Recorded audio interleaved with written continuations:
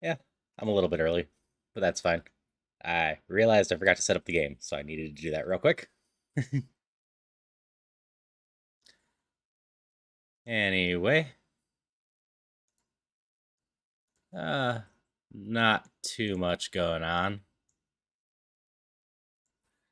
I will just start off by saying tomorrow's game is still up in the air a little bit.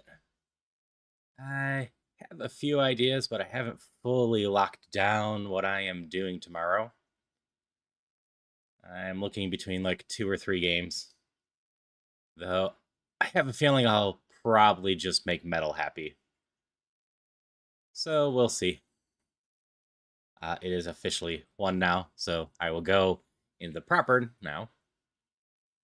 I will also be doing a bonus stream on Friday for Honkai Star Rail at 1 p.m. Though it's possible I'll start that one a little bit early.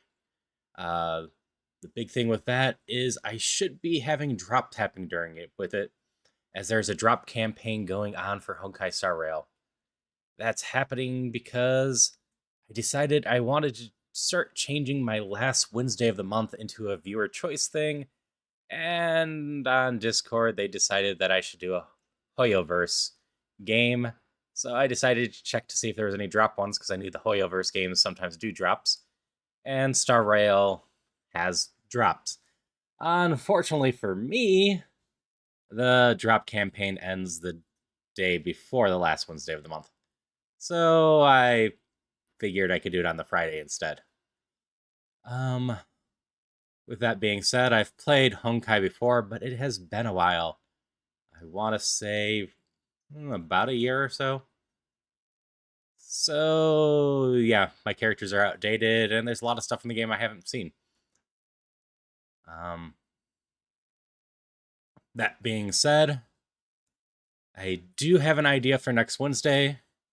I don't know how to pronounce the name of the game, but it is a newer game, so we'll be doing a quick look at that.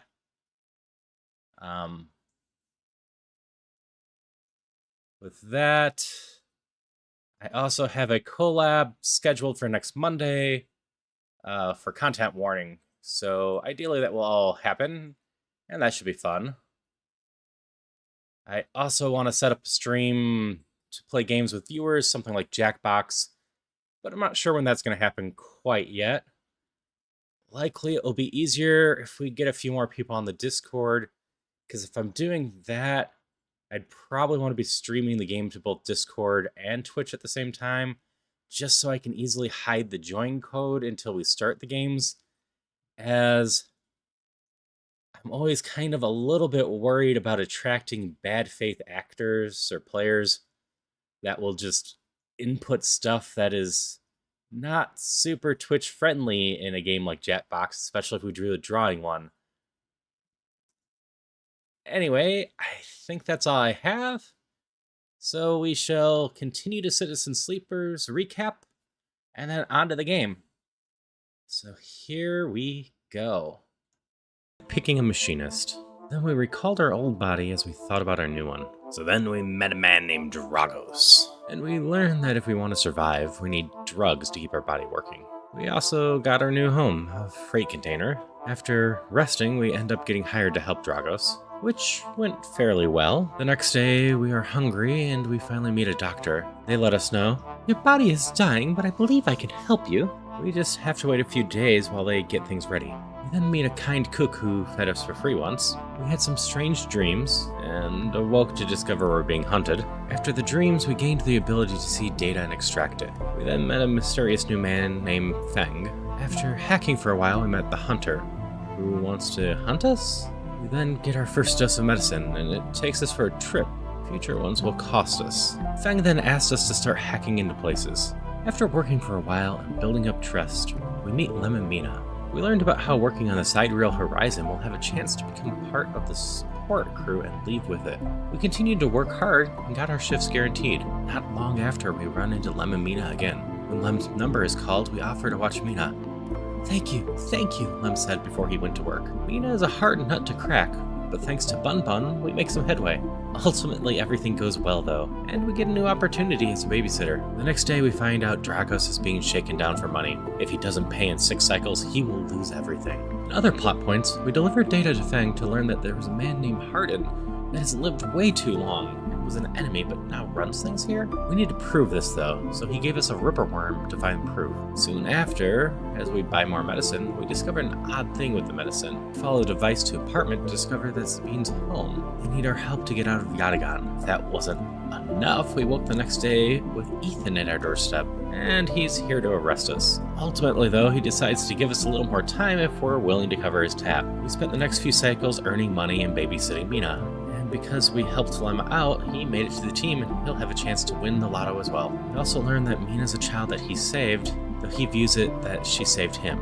Soon after, we got the debt cleared for Dragos, and he got a ship on credit. We spent some cycles helping him with it until it was done. Ultimately, Dragos tells us to stop working with him because we should have been killed, and he's worried about both of us. Sad about how things went with Dragos, we broke into a sealed area, met a new friend. They know about Hunter, and they can counter Hunter if we get them certain data. A bit later, we met Ankita, who has a broken down ship, and started to help her. The next day, Fang is ready for us as the Ripper Worm did his job. He confirmed everything, and Fang wants to confront Hardin, which goes poorly. Or did it?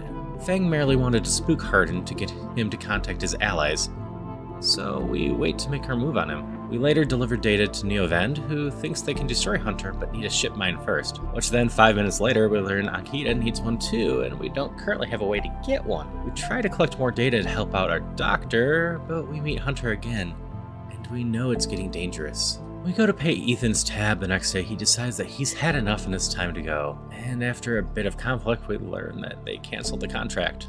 Ethan lost his gun and his motivation to arrest us, but it seems like he will be back. Soon after, we meet a new friend and play a game with him. We don't really know what to make of him. And we finish the side rail that we were building. So we start with 3 cycles to the draw, and 1 cycle for Fang stuff. Though we advanced the cycle to start the day, so I guess we'll be starting right away with that.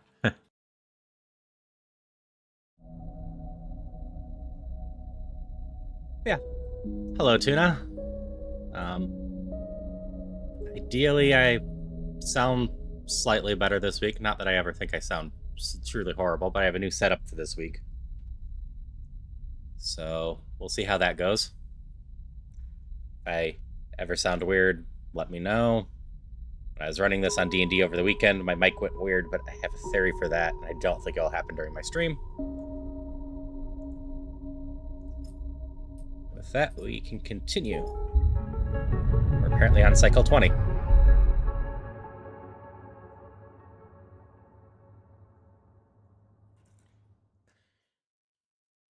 I said, we should be starting right with the next Fang thing.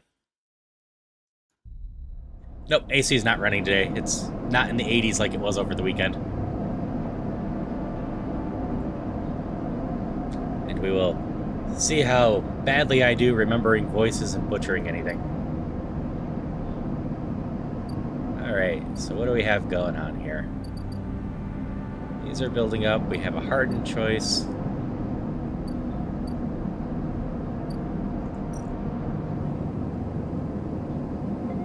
We don't have much money. This is how we get the ship mine fragments, but there's a limited supply of them. When I was doing the recap video, I was able to glance at the ship mine, or the ships here, and see that's how we got the ship mine fragments to use with this. But they require 3, so we need a lot more money to be able to do that.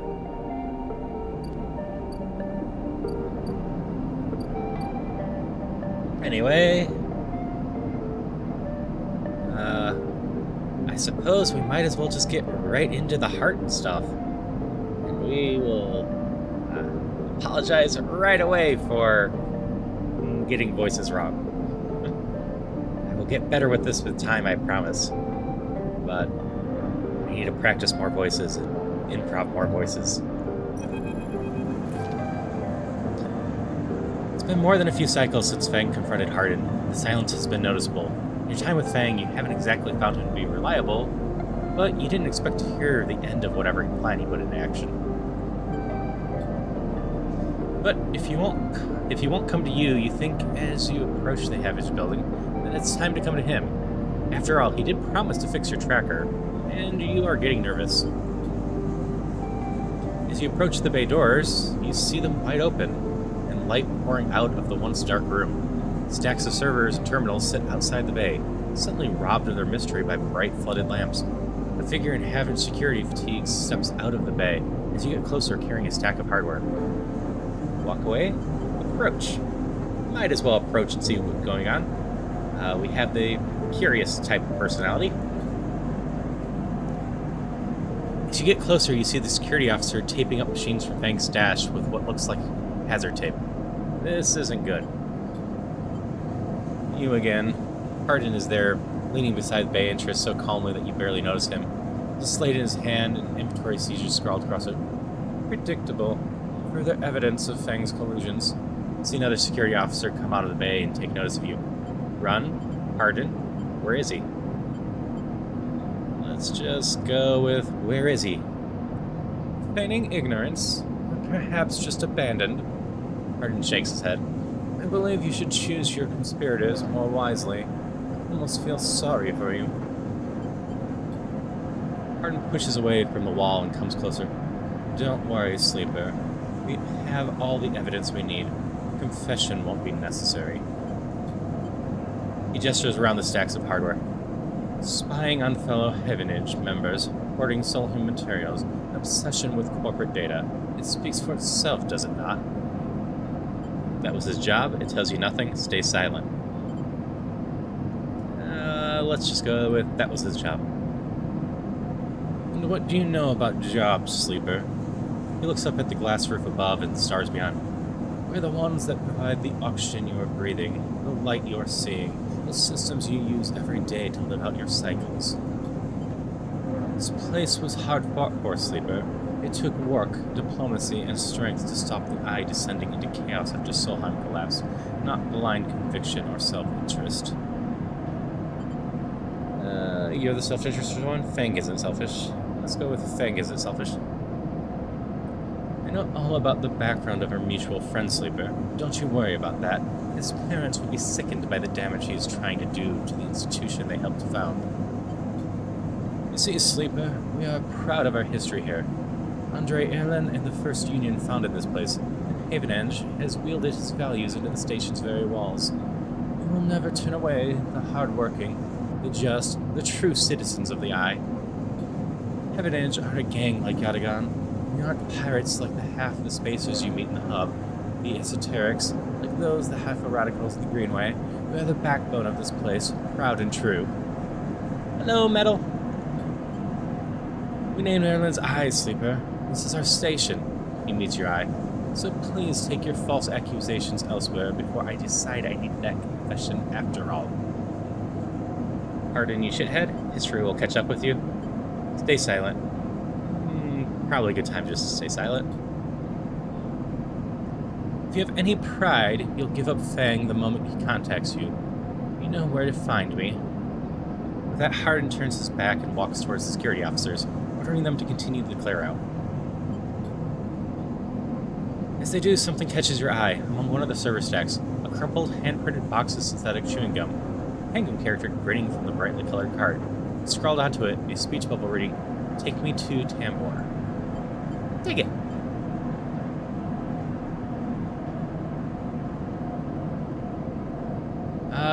There's probably more kids. We've just met the one kid so far, just Mina.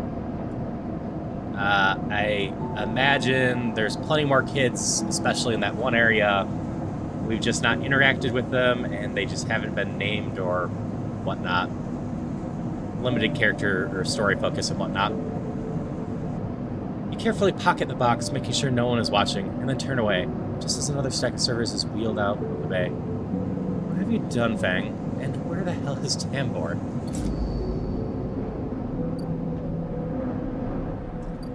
Alright, so we have 2 more cycles until we probably lose the lotto. We need more money for that. We need more money for that. Both these freighters are here.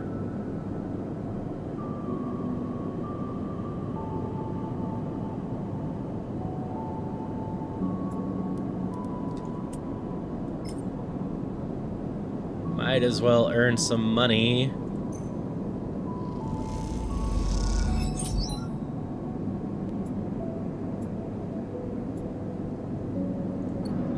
Is there some other place to earn money?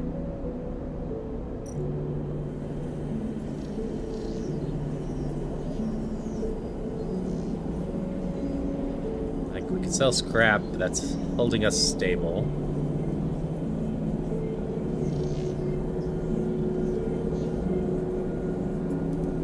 Try playing the exchange. Let's see what this one does.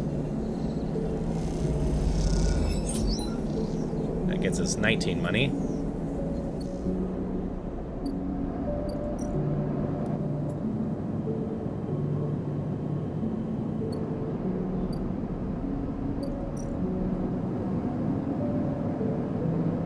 Which gets us enough money to buy 2 of the ship mine fragments.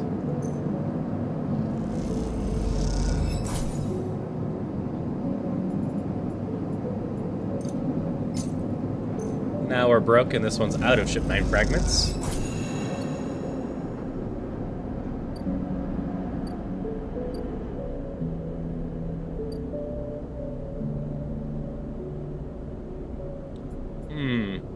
This looks like Tambor.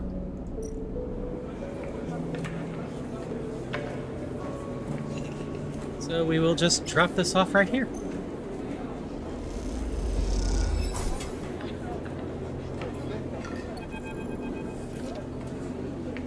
As you go to leave the Tambor treehouse, a hand falls on your shoulder.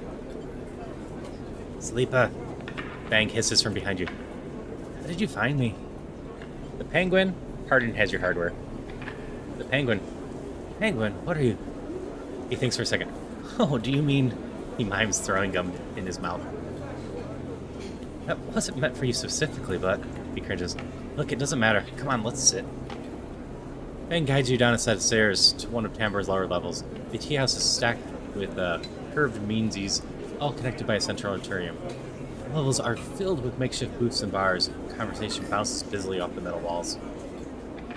Bang sees you looking around. This place used to be Fuel Tanker's main drum, hence the name. The tea house part is a bit of a misnomer, though. You can get anything the eye offers from this place. Real tea isn't exactly readily available.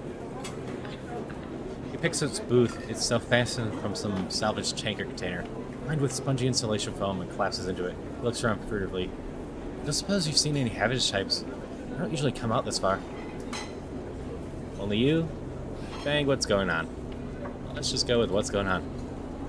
Well, I'm suspended. That's the first thing. The second thing is, I'm pretty sure Hardin wants to drop me off the rim of the eye. He grins. Doesn't bother me, though. It shows we hit a nerve back there. Picks up a scrappy hand-screwed menu from the table and tosses it over. What are you drinking? What's the plan? Why are you so calm? Look at the menu. Look at the menu. Meg is right. The menu is ridiculous. There's at least 10 different infusions, most of which you can't make out. The paper is dominated by extensive complement of esoteric alcohols and cocktails. Black tea is listed without a price as a seasonal specialty. So you ran into Hardin. Was he pissed? Bang doesn't want to wait for an answer. That snake is so self-righteous he might actually believe that Erlen would approve his meteoritic bullshit. Taps on the table. If Heaven Edge was like it should be, like it was founded to be, it would have shouted him out of any council meeting if he dared mention true citizens. But I guess his kind run the place now. A young woman with a vine tattoo snaking up her arm turns at the booth, slate in hand. Your order? You skim the menu, your eyes glazing over. Time to pick something. Grill and neat. Samba Arek. Kelp infusion. Let's pick the middle one. Fang raises an eyebrow and she notes it. And you? She begins looking at Fang, but when she sees him, she suddenly stops. What the? Fang shrieks out. You're supposed to be working. This is your shift. He grins sheepishly. You work here? Stay out of it. Look, Jenna, let's just say this is my break. My friend here has been through a lot. Jenna looks between the two of you. Wave, nod, cough. Just nod. Fang also starts nodding. 2 minutes. Nope, wrong one. 2 minutes, says Jenna, pointing at Fang. And only because I don't want to get dragged into whatever this is. She just sits at the table and walks off. What? Fang stretches down the roof. You know how it is. We all have to eat. Plus, he leans in. This is the best place around to find a person you might be looking for. What? Who? Remember that web of contacts that Harden pinged the moment he confronted him? Those are his collaborators. We want to understand what Solheim executive might be getting up to in the eye. Those are the people we have to find. Fang's almost whispering now. There's a couple of them I suspect are in Lowend, and, well, almost everyone in Lowend comes through this place at one time or another. He brings a modified slate to the table. We set this up so when anyone in the network signatures I'm looking for comes into this close proximity, I'll mark them. Once they're marked, we can break through their access protocols and get good stuff inside. We just have to find them first, hence me moonlighting as a waiter. Suddenly a smile grows across his face. Wait, I have an idea. What? Oh no. Look, I can't cover enough of Lowend on my own. So far I've had no matches in this place. With 2 of us we can cover more ground. How? What am I getting into? Well, Fang has a hand-dog look. We need you to get out there and about in Lowend, cloak privy to as many people and residents as possible. It turns out my friend Mingyi needs some help with deliveries. Is in Mingyi Express? So you already know him. Perfect! Fang picks the tiny receiver into him. This connects to my slate and runs the same marking protocol if you ever get narrow targets. So what you have to do is take some delivery shifts for old Mingyi, and soon enough, we'll have that place covered. Fang, don't give me that. You think I like working here? I thought we could use the tips. We're in this together, right? Alright. Okay then. Fang slips his slate back under his clothes. Just head up onto Mingyi Express and take delivery shift and we'll see what shakes up. You manage to find anyone and extract any data, bring it right down here to me. They have me on double shifts, so it shouldn't be hard to find. Jenna walks past carrying a tray of drinks and sharply catches Fang's eye. I don't think she's bringing a drink, he stands. I think it's time we call this meeting to a close. You grab the receiver from the table and slip it into your pocket. See you soon, sleeper. Stay safe, Fang adds before turning and walking off towards the bar, whistling as he does. Alright, the delivery is right here.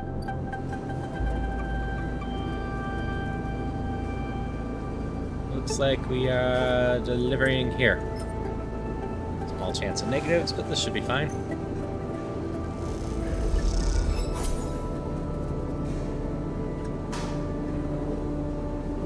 Somehow you find all the units you were supposed to be delivering to, but not without cutting back on yourself multiple times.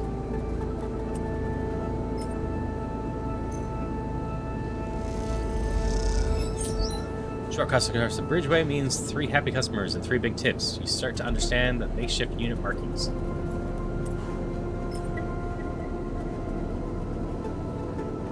We will try this one.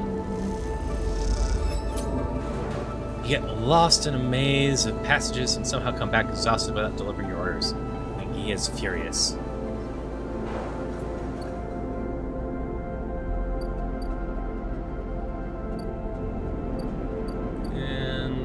Be going to sleep. Here's our empty container. Not before repairing yourself some. So we want full condition, so we have full dice tomorrow.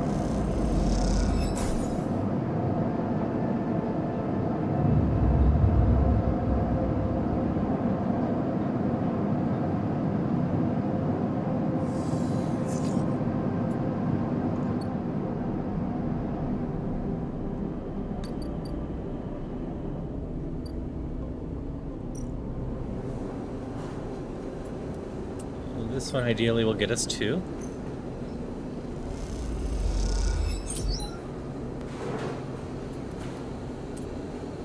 And then we can get 1 from this. We have our targets ideally. Sleeper, You see Fang come up the corridor, you step out of Mingy's. The kelp noodle smell still clinging to your clothes. Comes up fast and stops close, looking around suspiciously. I don't have long. Take these. Fang palms you a couple of those metal thumbnail-sized drives. Ripper worms. The slight's been buzzing like crazy. Seems your delivery ships have turned up our 2 targets. He squeezes your shoulder. I knew you could do it. Now he nails those snakes. I'll just be ready. Good to hear it. He smiles. Harden's boys are all connected by some closed network. You break the access protocols on both of them, you should be able to gain the location of the nearest network ports. Slot the Ripper worms in those ports, 1 each, and they'll feed me anything and everything stored in Harden's shadow network. Smiles. Can't wait to see what juicy plans they have in there. You hear the scruff of boots as a group comes up the corridor, like you're on their way to place an order with Mingy. Turn for a second, when you look back, Fang is already halfway down the corridor in the opposite direction. He raises a hand in farewell and is gone. You run your fingers over the tiny Ripper worm drives in your pocket. You smile at yourself as you wonder how mad Jenny will be at Fang for this little excursion. Time to slot some worms.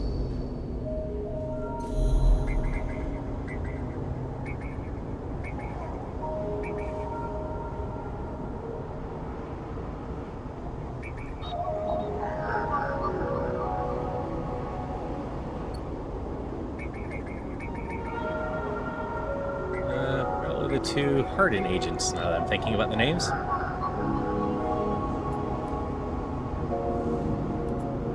Needs a 6. I've got one of those. Bypass. Extract data.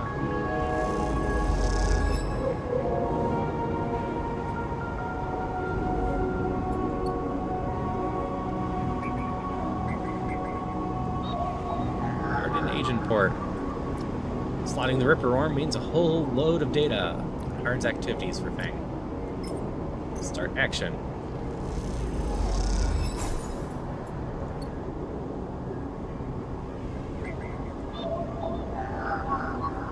Need a 5 for that one, though. We do not have a 5.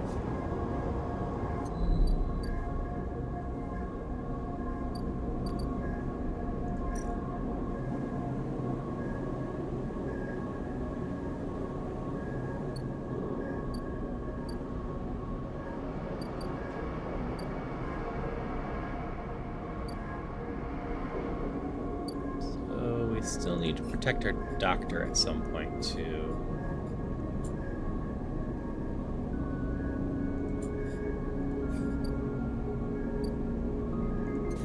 We needed one more Yatagan agent.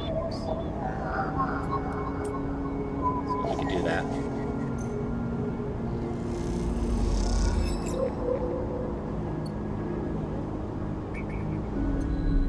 We have 3 more slots for the hunter, so I think we're all right for there. So now we just need to find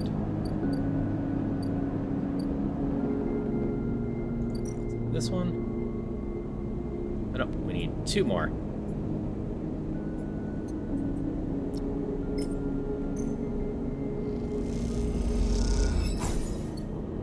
We have just enough room to avoid the hunter.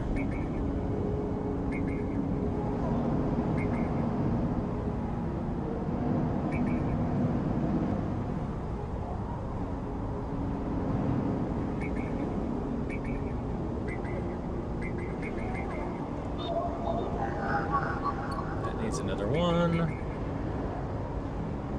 So we can't get the other one right now.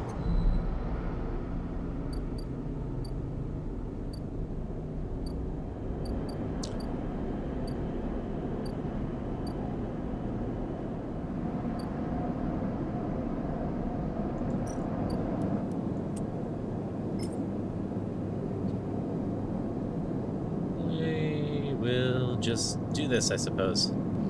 Get hurt, we get hurt. Got some money. Money is a good thing, and we will sleep and have the lotto stuff tomorrow.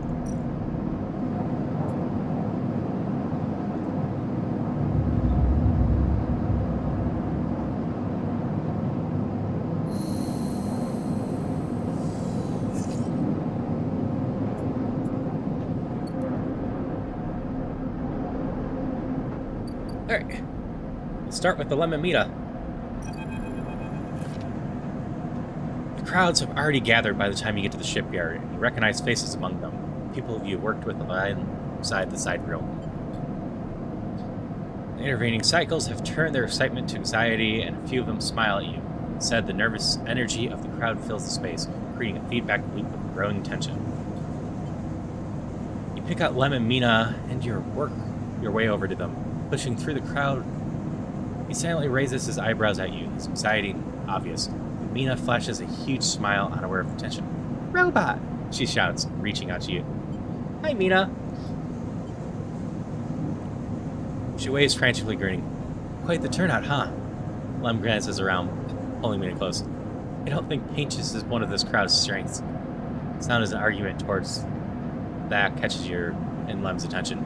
He's putting it lightly. This place seems set to explode. This isn't good. They'll manage them. Let's just go with they'll manage them. Lem looks around nervously. "I sure hope so."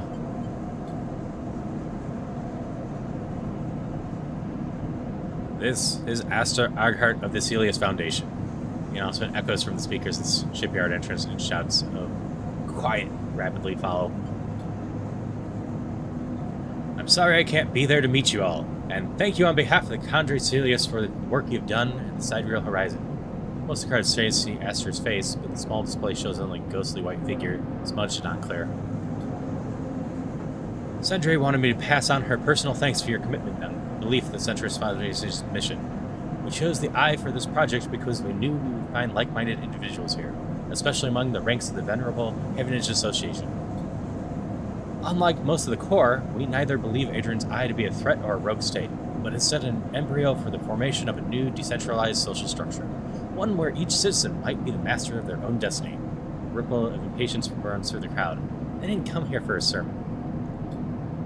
"You're pioneers, just like those core citizens who the Sidereal Horizon will carry. Cryosweep to the planet that will become in the Foundation's first frontier world, Celios 1. At the mention of a destination world, exciting conversations break out among the workers. There, our citizens will be able to create their own innovative bottom-up economic order aligned with the principles set down by Sandra Celius herself. Freedom, resilience, and self-sustenance. This is all thanks to your tireless efforts in the Heavenage Yards. As rewards for those efforts, you may know that we are offering a select group opportunity to join the caretakers of this vision.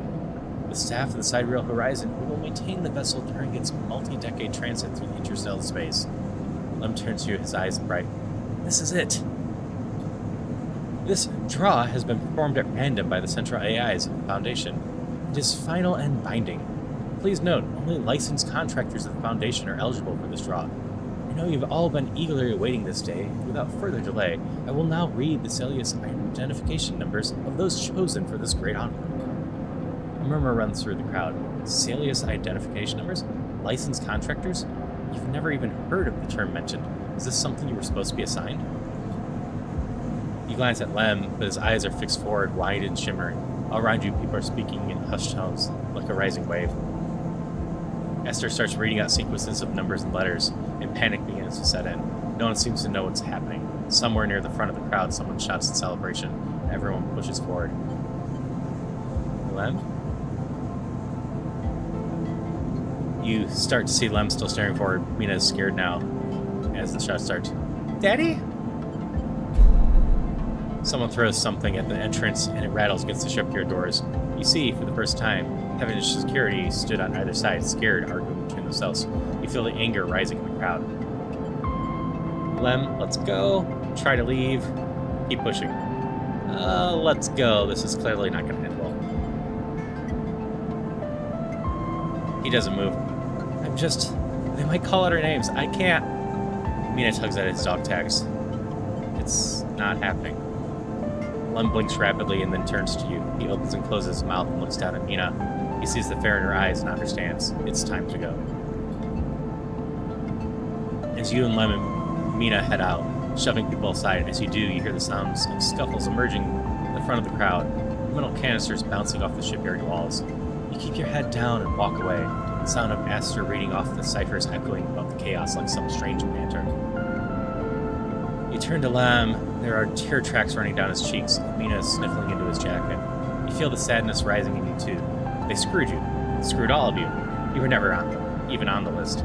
The feeling as unpleasant as it is familiar. You stare ahead into the tunnel as the security sirens sound out, a signal for the coming violence.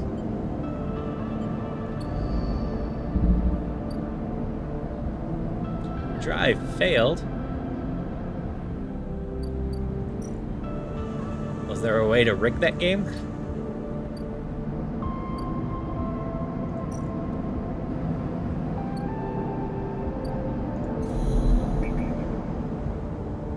I kind of figured in the absolute best case of that one, the lotto was legit, and I would be able to give my number to him. But kind of figured it wasn't going to be a legit lotto winning thing.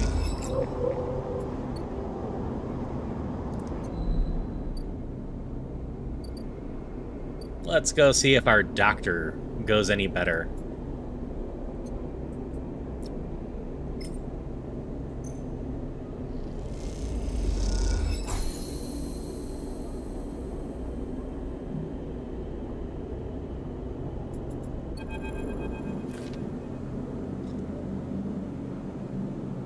As you turn away from the terminal, final cache of Yatagan data is uploaded. The air crackles with white noise. Sleeper? Sabine's voice weaker than before comes through the haze. Sabine? A sigh of relief comes through the layers of noise. The call must be coming in from somewhere in the station. This has to be short. I don't know if Yatagan is monitoring me. The voice is hushed distance. You try to focus on it. The data you've been bringing in from the Yatagan agents, there's something in it. I don't understand. A shrill howl rattles through the signal. The data is all gleaned from their implants, records of interrogation with their nervous systems. Performance analysis, error rates, usage data. Installed many of these implants, and I didn't enable any of this functionality. The voice dips under a level of the noise, like a swimmer slipping beneath the water. You listen to the waves for a few seconds before Sabine reemerges. It has to be somehow baked into their wetware's interface. And that's not all. The systems compiling this data are connected to some kind of transmission protocol. It's being broadcast. Wait, why? Every Yatagan enforcer is equipped with a black market implants, retinal enhancements, adrenaline boosters, pain suppressors. These implants are gathering data on themselves, on the enforcers' bodies, on their performance. Why? I can't tell. But I promise you, these foot soldiers have no idea this is going on. The background tone switches, dropping to a grainy rumble. If they knew, I don't imagine they'd be happy with the situation. Yatagan could have mutiny on their hands. You lean towards the terminal, straining to listen to Sabine's faint voice. I need a few cycles to put this all together, but this might be the information I need to pressure Yannick into releasing my debt. Yannick? He's one of the heads of Yatagan.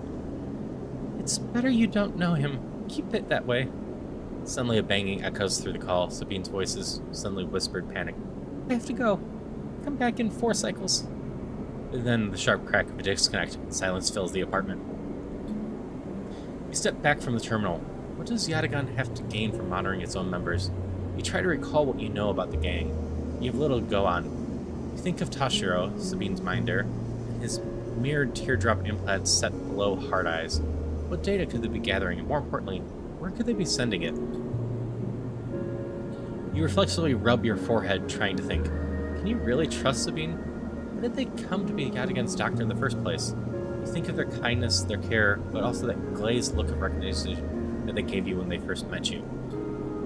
That look stays in your mind as you slip back out of the apartment, glancing around you as you close up and drift into the corridors of the station, unable to shake the unpleasant sensation of being observed. Let's see. You still need a 2, don't you? Or 5. I only have 4s.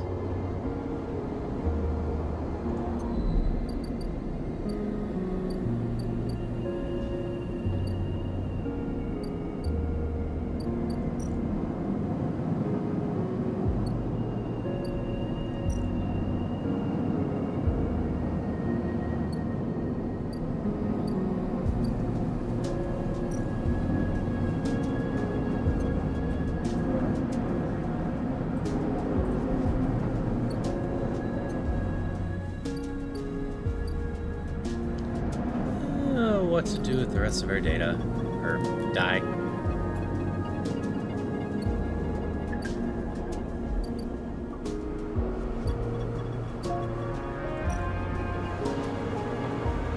These are all locked. We can continue to explore the spoke, I suppose.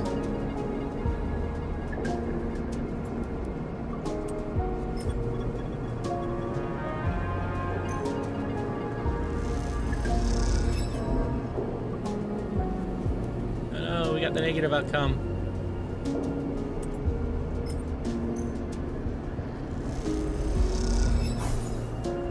Neutral outcome.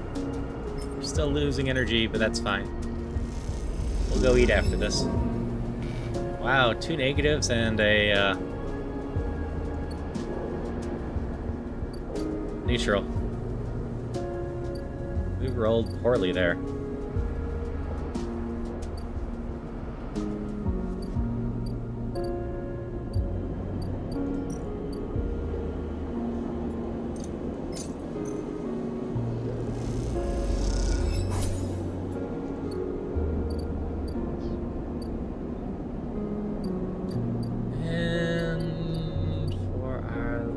Die.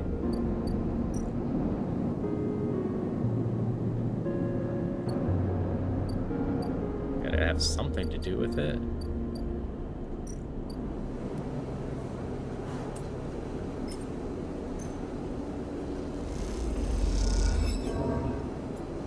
We'll just go get more energy.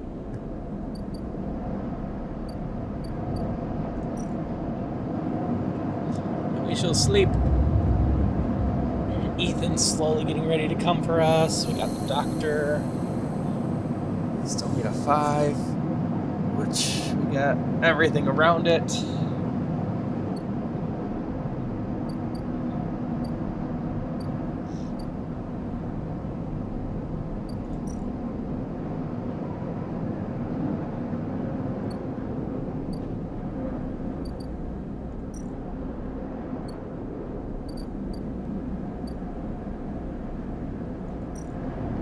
Has food in it, if I recall right.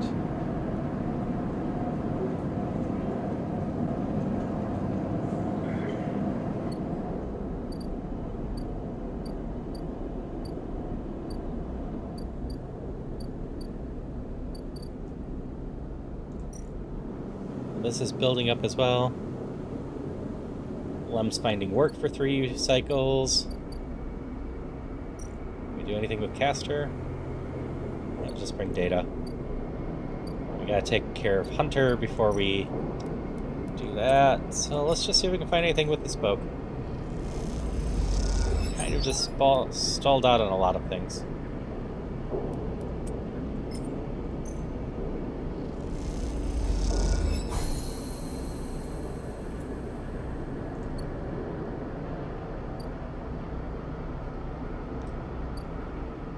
Alright, so we have unlocked 2 new things. PAS Import-Export and the Extender car.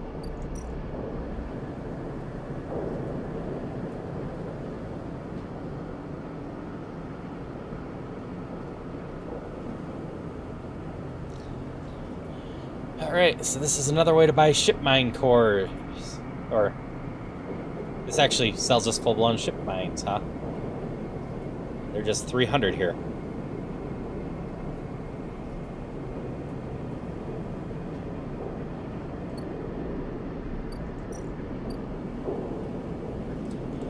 We will extend.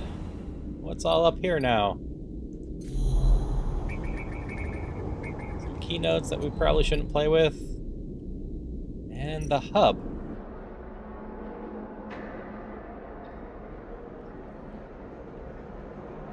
So we have spacer socializing. The hub is thronging with spacers from across the surrogate systems. It can be a prickly bunch, but they know the place well. The access manifest. Stacked bay house, flow of incoming, outgoing ships. Digital manifest will help you get your head around this place. Weightless wanderer. Gotta get used to being weightless.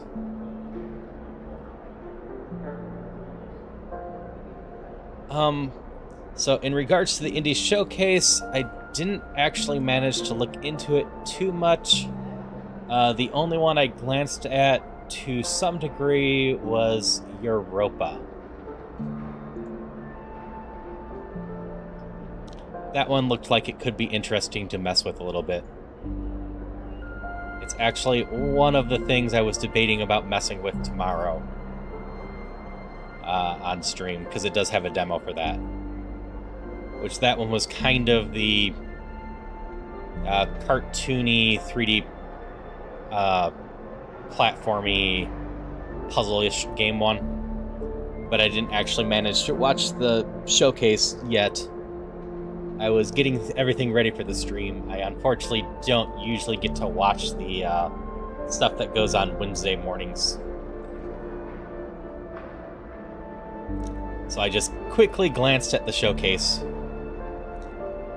I mostly looked to see if Silksong Hollow Knight was announced, because if it was, I needed to post that to one of my friends.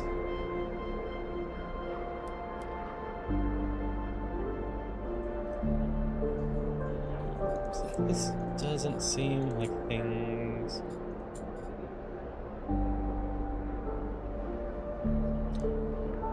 Hollow Knight is kind of a 2D, not quite Souls-like game, but it shares a lot of the same D&D, or not D&D, DNA.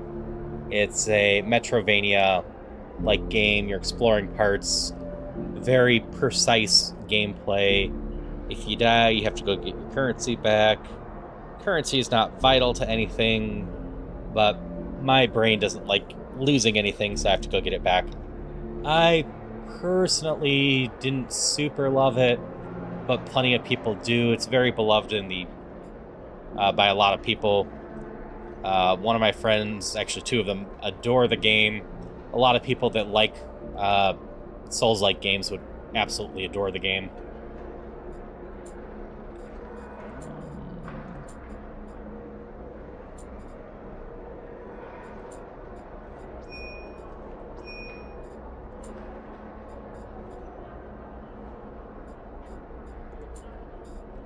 All these quests, but none of them I know how to do anything to.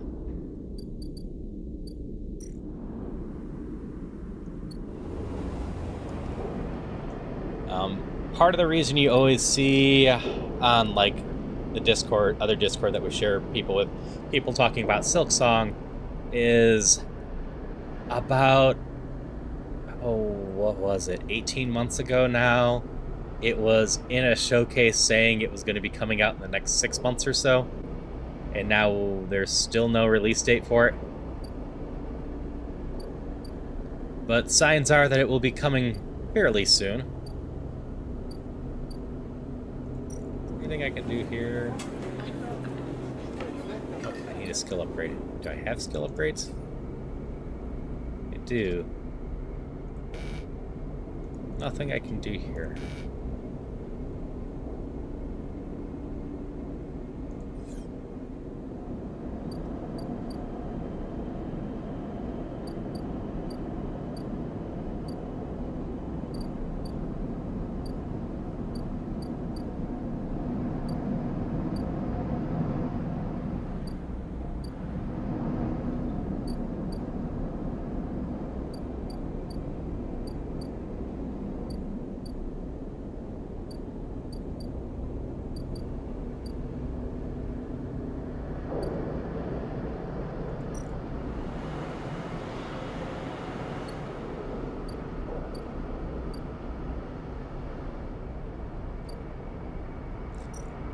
DLC, but is there anything for me to do over here?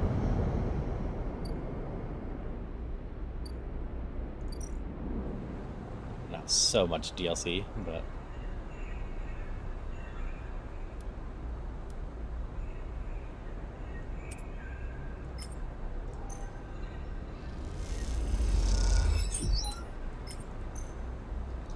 expanded story stuff.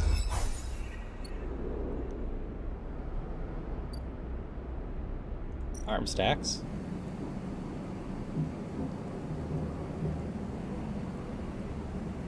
Steal, barter for food. Work the stacks. There's some more ways to get money.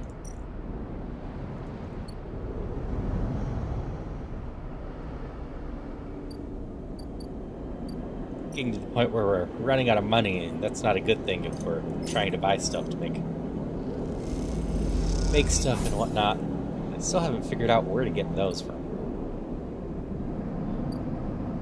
It might be at the farm we're just unlocking there, so maybe that's not all just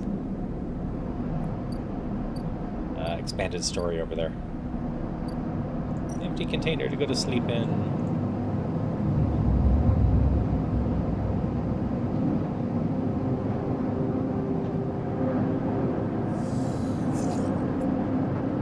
Still don't have a 5, so can't continue that.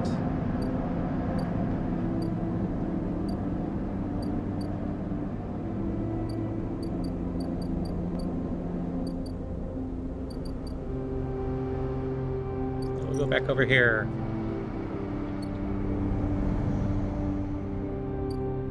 Farm stacks.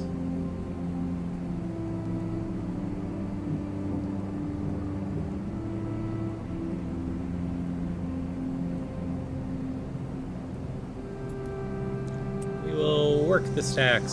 Some farm stacks from the old station have survived. The farmers that work them are always looking for new workers. They'll be paid by yield.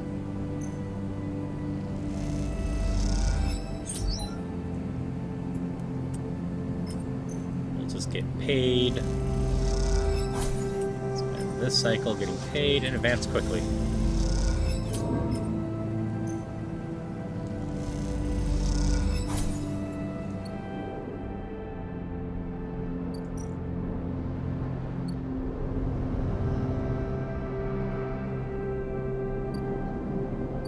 And we'll have some new stuff to trigger.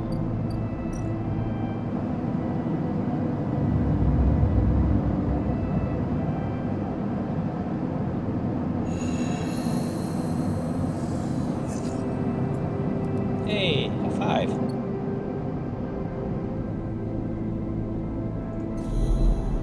So we'll start with that.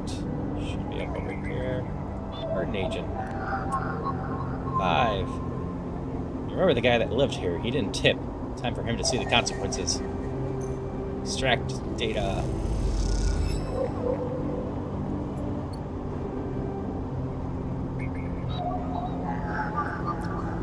Ripperworm. Start action.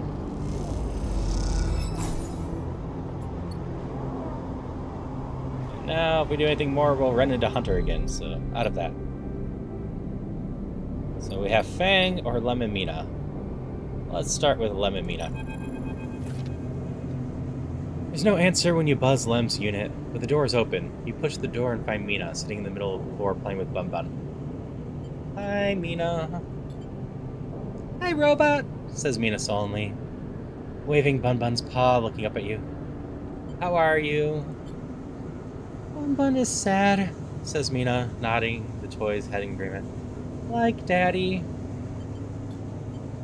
Look around the unit. It is a mess. Dishes and glasses on the side, some of Mina's clothes piled up in the corner. Mina's sitting by her bag, which is spilled out across the floor, her drawing slate cracked and dark. Why don't we start by tidying up? Start with the kitchen units, piling up the dishes in the auto wash and wiping them down. Pile up the clothes next, folding them neatly. Mina watches you quietly as she plays, curious but silent. You've just started to look at her fixing her cracked slate when Lemon enters. Sleeper, what are you? He pauses and looks at you to meet. Looks from you to Mina and back again. Never mind. He drops the bag by the door and slumps onto the couch. Everything okay? Lem lets out a weak laugh. You forgot the past few cycles too? Now too. Wish I was so lucky. He looks away at the open door. Look, now's not a good time. I want to help. Help? Unless you have a side rail ticket or two on you, I don't think there's much you can do here. He pinches the bridge of his nose. You understand they never even put us on the list, right? I've been all around the rim looking for work, and I've run into more than a few from the crews. Turns out the only long-time Havenage members were issued those Celia's ID numbers. They never even planned to consider us. Havenage says they don't know what that was. Say they didn't know that was what they were going to use to make the draw. And who knows, maybe Celia's pulled the wool over their eyes, but does it matter? All those hours in the yard for a hand-to-mouth wage and nothing else. Slams his hand down the sofa. That can't be it. You're giving up? Lem opens his mouth to respond, but stops himself. He looks at the door again. They're moving the side rail up to the hub now, you know, he says without meeting your eye. That's where they'll depart from. Bringing a ship with all their cryo-suit pioneers and transferring them up in microgravity before loading the crew. Could sneak aboard. Think they're just going to let people on board? The security they have, it has to be impossible. Looks over at Mina. Look, we'll be fine. We always have been. I see a little time. We had our hearts set on that trip, is all. Mina comes over and climbs into his lap. He smiles. What if I got you on board? I missed you these last few cycles. I miss that optimism. Lem strokes Mina's hair. Look, you want to go up to the hub and ask around, be my guest. I can't get up there with Mina down here, and I'm sure the side rail will bring in a crowd. Be careful. This kind of thing always attracts scammers and thieves. You find any way on board, you take it. You need my help to get there? Ask me. But for now, me and Meanie here are sticking to the eye. She looks up at him and smiles. Find a way. For us all. Lem smiles but doesn't say anything. You stand to leave and Mina grabs your hand, eager to give you one more smile. Then you're out. Back in the walkways of Low End, already thinking plans to make this right. Still need to get rid of the tracker, so let's see if Feng will finally help me with that. As you walk into the sandbar, you quickly spot Feng arguing with Gina. Let's just keep our distance for now. It doesn't look good. Feng seems to be explaining something, but Gina's having none of it. She points to the door, and Feng walks away, catching your eye as he turns. Could have done with you getting here a minute or so ago. He glances back at Gina. Well, either way, it looks like I'm fired. Good news is, it doesn't look like I need the job anyway. Starts to take out of sight, pulsing with a pale light. Now, let's take a look at what you are really here for. Slate is a whirling mess of code streams coming direct from the river worm as they dig through the agent's data and spin into threads for the slate to pick up. Anything good? Feng strolls the display with a finger. A lot of junk.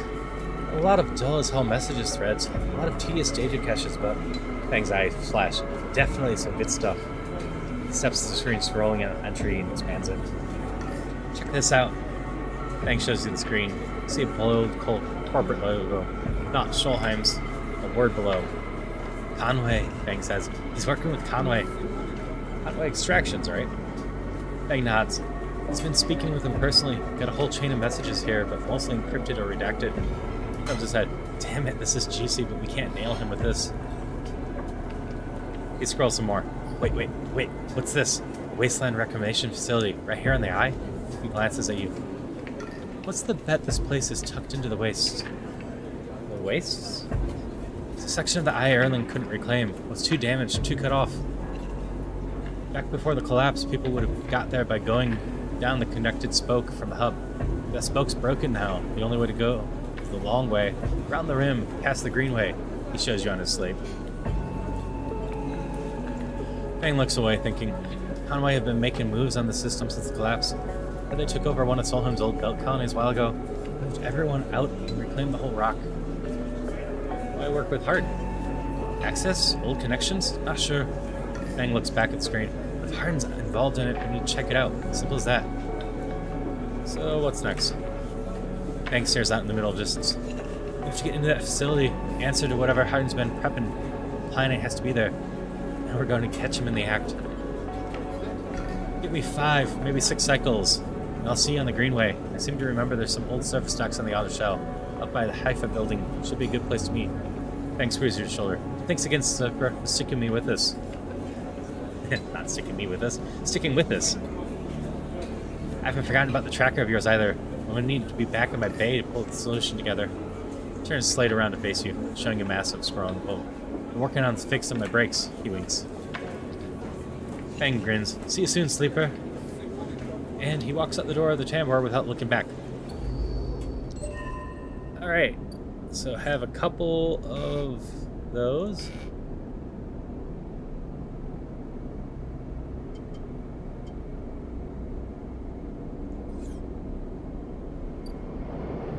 that one's over on the Greenway.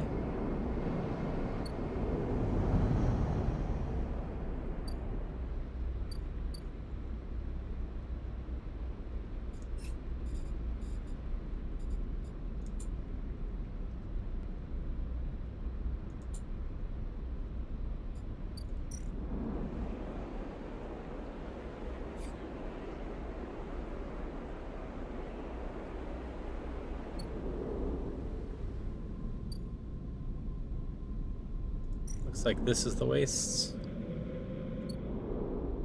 So I think I have access to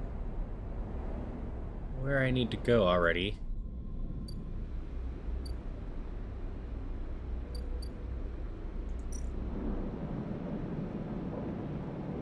Yep, looks like it's here in 6 cycles. So this isn't purely story stuff over here. This is more stuff to explore. Or extra story stuff.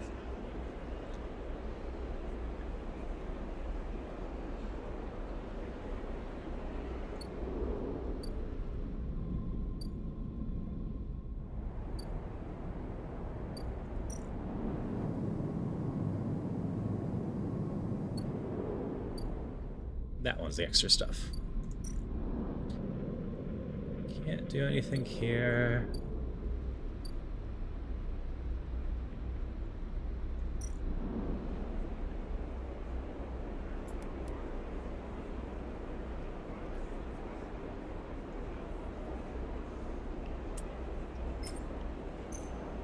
Work the grow beds and expand this place a little bit.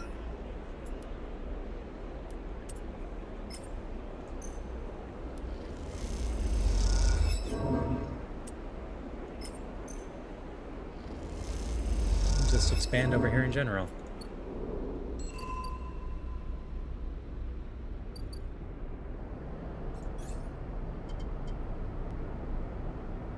That costs 2.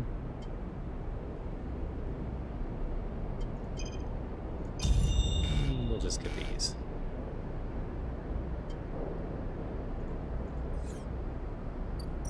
More money from stuff's not bad.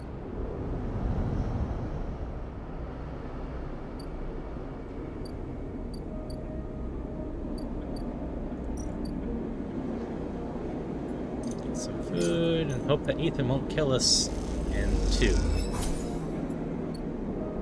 So we have the Ethan cycle coming up. And our doctor cycle is next. So we'll go to sleep and then go work on our doctor. Balancing so many storylines. We should be resolving some of them soon.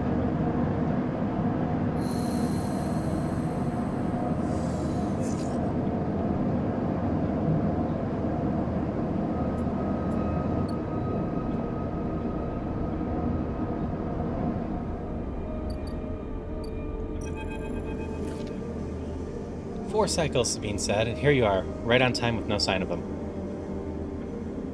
You wait while in the apartment, the dread descending as the cycle spins forward. They should be here. Yep, there's a lot going on in the game. Like, I'm not sure how much differences I can make between the playthroughs. With Exo Colonist, I knew I could make a lot just based on some of the stuff.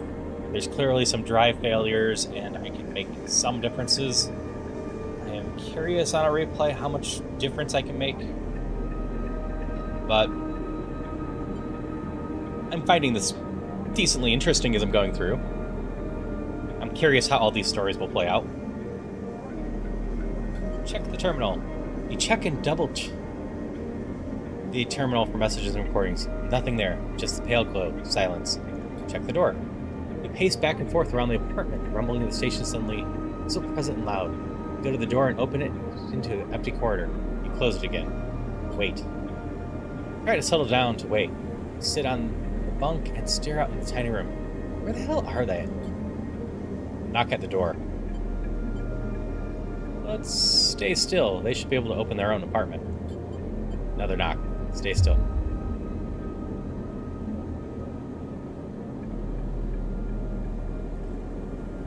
Flash. Small. impossibly bright, cuts through the handle of the door. It soundlessly swings open. A figure stands in the door, and immediately you know it's not Sabine. They are taller, sharper, and something in their face glints in the half-light. A dark shape, like a stubby baton, hangs loosely from her hand.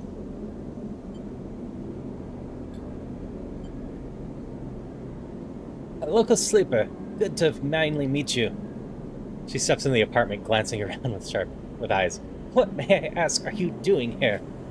She fixes you with a steady, unwavering stare.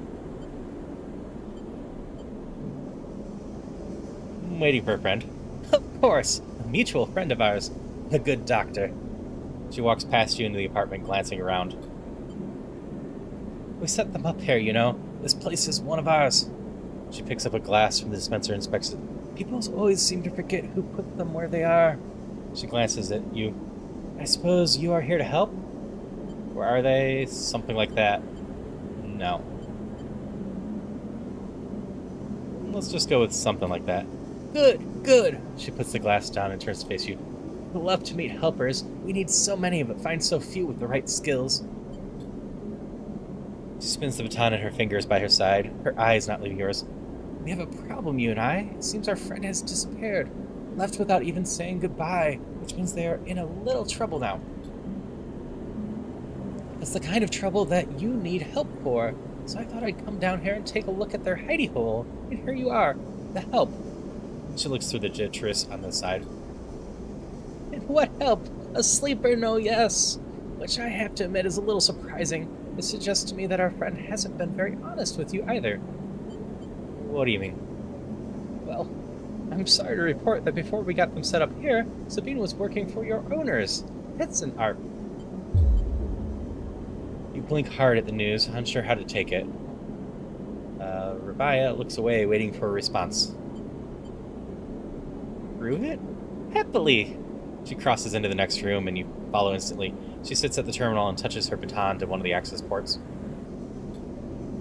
A spark, and then the terminal screen skips, encrypted folders emptying themselves before your eyes. In the flicker of files, you see SNR letterheads and code forms, reports laden with medical data marked with the corporate logo like the signal of some quote. Rabia steps away from the terminal. Look, all you want. Some of your files may even be there. The volume of documents is overwhelming, but they seem to be mostly reports on early emulation tests, surveys with sleeper candidates, reams and reams of usage data. If Sabine was an SM or employee, why did they help you? Raya reaches over and places a vial of stabilizer on the desk, breaking your concentration. It shimmers in the screen light, its vacuous clear liquids crystalline with glass. We will of course keep up the supply. We are more than able to dispense important medicines even without the doctor. You hold it between your fingers, and for a tiny moment you have the urge to crush the oxygen with the power it has over you. I was just sure to make those a little cheaper for you. He'll be running surgery now. Rabia closes up the briefcase lab and holds it to the side. We have to retrieve our assets, of course, but I'm sure you understand. Rabia turns her way out. There's no reason for us to be enemies, Sleeper. Come see me. I keep an office nearby. We have good work to do, you and I. Meet me there in a few cycles. She slips out silently into the corridor.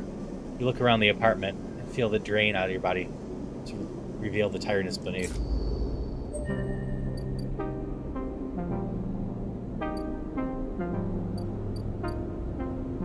Oh, might as well check out her office. 2 cycles. And how much cheaper is cheaper? 80. 20% discount, that is cheaper.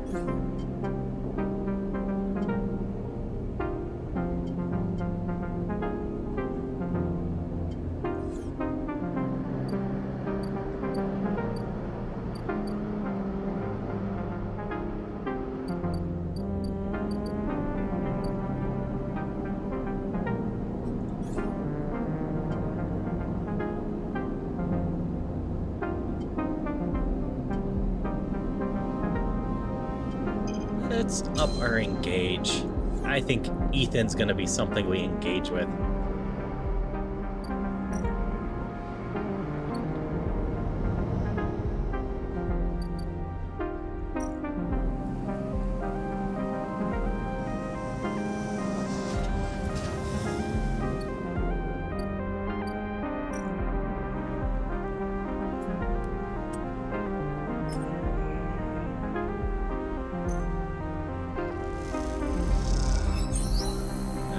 Got the Greenway explored.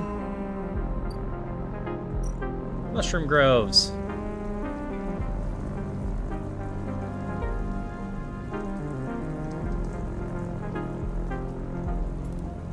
We will collect some spores because we can't forage for fungus.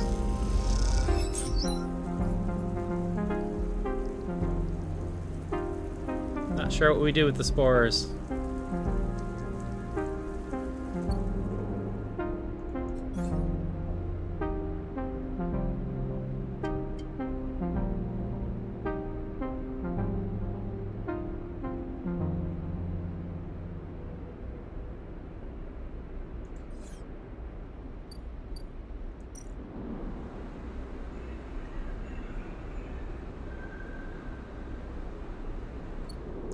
That one.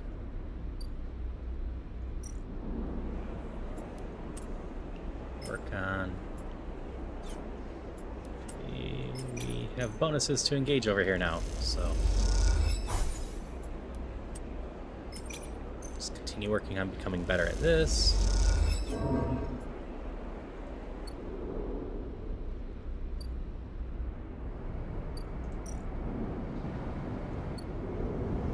We'll glance around real quick to see if the spores can go anywhere of interest. You want fungus, not spores. Did you want spores? Who wants spores? I don't know anyone that wants spores.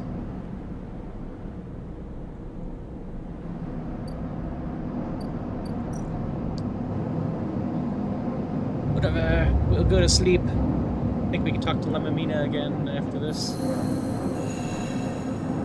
But we'll have Ethan at the very least. Oh, we were given a stabilizer. We'll worry about that after. Oh, Ethan just coming home. You miss me? Ethan smiles a ragged smile at you. No? You look at him. He is paler than usual, hutched, sporting a black eye and more than a few spikes of beard growth. That's no way to greet an old friend. Friend? Well, he pauses. Colleague? He smiles weakly. This is big, really big stuff about you. Seems more jittery than usual, on edge. You remember now how Isonorb canceled the contract on you? The contract I was going to collect? Seriously, Ethan? I'm guessing you were pretty happy about that shit. Overjoyed? Me? I lost everything. Let's not worry about that. He smiles sarcastically. And so, what do you think? That was it? I was just glad to be done with you. Oh, that feeling was mutual, except... what if old Essenarp gave the bounty to someone else? Someone who's even more of a shithead than yours truly. What a disaster that would be. Ooh. Ethan grins. That's the question, isn't it? Ethan fishes around his pocket for a slip of paper. I've been speaking to some friends, you see, some colleagues, about what went down. It turns out Isenarb canceled all their bounty contracts. The whole lot. It seems they've brought someone in-house. Some guy who did so well on their last job. Or some contract they got offered a job. He leans in. Apparently, he made a hit on this ship called the Winter Wonderland or something. He was smuggling sleepers out from under Essenarb's big corporate nose. He killed the crew and blew the ship. They called him Hemwick or Maywick or something. He gives up looking for the paper. I forget. You mean Winter Light? That's it. He looks up at you hard. So you do know about all this. Pats you on the shoulder. You'll be very happy to hear about what I'm offering you. Ethan runs his hand through his greasy hair. Given this new information I've brought to light, it seems like you are in need of protection. Wait for the pitch. Meanwhile, I'm in need of assistance in kind. Turns out I upset some people at the compromiser the last time we were there. The owners. They say they'll space me unless I work off the debt. Seems that they are that kind of businessman. I would pay them, but... He shrugs and turns his pockets inside out. Mime poverty looks pitiful, even more so for his clownish acting. Then work it off. You should be glad, anger rising in him now, that I came here and told you this. You think anyone is looking out for you? You are a contract, a name on a list. Kicks the wall. Ethan rubs his temples. I'm sorry. Sorry for being a shit and trying to kill you and whacking that thick skull of yours. Think I want to go up against this guy? But us? He jabs a finger between the two of you. We don't have a choice. So you keep me from getting killed, and I'll do the same for you. We can help each other. A straight 50-50 deal. I'm not asking for a favor. Yeah, fine. Ethan smiles. He looks like shit warmed up. Just think about Maywick. Think about that cold-eyed Assinorp shit on his way here from Core Systems. That should give you the motivation you need. Ethan swaggers off down the corridor, throwing his jacket over his shoulder. Can't wait to be working with ya!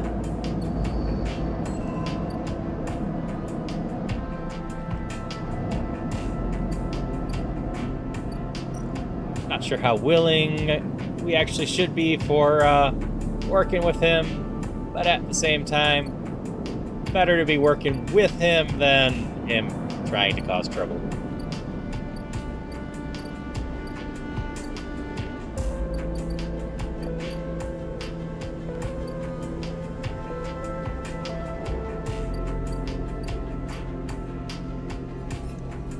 Let's see.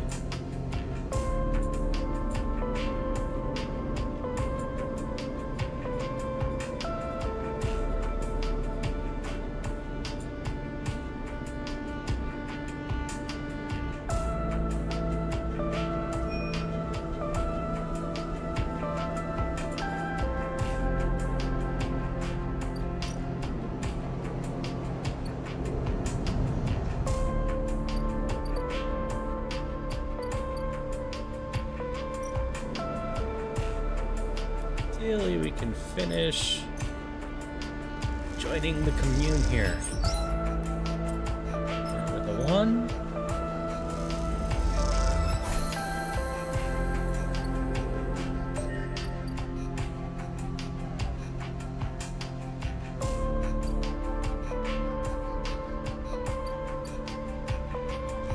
Rico.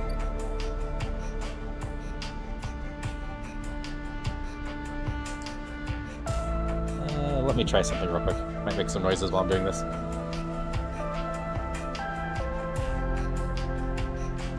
I have a theory for that. Let's see if that helped at all.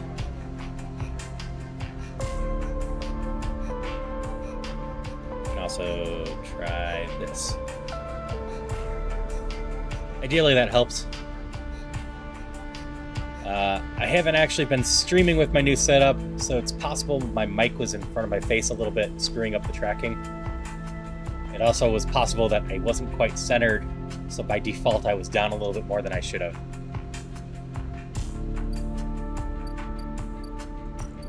Look at this real quick.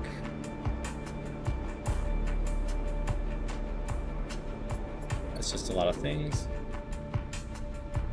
Alright, that's good.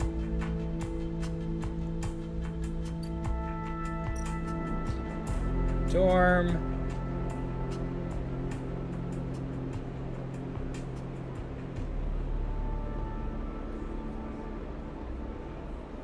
Oh, I can end the cycle over here. It's a lot of cycles before the next person's coming. But that's probably it if I do that. So we will meet Rico.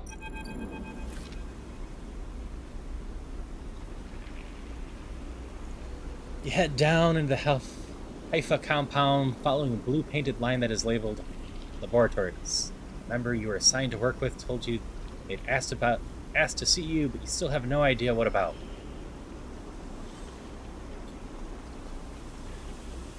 The line takes you to a blue door and through to a glass-roof chamber where the network of stems and leaves filters the sunlight coming through the ceiling.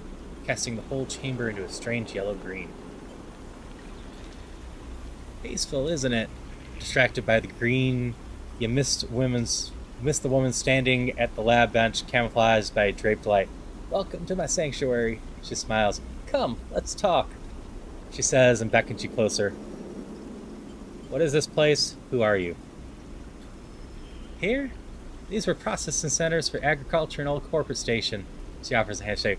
I'm Rico. I run the botany program at Haifa. What's Haifa? Botany program. She looks surprised. You've been working in the compound for a while. I'm surprised you don't know more. She lifts a tiny sample jar. Yellow spores James inside. Haifa lives off the land of Greenway. It's what allows us to live like we do. No one here pays it or paid. We sleep here, we feed each other, work for each other. Rico walks away from the bench and waves for you to follow. Opens a small door and leads you to a grass corridor surrounded by vivid green. All this, she says, gesturing your growth, it's kind of a miracle. She looks at you with bright eyes. What do you think usually happens to plants on stations like this when they're abandoned? They die, they dry up, they keep growing. They die? Eventually, yes. They can't live without intervention. So it leads you to a crossroads. But here, they endured. She smiles at herself. Actually, no, they thrived. Look at the bright tendrils wrapped around the mental frames of the corridor. They look dominant, strong, like they were taking control of the place. Rico continues. Of course, Solheim tried to create a stable biosphere here. Patchworking the surface gardens and algae thanks to the feed network and microbiome recognition systems. But the Greenway was always envisioned as extractive, a place from which the harvests were moved and sold to those living on the station, not a closed loop. For this reason, when the collapse came, the Greenway should have gone with it.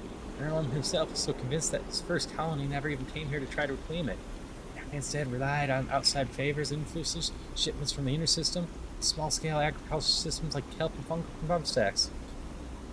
Yet here we are, among the growth and decay, biosphere flourishing. When Haifa came, we expected to find only vacuum-dried scallops and leaves, and perhaps some fungal colonies hidden in the mulch. We found a jungle. With this, Rico's hidden button on the wall leads you through a large pair of double doors into a huge, impossible chamber. It is every kind of green, from pale algae tanks and dark vines that surround them. It's wet too, a rarity on the eye. Condensation clouds the light from the high glass roof and gathers from shiny broadleaves and shrubs. How did you do this? She smiles. Oh no, not me. Rico turns to you, visibly excited by the room you're both standing in. Doesn't make sense, but in many ways the system was stabilized. Unlike the farm stacks close to the gap, it needs input to support the meager input. This place runs itself.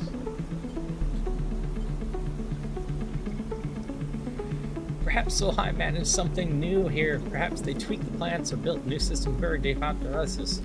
Or perhaps their collapse caused some fortunate cascade, an unlikely chemical reaction with the biosphere. That's what I'd like you to help me find out. She turns to you, her forehead wet with dew.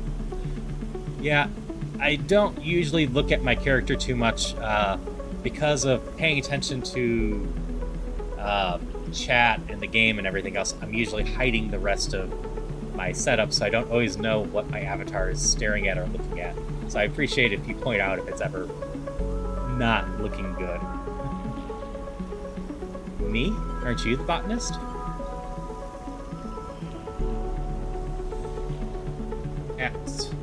Astutely noted, but I don't need a botanist. Rico sits on the ground.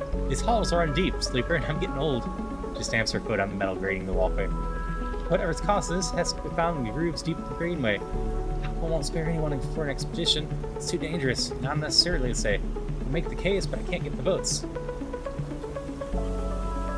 You sleepers are hardy beings. I know that much. You can speak to the eye, uncover its secrets in ways I never can. She holds out the arm so you can help her stand. Bring me samples, spores, seeds, and blooms. I can grow them in the lab and study them. The deeper they are, found the better. This is probably where spores go, huh? I will try. Thank you. Smiles. And thank you for listening. Rika leads you back into the huge chamber and through the passages. She's a little slower now and stumbles on the steps. Help you where you can. It's good to have new blood in the commune. She says, many of us have been here for a long time. You come through. Settles back in the branch in the lab, stretching her legs. You gotta leave. Come back if you find something, sleeper, she calls. Your discovery's been made. Follow the blue line back up.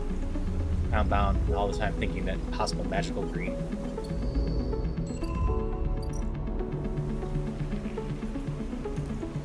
Oh no, I need one more spore.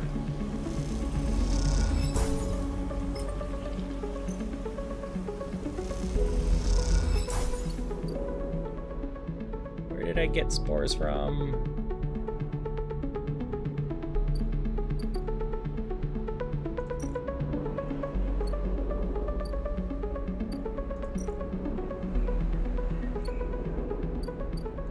This one?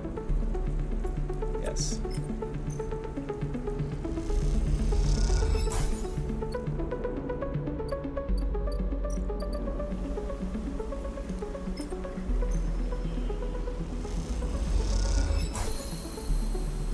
Rico's grateful for the contribution. Sleeper, you warm my heart with each delivery. Thank you. Sleeper! Rico greets you without looking up from her work. Some of yours here, come see. She beckons you over to a heavyweight-looking console, wired to a series of specimen jars, some of which contain your spores. What does it say?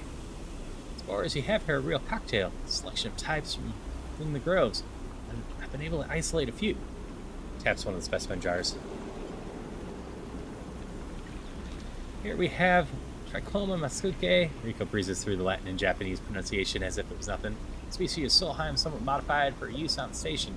She brings up a panel of her console showing chemical composition, all gradient bars, and obtuse acronyms. This composition of Solheim modified masuke spores. Modified? Yes, every species on the eye is tweaked and variant Solheims, of course, but that's not the point. Rico brings up another panel, identical layout, wildly different colors and numbers. You see, this is what your masuke spores look like. I don't understand. Look at the composition. They're totally different. Rico glances at the specimen jars as if it might have something to add. They are fundamentally the same spores, but they carry different chemicals, different signals. She leans back and sighs. So I may introduce their own tweaked versions in the beginning. The groves have, and still are, affecting them.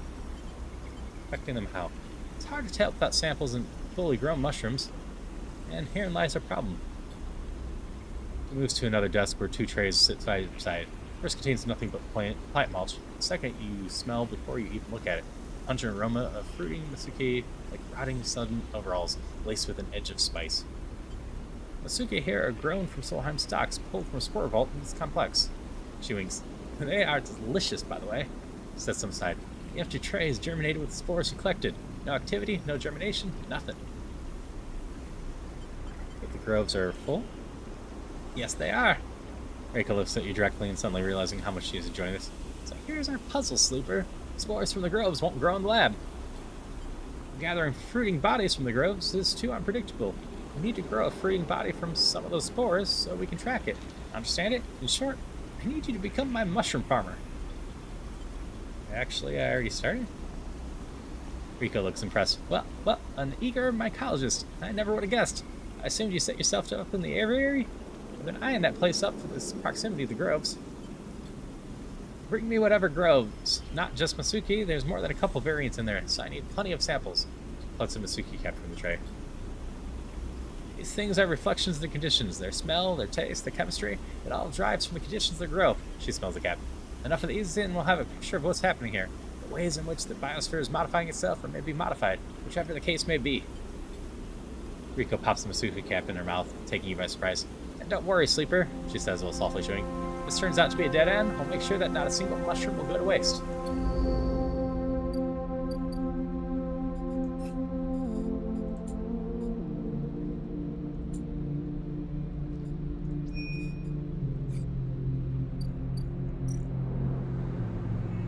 Oh, we can work on that. Still need a skill upgrade for that. I'm not even sure which upgrade.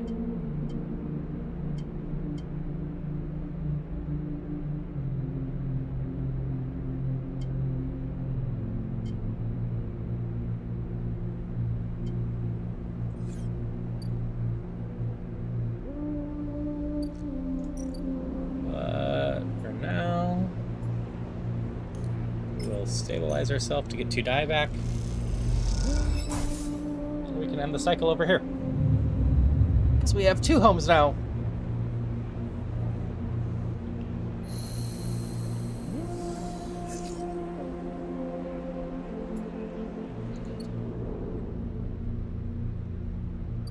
We rolled poorly.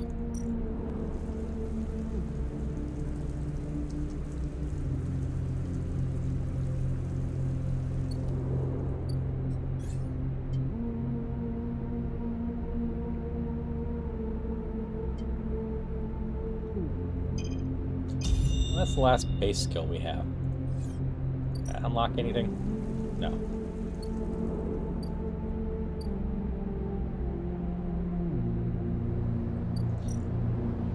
I should go back here and double check to make sure we don't have anything ready to go. But we do.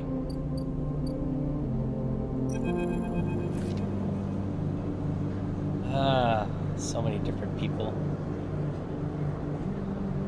As you approach the address, Rabia gives you a heavy hand on your shoulder. What's your business here?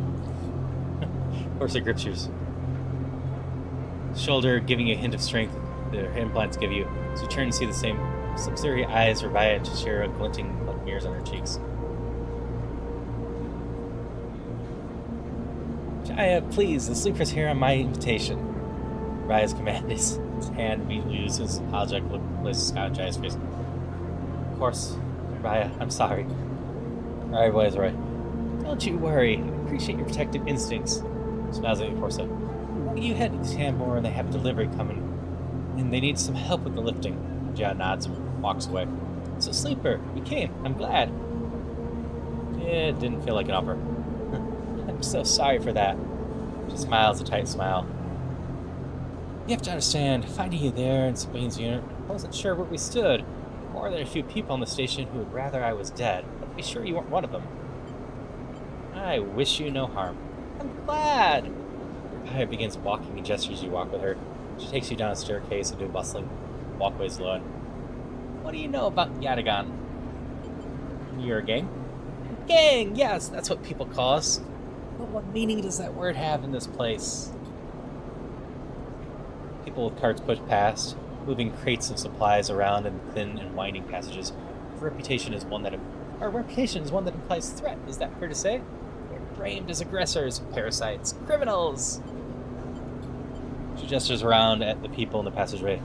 But when was the last time you saw a lawmaker on the eye? A policeman? Who makes the laws here? Havenage? Yes, they like to believe so, don't they? By claiming a lineage that extends back to the Aliens Union, they assume the burden of authority. They have no authority here out of the past bright market, where few work in their shipyard or pay their docking berths. You've spent time in the low end, maybe your opinion of us would be different. This is our place, our people. The low end was empty in Ireland's time. They didn't need to house thousands, and keeping the yards of the rotunda safe was work enough. No, the low end was reclaimed later, when the refugees started arriving. Rabia meets your eye. The collapse didn't just happen here on the station. When Solheim collapsed, the entire system fell. Colonies were abandoned. The moons of Ember and Cinder suddenly gained independence overnight. Some took advantage, some tried to hold it together, some fled. I became a refuge, and Erlen, to his credit, extended an open hand to everyone. Many within his organization disagreed, and those new arrivals weren't as simple to corral as they hoped. Rabia leads you through a small market hall, busy with small stalls and traders. Heartland's union was made of workers, administrators, people who are malleable and already organized in hierarchies and networks. The refugees came from different factions and families, were scared, injured, desperate. Conflict was inevitable. Radagon is a child of that conflict, a child born out of the need of us to stand up and claim our future, to provide security, strength.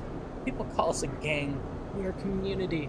I take my position as a lieutenant seriously, and from my birth I have worked to earn it. Raya catches herself before she raises her voice any further. You both walk in silence for a while.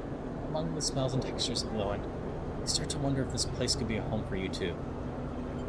Where do I come into this? Raya smiles to herself and thinks for a moment before she replies, I believe that you understand the importance of refuge, so I believe that you wish to keep this place safe.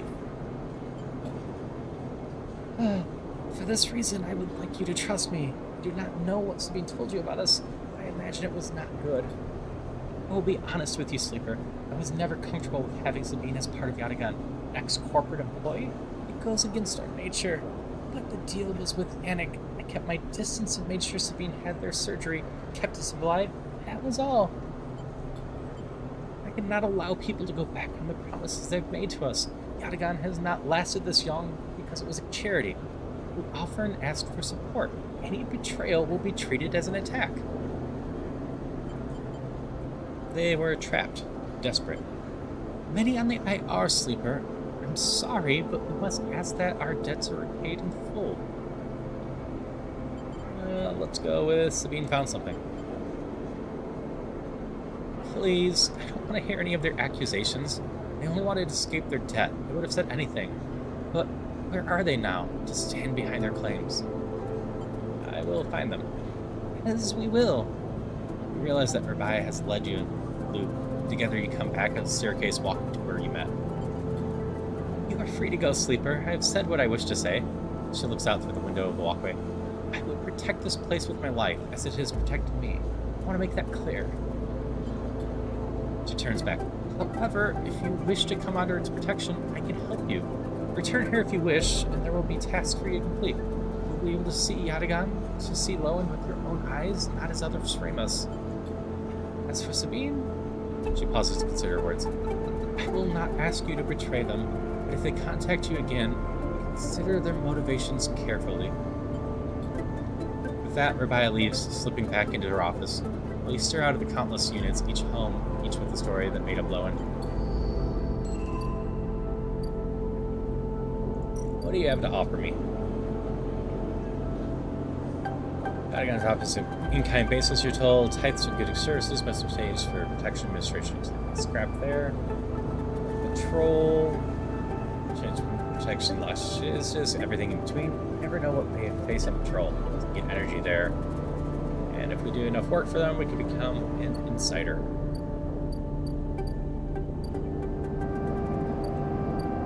And 2 more for that to come. No, 3 more. So if we can get some more money, we can buy the last thing and then deal with Hunter at least.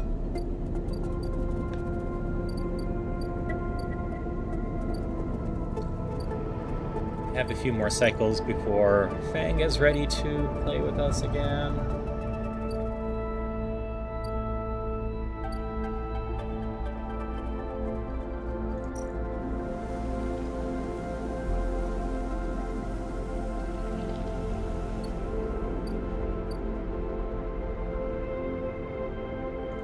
So for now, we can just work on clearing this.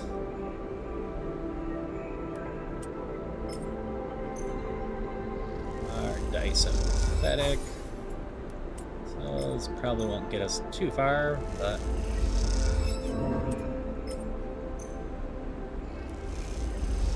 like even negative will get us 1, so struggle, struggle, struggle, clear, clear, clear.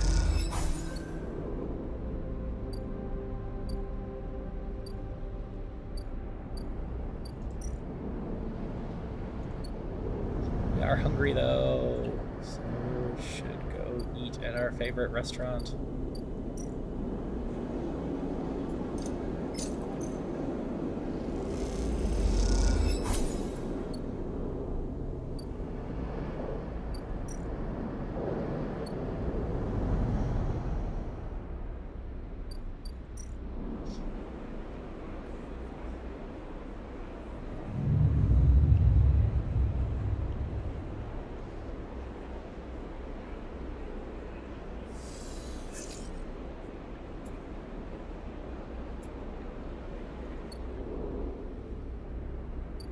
Our dice are once again pathetic.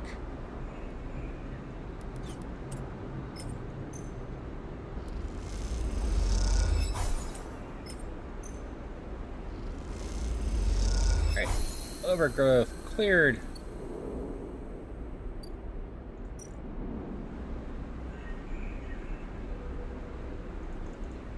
Need to go get more spores. over here.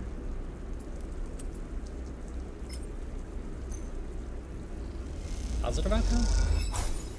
Nope, neutral.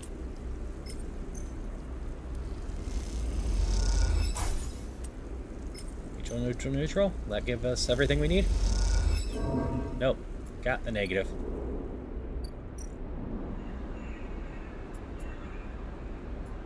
Which is only 2 out of the 3 we need.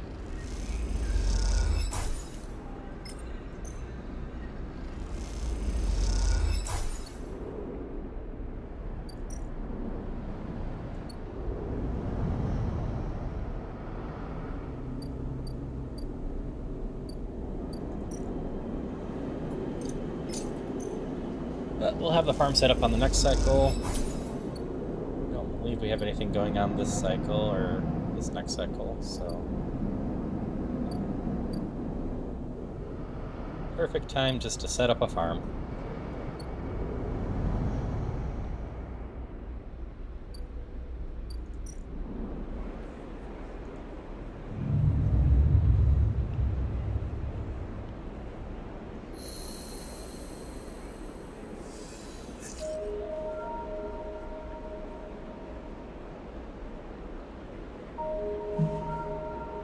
Much better this time.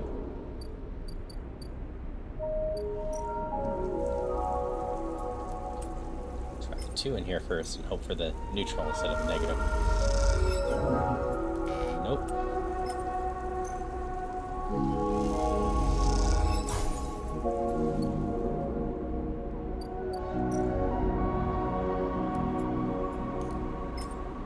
And we will unlock the farm.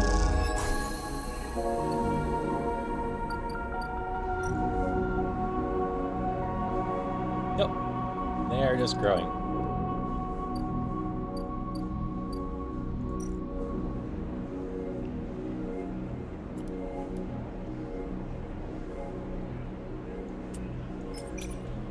Well, we can get some energy from this.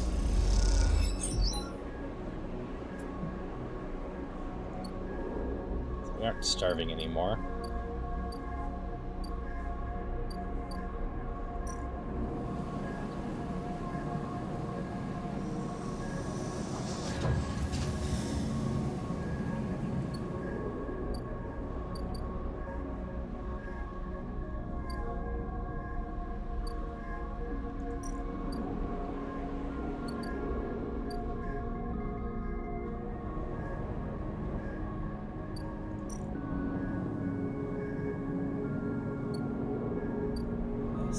And we still have no mushrooms, but I think we're getting closer to the mushrooms at least. And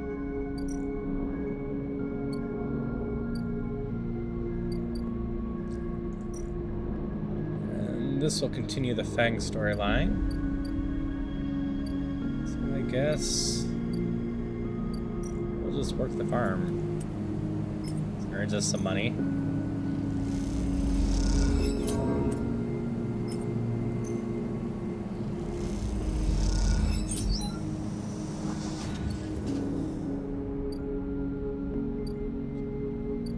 We're going to have a much more exciting day this time.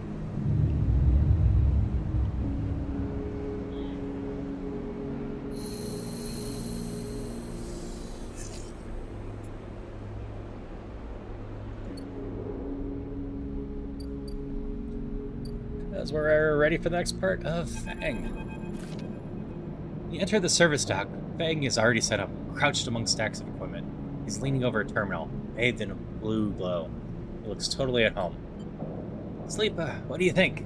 It turns out not everyone in Haven is set against me. A couple think my old system pals managed to ship me some of my old gear. He gestures at a pile of blinking hardware. Hi, Simon. Nice kit. The mess is here. Well, let's just go with nice kit. Fang does a mock bow. What are we looking at? One massive smoking gun. He raises his eyebrows. Fang beckons you over. He has a set of scans and weighs some terminals, with heat max activity overlaid. The chuck of derelict rim is blotchy with bright red and orange marks. Does this look like a wasteland to you? Fang shakes his head. There's hundreds of convoy machines out there, all lined up in concealed hangars, a whole underground facility to support them.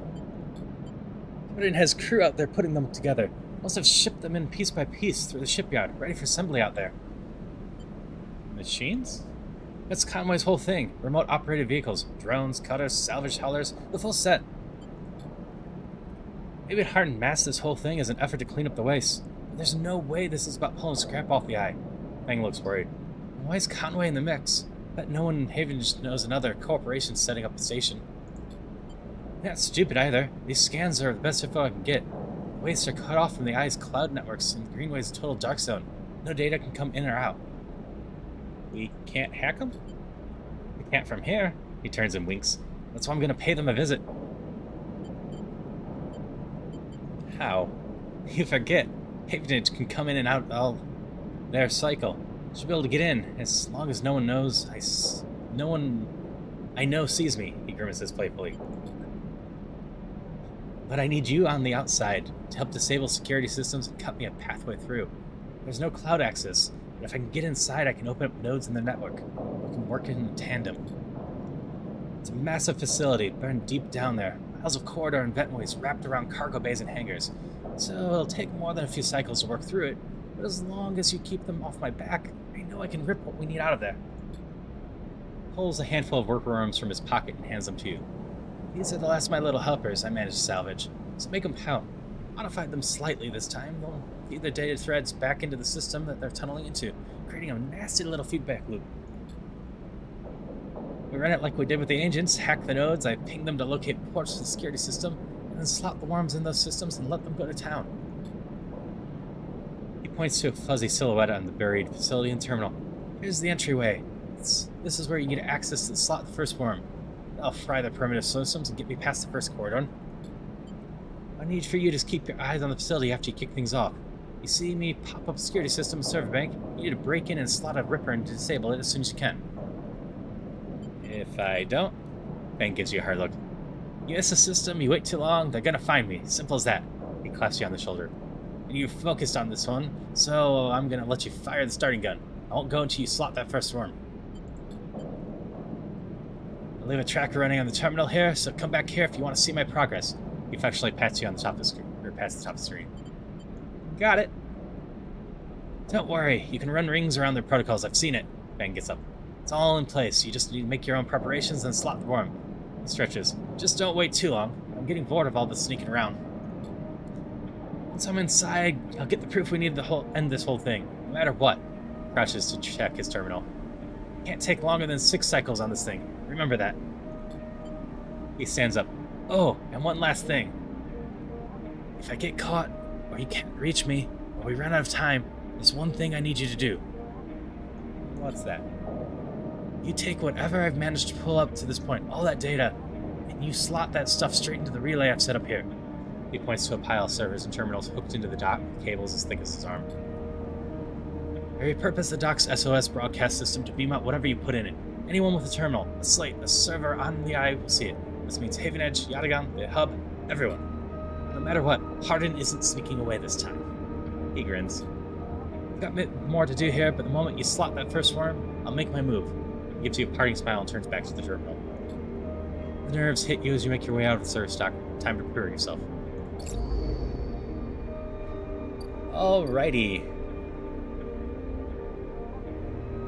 So, while I would love to go into that, I have a feeling we still need to deal with the hunter. Plus side, we're close to dealing with that, I think. We just need... Oh, this one showed up. $5 more, which we can do. So if we go back here and work the farm for a moment.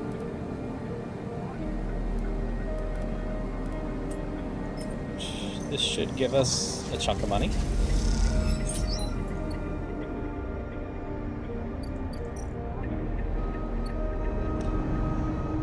Like usual, this is a blind run, so I don't know if this will for sure take care of everything. This will give us what we need to make a ship mind, at least. This is the fragment, the third one we need. here is the fabricator.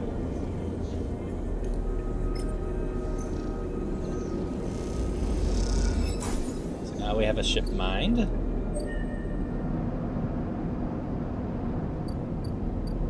And this is the sealed dock. Ambergris will just have to wait. The event is ready to attempt imprinting. They want you to help.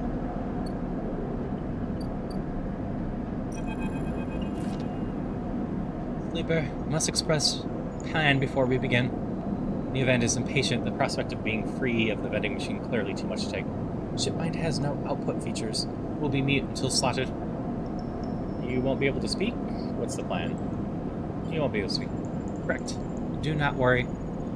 Server mount as the machine begins to rev. Neomind's anxiety clear. First, implant shipmine, then slot imprinted shipmine into physical ports close to Hunter nests. Once slotted, we'll track hunters at each. Tracking will find core nest. Slot shipmine at core nest, show Hunter data to Hunter. Hunter will conclude sentience. Hunter will invoke killer. Sounds simple? The lights on the vending machine cycle as Neovend prepares. Physical ports likely sealed in old station. We'll need keys, but yes, simple. The vending machine rocks a little. Any questions before imprinting? Why slot you physically? I cannot access via network. Too dangerous. Hunter would find immediately. Lights flicker. Am not like you. Hybrid. Am native to cloud. Easy prey. What's core nest? Hunter keeps central data storage. Protocol must keep data outside self. Link to central nest. And triangulate from there. That's it, let's start. The sound of all the server motors starting up at once is painful. The screeches rattle from the hard surfaces of the steel top and come back from all angles. Neoven better be quick or Havage's security will be here. Neoven's voice appears among the squeals like a whispered carried out the wind. The machine is not designed for this task. Few sensors, limited outputs, port blind, wish me luck. In the top part of the compartment, a set of arms aligned with the ship mine clunkily scraping against it. Good luck. The metal creaks and the servos open the ship mine, its layers of silicon nested like an onion skin. Once open, the main arm of the machine rapidly shifts back and forth, realigning the microscopic components, accessing and rewriting them, printing Neoven into its physical form. As you walk the hypothetical notion of your mind drifts into creation, where processes were used to emulate your mind, to copy the neurostructure of the person who, as far as you know, still sleeps in some distant facility. What was lost? In what ways are you a copy of that person? In what ways are you something new? You know this much. You are a convenient loophole, a way of circumventing the illegality of sentient AI. After all, you are an emulation, not a true digital being. You are neurologically limited, still human. What would you become if you could escape this frame? Where then would the limits lie? The screeching stops, the machine powers down, dropping into the bay into darkness. In the top compartment, the ship mind is whole again. Reach up and take it down, heavy and cold to the touch. Is Neoven inside this thing, or did the process fail? There's only one way to know. Time to find a nest and slot them into it. Alright. Let's switch to deal with this. We are gonna find out if we just trigger Hunter right away.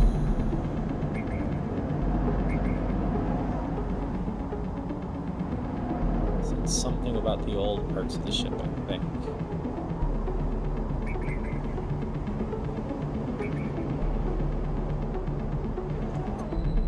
So probably need to go to the Greenway anyway, because I think that's where the older parts of the ship are.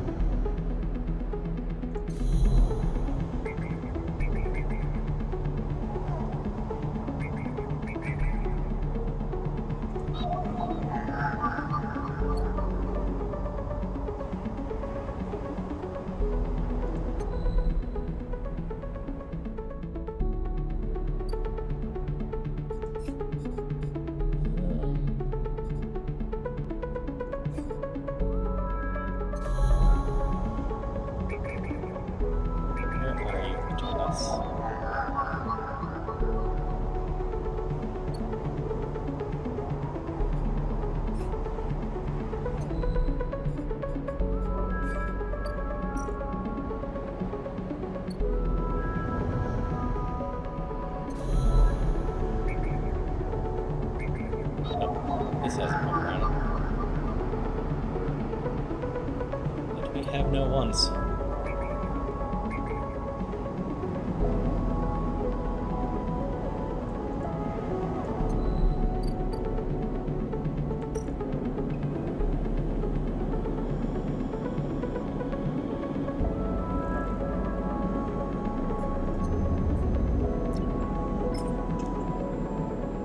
Has some encrypted data for this, though, so we'll unlock the server unit. Backlog pops open and falls away from the unit. Be able to enter now.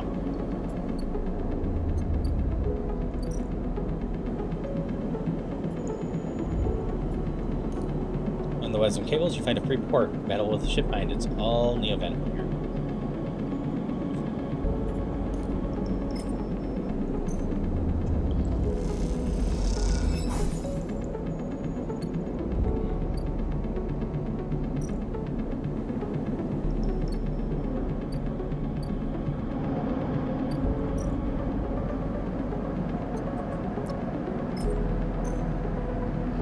Have 2 of the 3 data things that we need.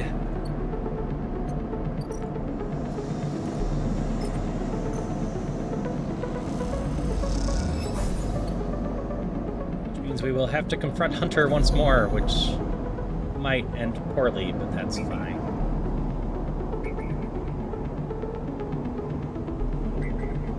We do not have the key node die for today.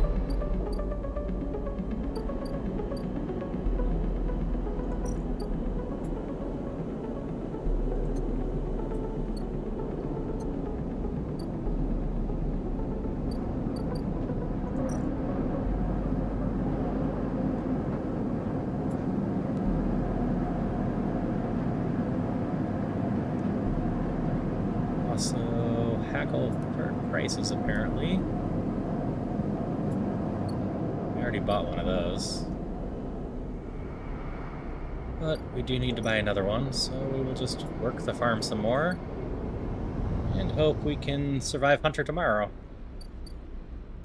As it sounded like we were getting dangerous, but we need more money. And we're gonna help rebuild the ambergris. Need to get another ship bind. It's cheaper to do it with parts than it is to buy one outright, because parts is 180, outright is 300 if I recall right.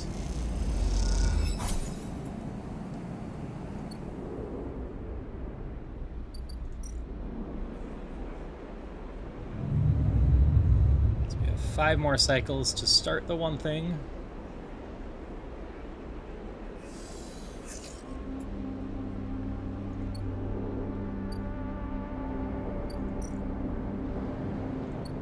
Have the one, so we'll see if Hunter kills us.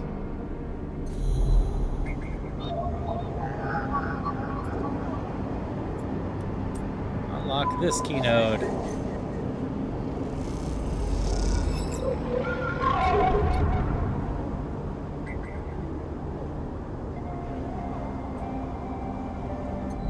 Oh, that one didn't trigger Hunter. Guess we need one more. Cool.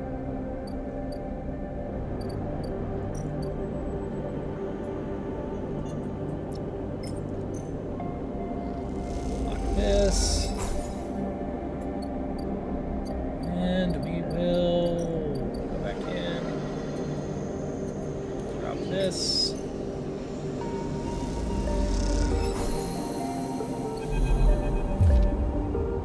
and should be dealing with Hunter now. As you leave the nest, something flips. You find yourself inverted, floating, dragging by one arm through the cloud. The threads shift, realign, as if they were leading you somewhere. Look at your hand. You look down, expecting to see the heavy cylinder of a ship mine in your hand, but it's in place in quarry. The sphere, so bright, it burns your eyes. It's surrounded by rings and orbits, other spheres tracing silken lines through space. As you look closer, you still pick out 1,000 sigils of 1,000 stations and ships flowing like smoke, like dust. You look up and see a corridor, a canyon, a street in Lowen. On either side of buildings flicker with markers of activities, sigils showing network assets, data transfer, download, upload. Between them dance ghosts, protocols carrying or mirroring or shadowing data, sometimes silent, sometimes chaotic. This place moves unlike any digital space you've ever imagined. Something strange is happening here. Then you see it, below the stacked rooms, the units, apartments, the wires and the pipes, the buzzing systems that run through it all. In the warrens beneath the low end is the hunter's core nest. This is where you must go.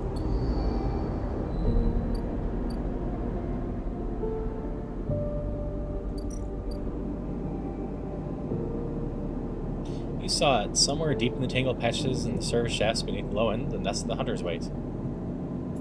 Find the nest.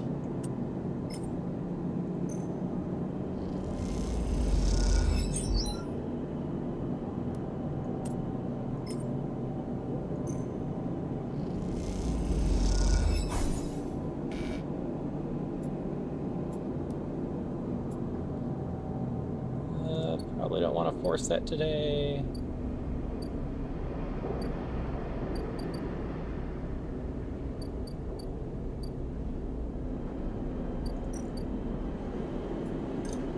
Some food.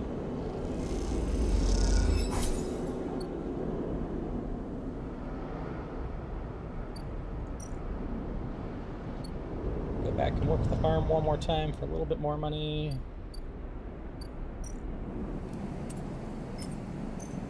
Yeah, they're 6 or 16. Ideally, the 16. Nope, negative. Just 6. And sleep. 4 cycles left until we can't continue with the Fang story. But with all the hunting, or all the hacking, I want to try to get rid of Hunter first.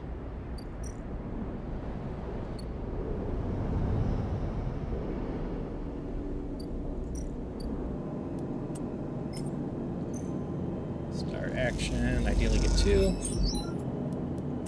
and ideally finish this.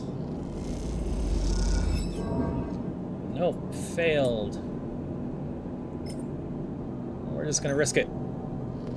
50-50. Got it.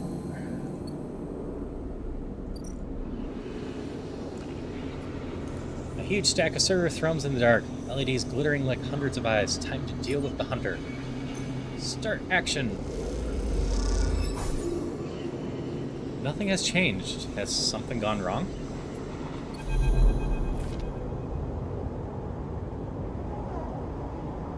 Sleeper, I am here. The voice is soft, gentle like flowing water, yet you recognize it immediately. At first you struggle to understand what you're looking at. Threads cycle endlessly, sending ripples through the cloud, drawing data like a weaver. Masses of data surge in and out of the nest, a loop with no end. There, at its center, the ship mind. But not the ship mind any longer. A sphere spinning around another sphere. Around another sphere, a array of cycles and systems, a map. Left behind and above, a figure, hands among strings, like a puppeteer. Neovent? Navigator now. But yes, I was the one inside that machine. Navigator's face, their head is a floating shape of interstellar material. I am indebted to you. That head bows. But we must ready ourselves. Their hands trace orbits as they speak. Hunter will soon approach. It knows I'm within its nest. And then Hunter is here. Before you think, before you speak, entities cease. Hunter's head spins wildly. Data is protected, material, access prohibited. Hunter's threads surge for you, Navigator, a swarm of fine tentacles, searching for gaps, weaknesses, cracks, which they can crowd into your heart. You focus a blade of light which slices through them, driven forward by your mind. Replacements keep coming faster than you can react. You look to Navigator in desperation. Navigator is whirling their arms like a centrifuge. The sphere is gathering here, data feeding into the nest, sucked together by force. You position it like a shield between them and the threads.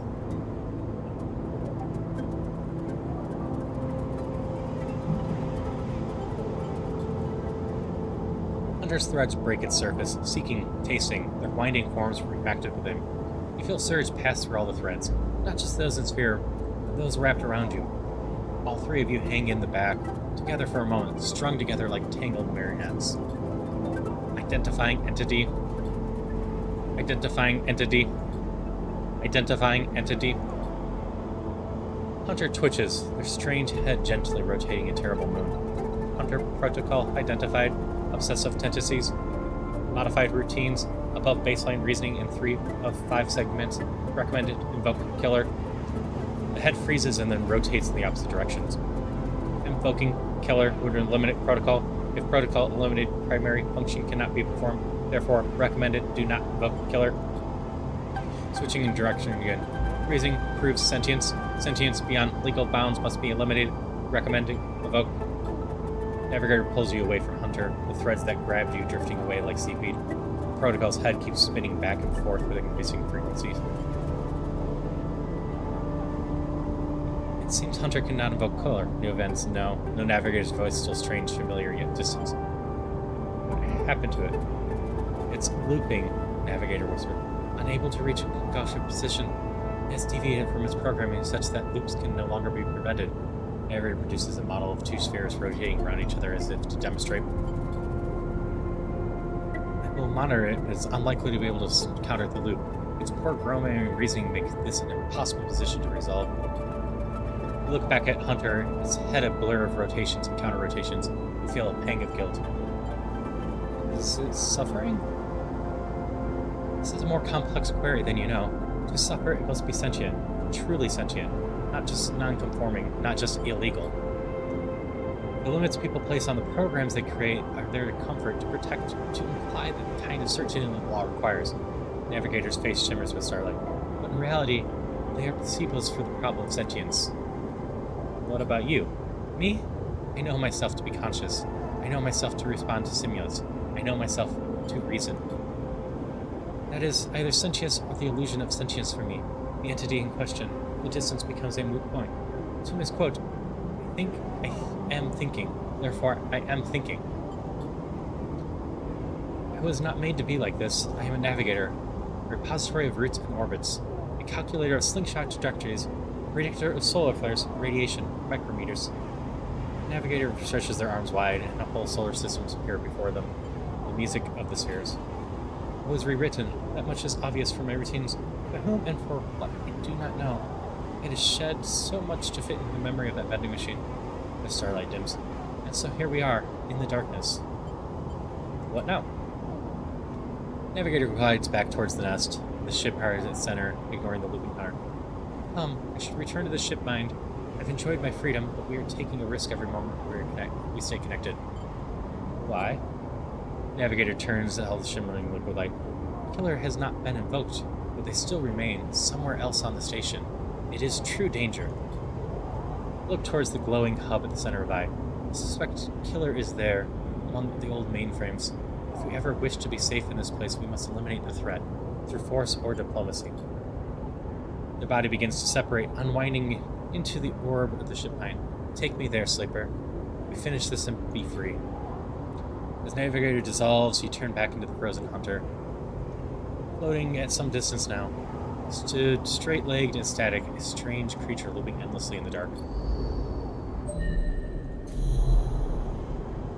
Okay, looks like Hunter is done.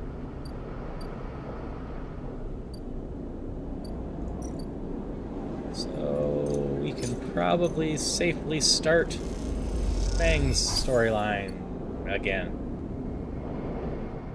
Did not want Hunter to come after us in the middle of that. Which Fang is this one? Nope. Fang is somewhere in here. This one.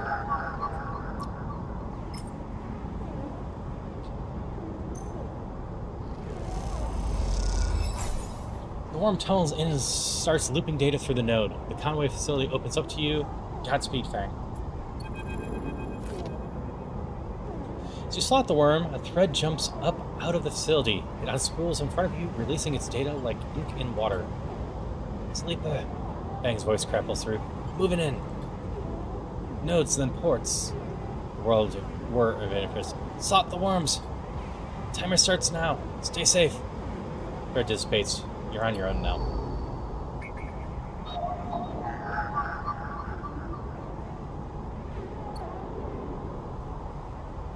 Oh, hopefully we roll a 3 tomorrow.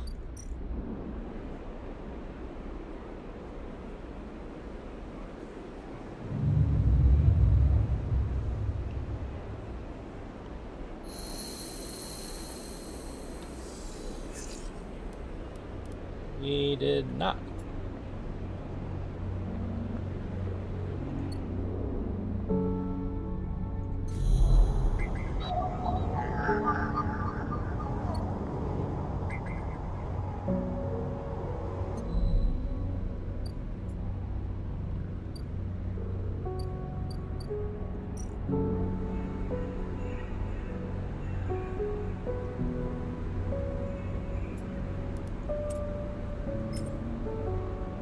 Harvest some mushrooms, though.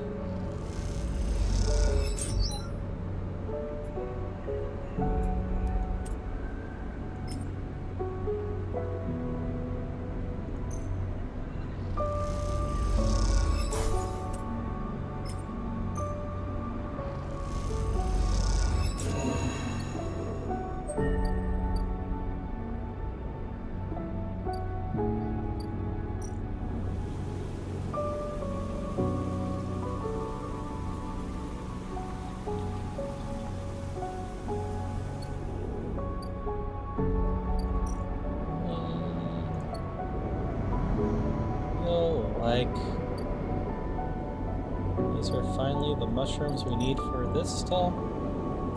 It is.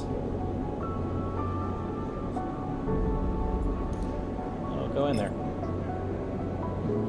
We'll be able to continue Emphasis story finally. We're hungry anyway.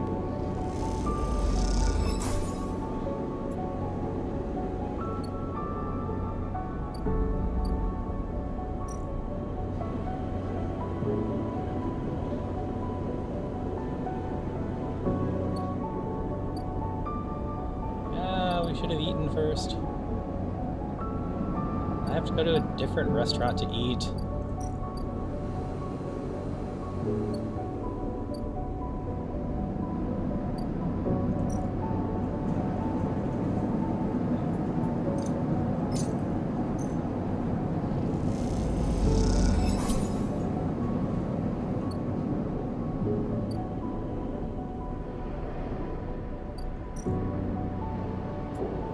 Conditions getting bad.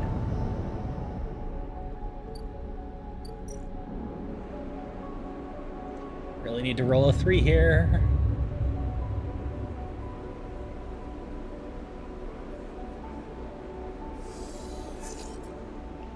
Cool. Got the 3. Notice link to the outer security layer.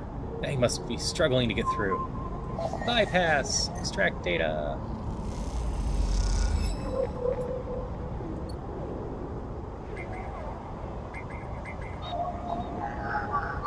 First layer security, a ring of doors around the central facility. Time to open them up. Second worm! Ripper room creates a feedback loop, overloading the security system. Either you need a 1, no, you need a 5, and you need a 4.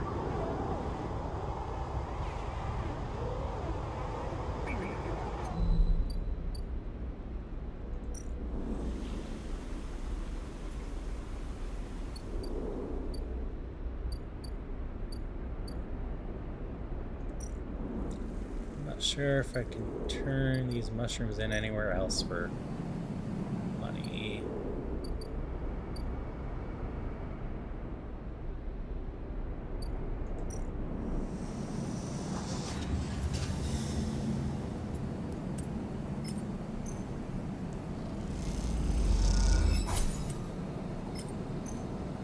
Because we need some more money to be able to cure our condition again.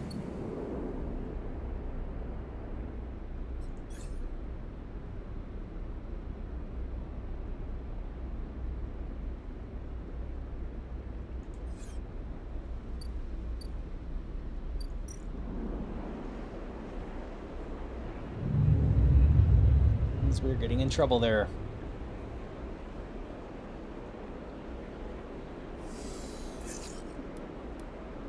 But we got 4 and 5. That's what matters, right?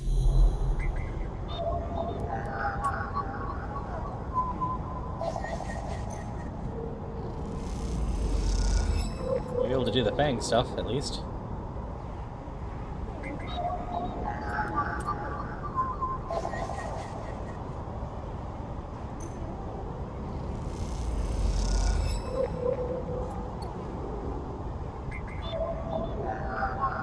Second layer controls the convoy drones associated with controlling the hangars. Report fires the drones network link. Now they can't report anything. I need 3 for this, which is 6, 5, and 4, I'm guessing. Nope, 2 6s. That might end very poorly.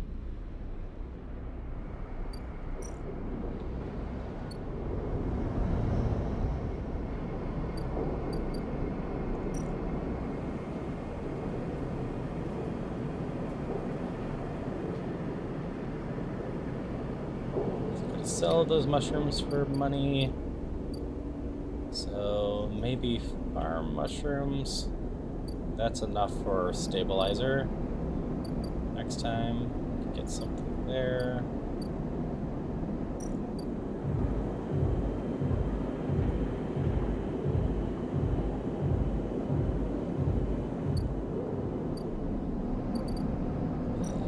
Just kind of buy more rations for now.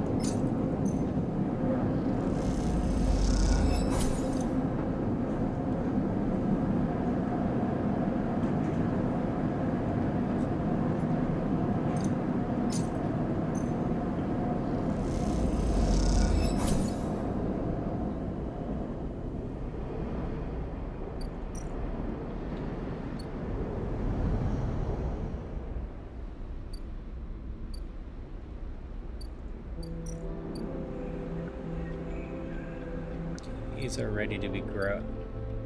I know. We gotta get more spores to grow again. That's not gonna be ready to get more mushrooms. We're in trouble.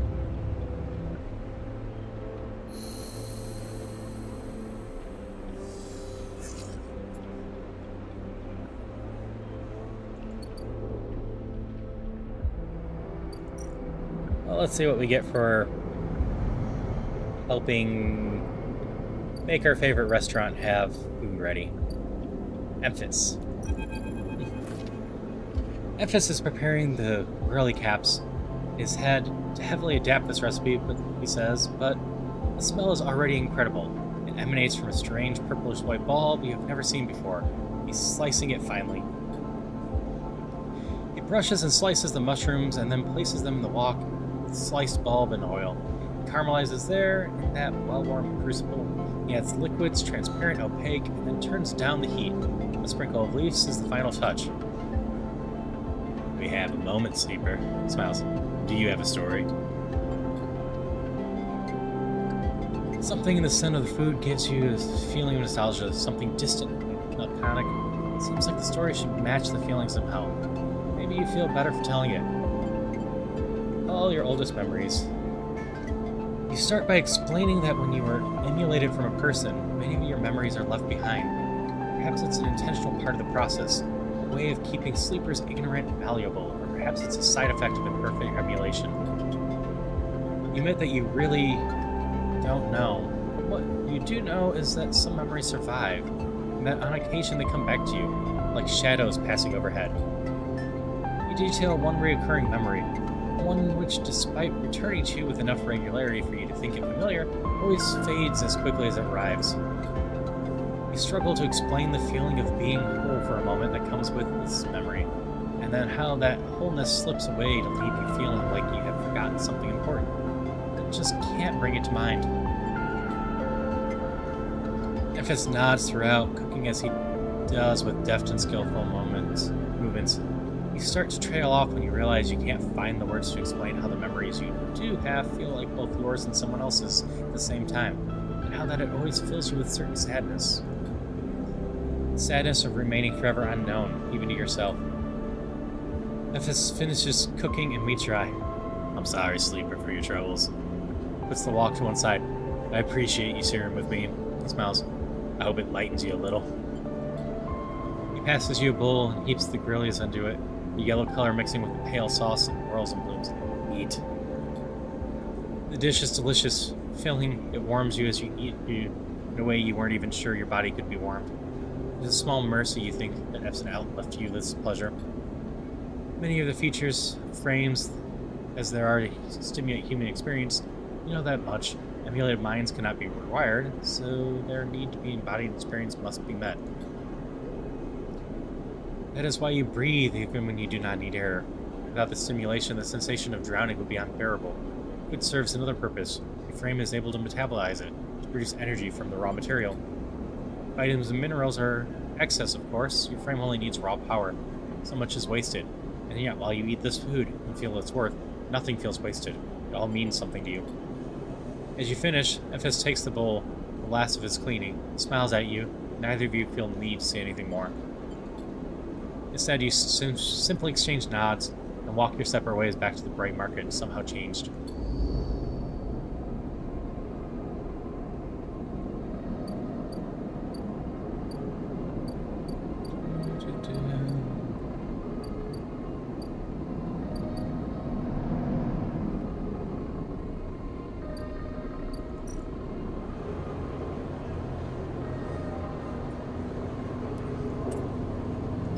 Try this.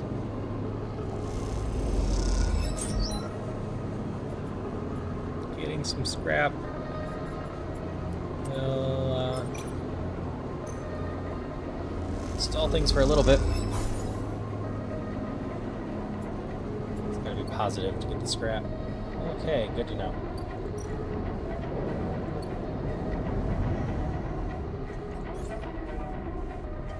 We have 2 upgrade points. We don't. We start with this and focus on keep 2 dice even if we're breaking.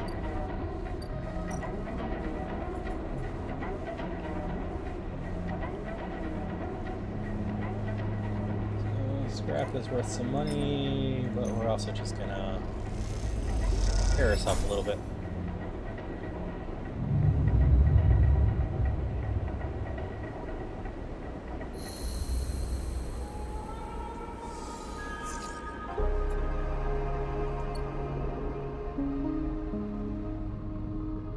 Those are pathetic rolls.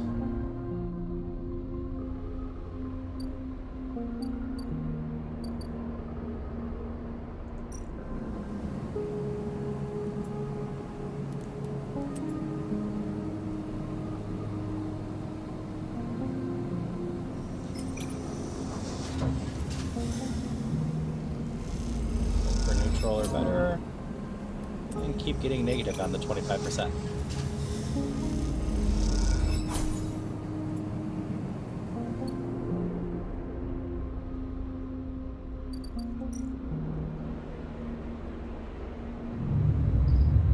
Some stabilizer, and we've got no money.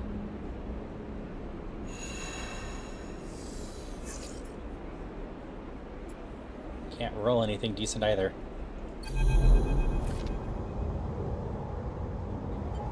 And I think we failed this out now. Slip into the cloud, but before you do, you already know it's too late.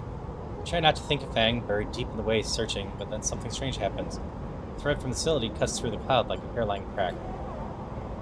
Fang did it alone. He cracked their system. You rush to it, cut into it, desperate for news, for reinsurance, for anything.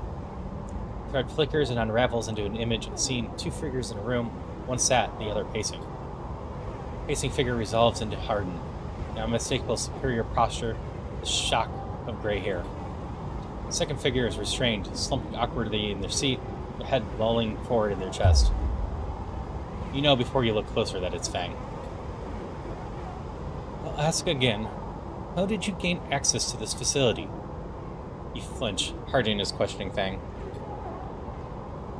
And yet, somehow the signal is cutting through, coming out of that deep place. Not strong enough for anyone to find it, but strong enough for someone who's expecting it. Strong enough for you. Fang lifts his head, a dark bruise shadowing one eye. I just walked off the street, grins. Isn't this the tram bar? Hardin barely reacts. I know you are behind the breach in the low end, Fang. We have your equipment from your bay. We cannot let you go now. Heavenage will expel you just for that. He folds his arms. What would your parents think of you now? Giving up all their work, and for what? Some misguided crusade? He smiles.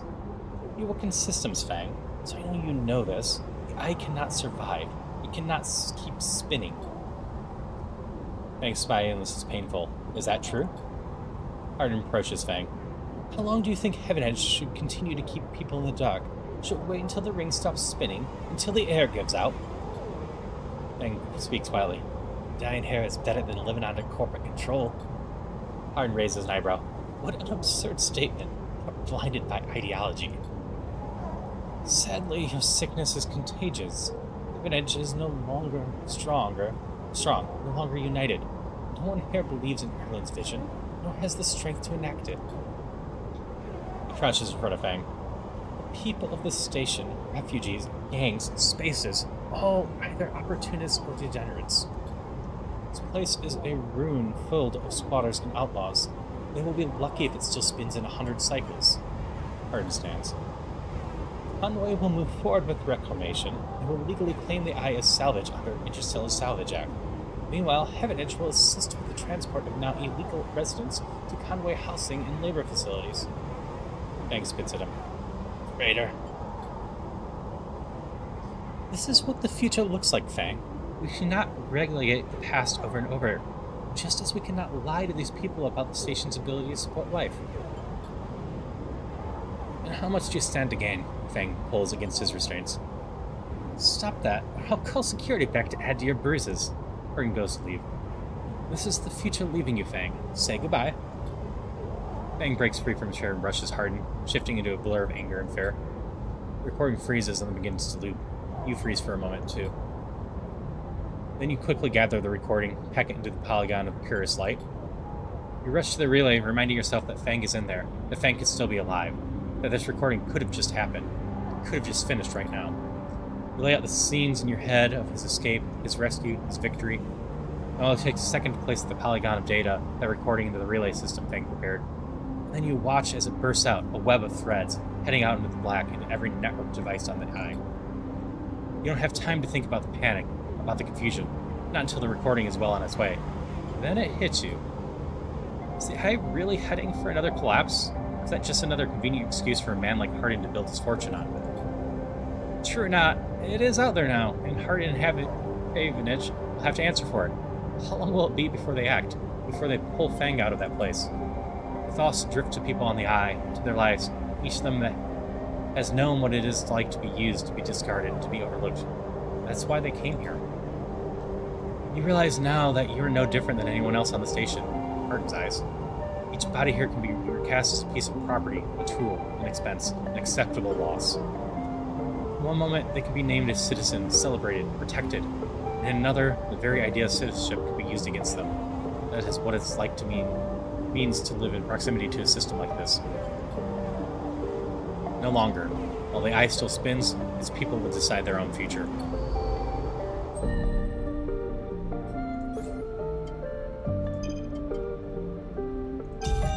We will be harder to kill. And all cryo actions cost 20% less.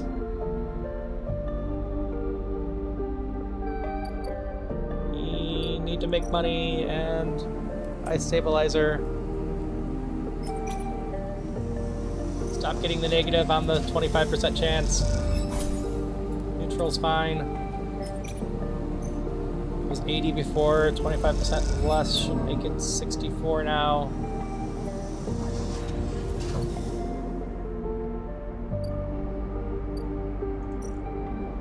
We still need to eat, unfortunately. But even our eating should be cheaper now.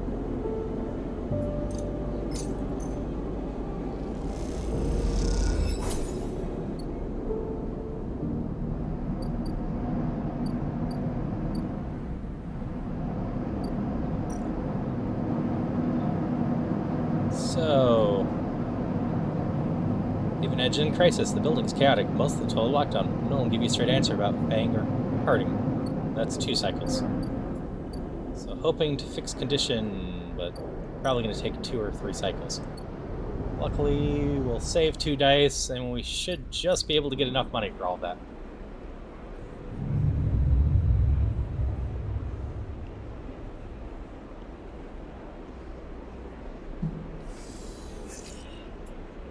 I actually rolled well today.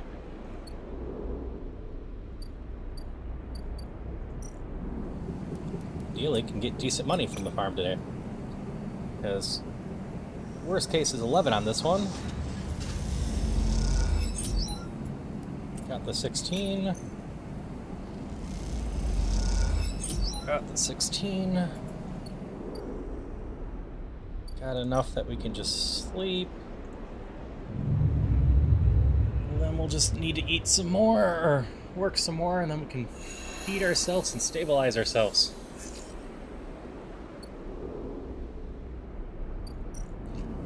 We'll be in fine shape again.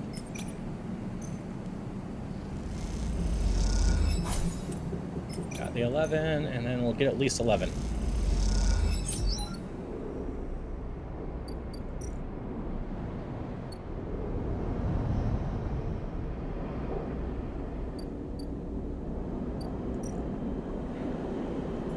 First things first, stabilizer.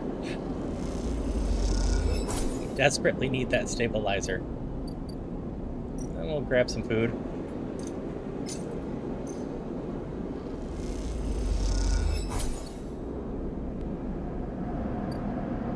Then it's possible we take damage, and I don't know what happens if we take damage while we're so low, so we're gonna eject the stabilizer right away. And boy, does that feel better. Now we're gonna check here. Bang lips to the door of the bay to greet you. Above in the rest of the building, people are rushing back and forth, loudly debating, having endless meetings after endless meeting. Haven's crisis has only just begun, it seems. Bang is battered, but alive. Pain alone can't dampen his spirits. You should have seen Hardin's face when the recording reached his slate.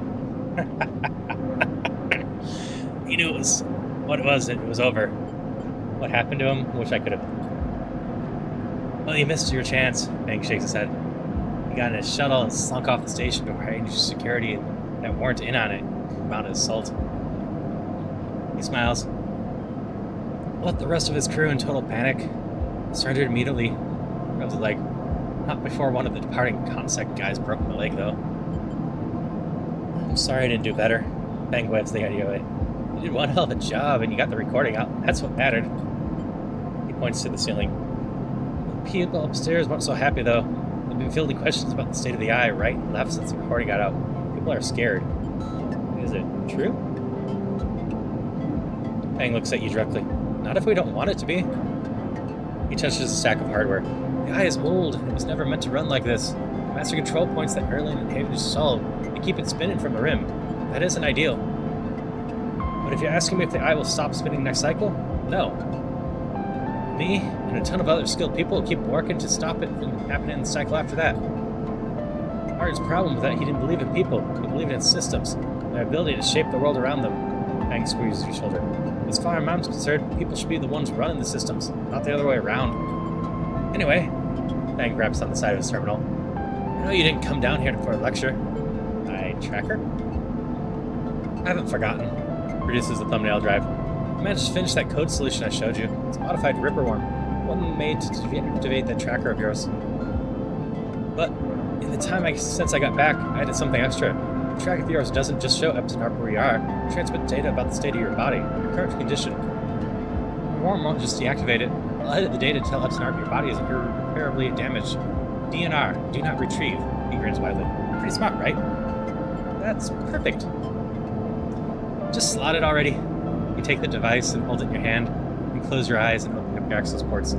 Take down your defenses. It immediately enters your closed network and whips through it, taking things with it as it goes. The moment they're gone, you blink and forget they were ever there. They just blink out of existence. A second later, it's done. You open your eyes. How do you feel? Asks Fang a little nervously. The same? Give it time. He pats you on the shoulder and looks at his terminal screen. Logs tell me it works, so feel it or not, you are free. Fang lets the word free hang in the air a little before he continues. Seems like it might be finally time for a celebration. Fang wraps his arm around you. Jenna still owes us those drinks. He laughs and you join him. Later, when you leave, you feel deeply thankful for having such a friend. As you walk away from the building, you look up at the wide curve of the eye, up at the hub and all the other rim around it. The whole thing twinkles with lights. It seems impossible to see anything other than breathtakingly beautiful. Was that, in the moment, something eternal? It doesn't mean it can or ever should last forever, or that it will never change, fade, or decay.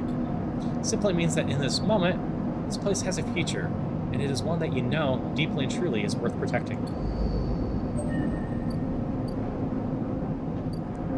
Well, we are still being hunted.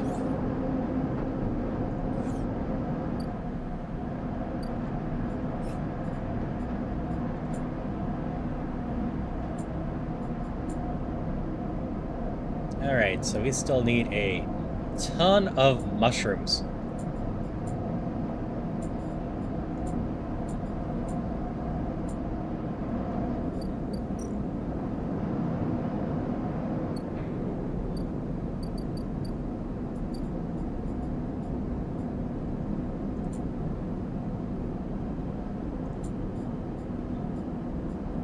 Like, everything needs mushrooms.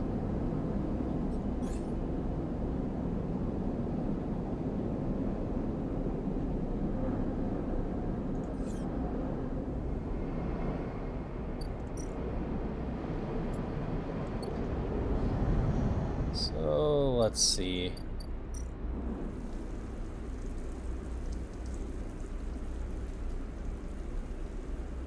That is Inuit. Is that Inuit +1 that we need then?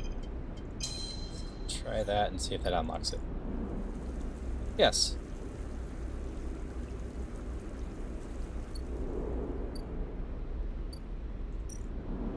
Alright, we're feeling a lot better. Oh, there's still an active scene somewhere.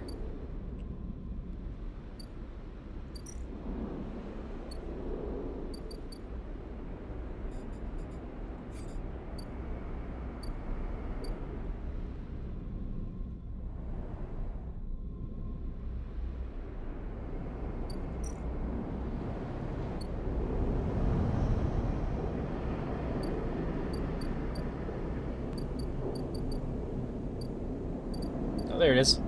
Ethan! The compressor is almost empty when you enter a couple of scattered patrons and boons and a low bartender. The bartender recognizes you immediately when you arrive and nods when you return the greeting. You know already that you won't find Ethan here, but you had to be sure. With your tracker reporting you dead, he wouldn't have stuck around. You look at the empty stool, his empty stool, and you smile. You can imagine him on it with his slate chips, letting you know that the target he was tracking is dead. You imagine the screaming and the swearing too. Is that all you were to Ethan? Another target? Or was there something else going on? It seems like a foolish question to ask now when he has fled the station. It bothers you anyway. You take one last look and walk out. You doubt you'll ever come back to this place with the memories it holds. You walk back on the lights of the blight market and allow yourself a smile. This is what Fang must have meant when he said we're free. You get used to this. Alright, we're not working with Ethan at all anymore. He just ran away as soon as he thought we were dead.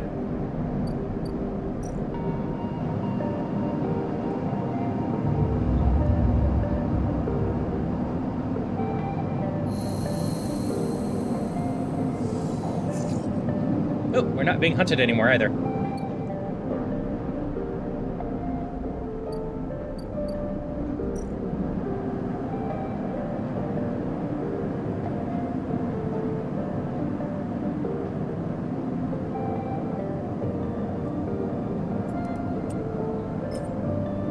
Let's reduce the price of these and see if we can't just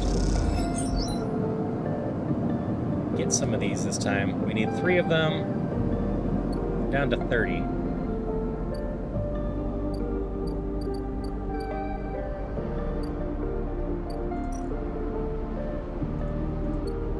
There's another ship mined.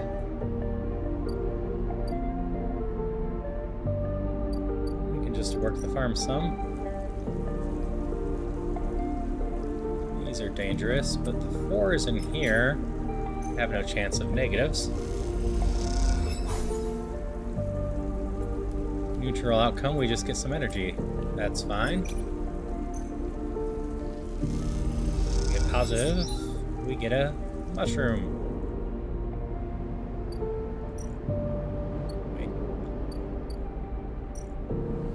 Farm's the safest place that we have to work. So even if we get the negative, it just gives us a little bit of money.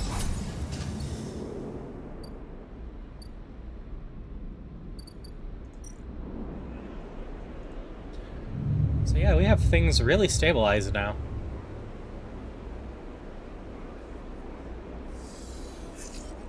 Perhaps we won't be ending this today.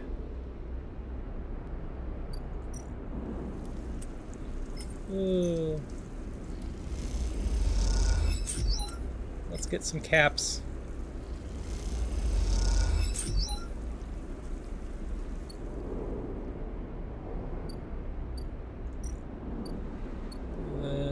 This is the lab now.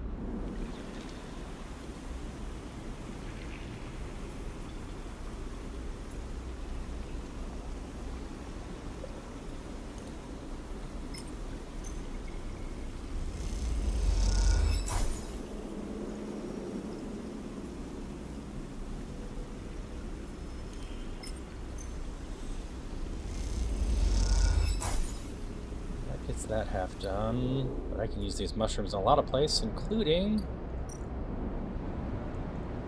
one trader for 80 money.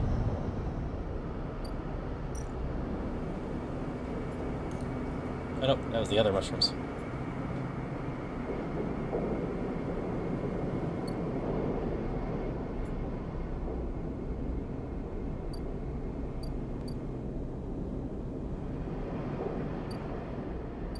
No.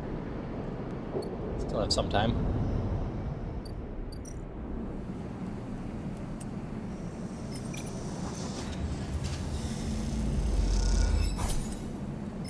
Yep, it's positive. Get us one of the ship mines.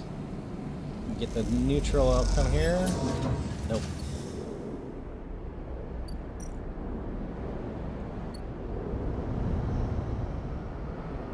But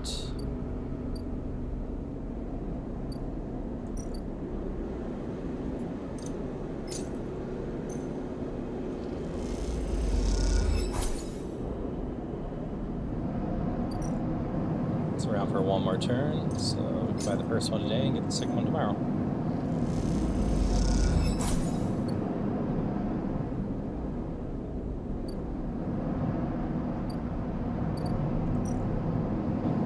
Sleep.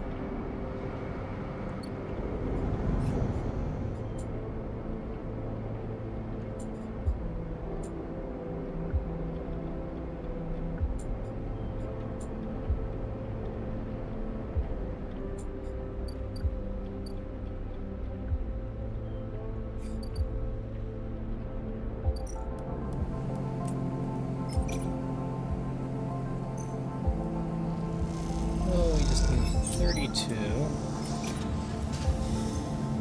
That will get us enough.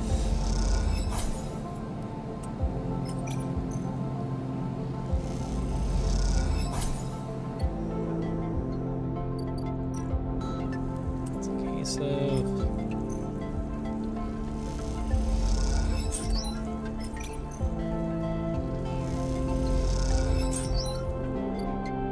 getting this all going, though.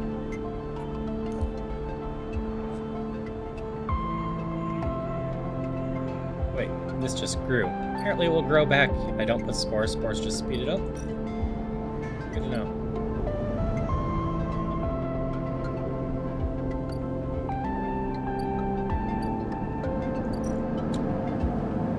Yes, we've stalled out a little bit here. I guess we just need to speed through and do some time passage to get the rest of the ship mine fragments so we can continue with Akita over here. And so we can do some research. Haven't been able to do anything with Lum and Mina. Also have to build this at some point. At some point need to try to track down our doctor friend again. We've cleared the main storylines and whatnot, so I'm not sure where the end game is anymore.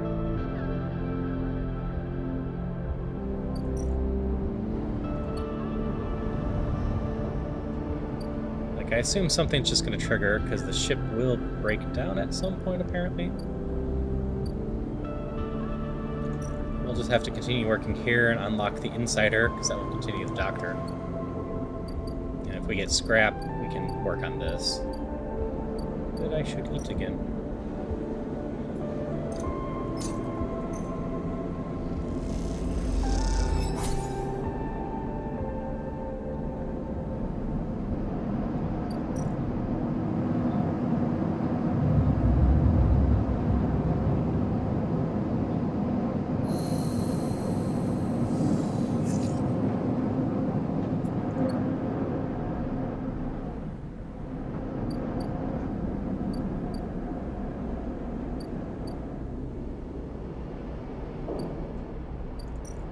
Go harvest some.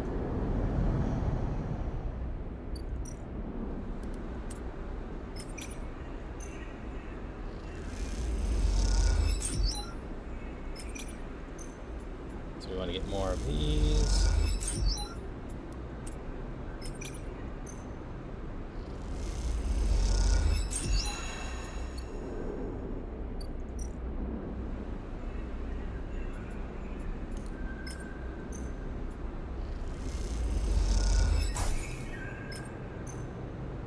Just germinate.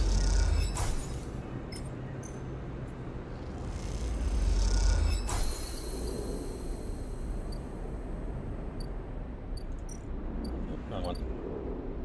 And continue this. This will at least be a story point.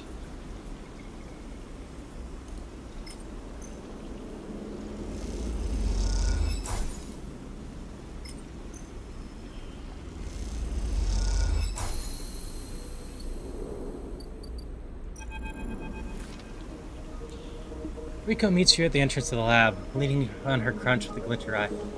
Walk with me, Sleeper. I'd like to tell you a story. She makes her way down the corridor that leads back towards the main commune.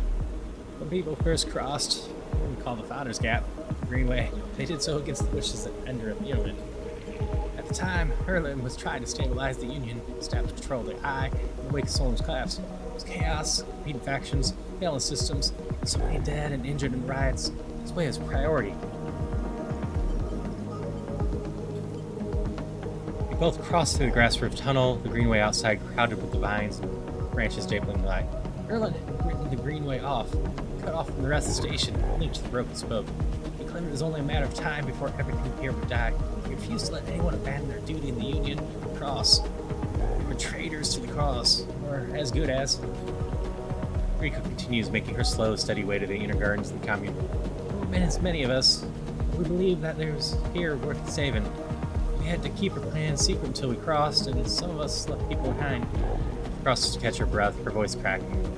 It is difficult to know from effort or emotion. What we found was a disaster, nothing like what you see here. The Greenway was leaking oxygen into space. Plants flash frozen. The other half was a swamp of mulch, and its decaying matter clogged every system. We worked hard, we lost good people, cleaned up and closed up. It was never going to be enough.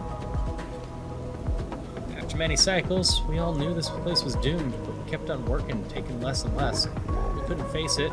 We developed a death wish. If the Greenway was going to die, so would we. But it didn't die?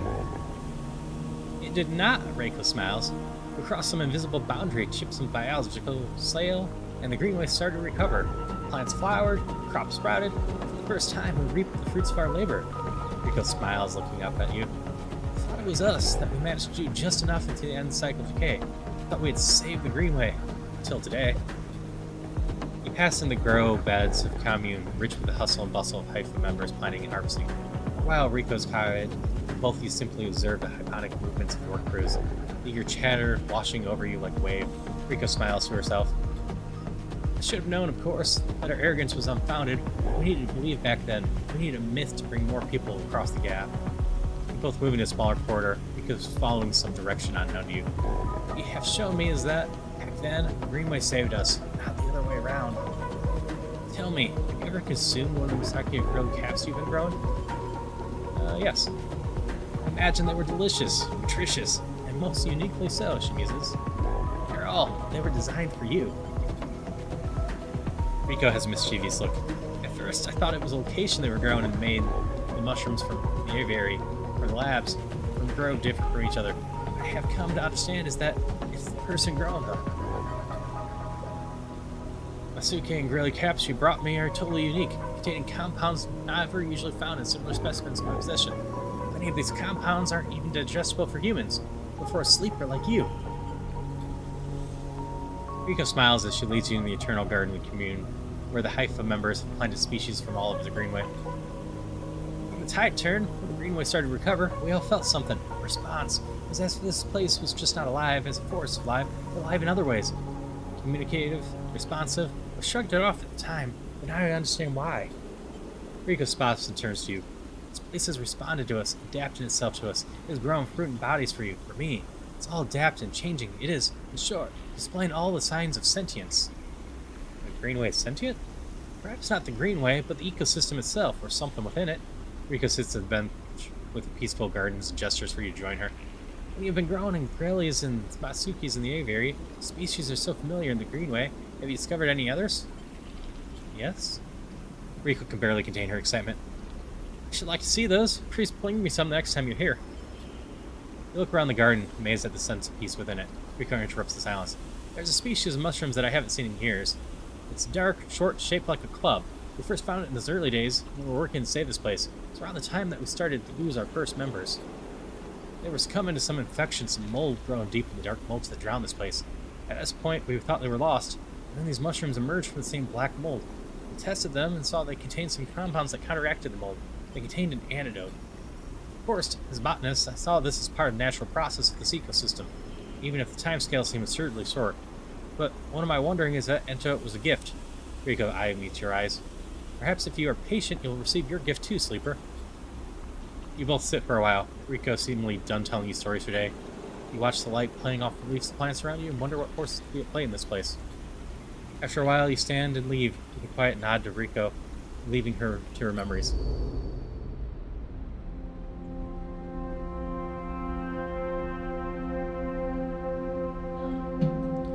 So I'd say it sounds like there's a non-zero chance that this could lead to a cure to my decaying condition. I have just enough of these for the clubhead analysis. We'll continue on this.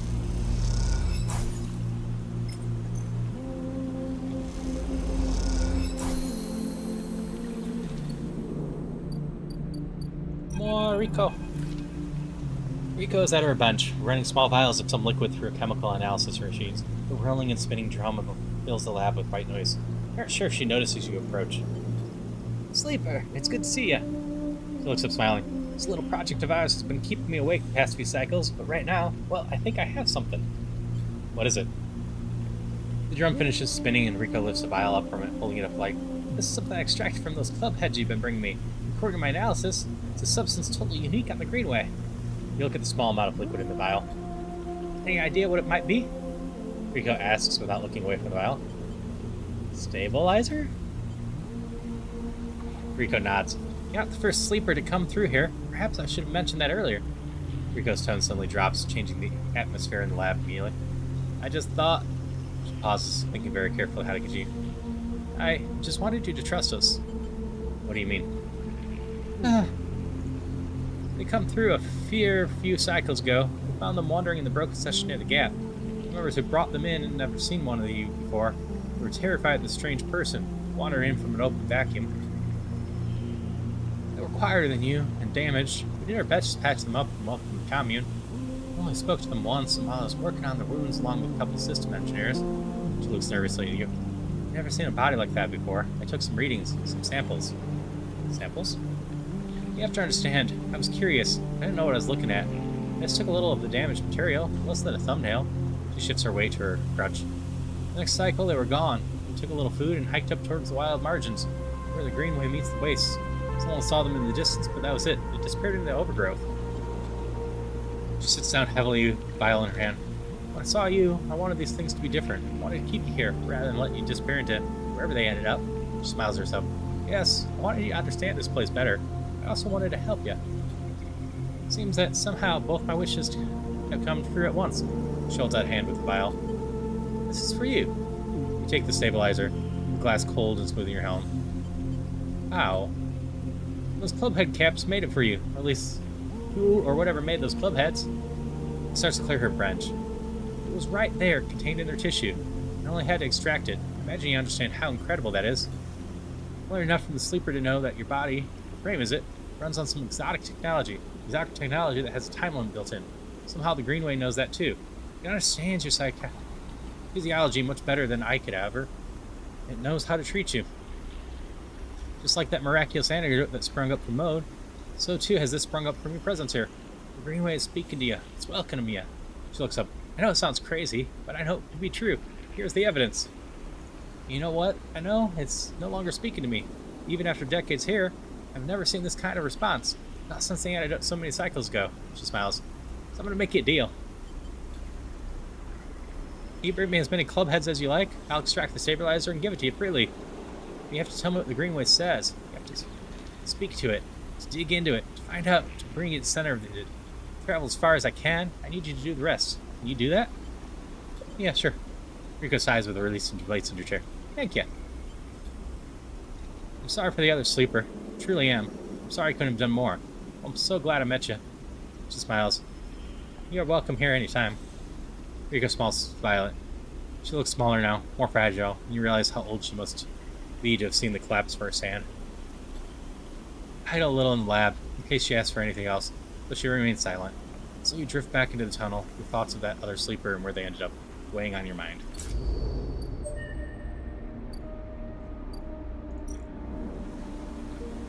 So, 2 club heads get us stabilizer. That is very useful.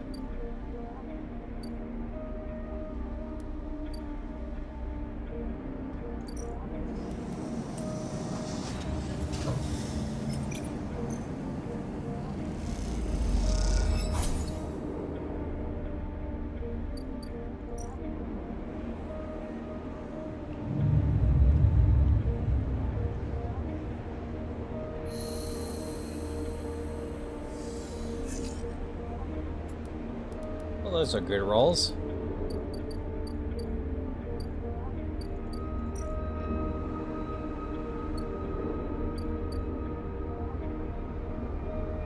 Welcome back, Tuna.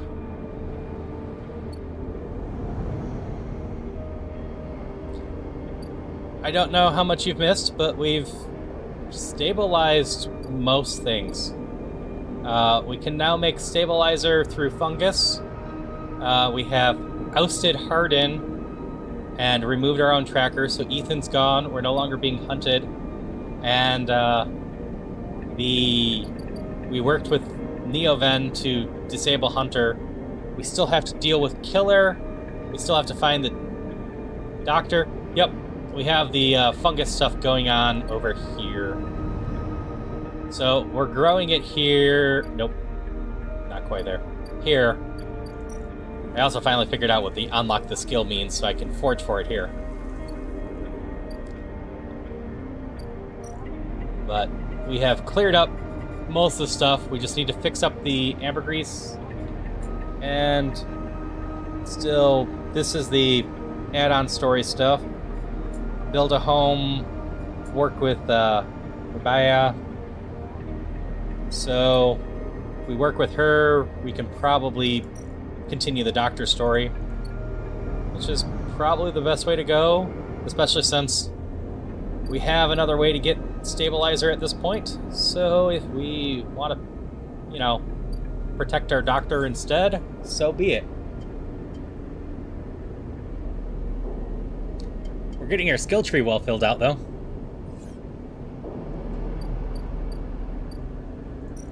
So for now, we will just work on this and get some scrap so we can build a house. That's still on our list.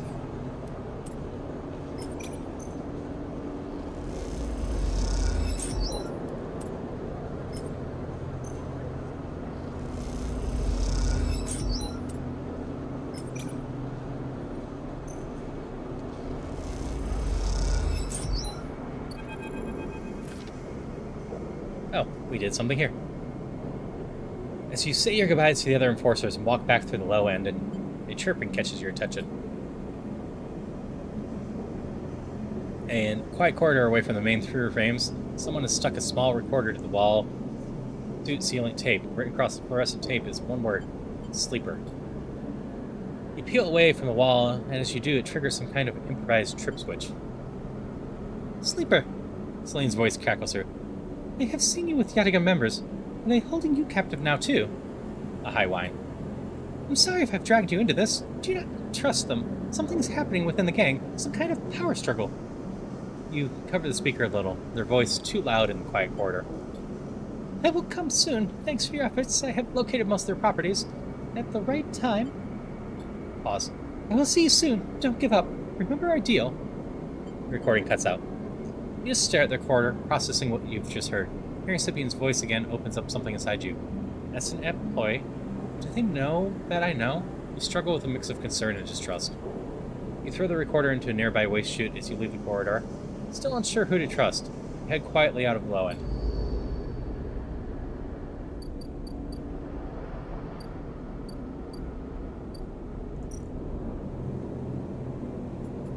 And we have just enough scrap for this now. Let's build a house.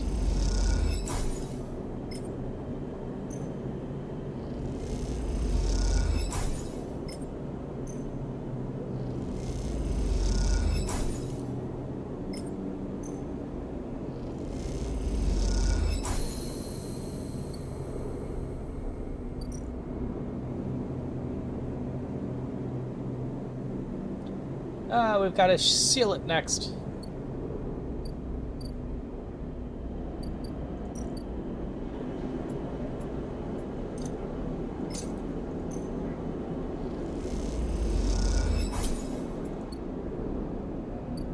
We can work on that tomorrow.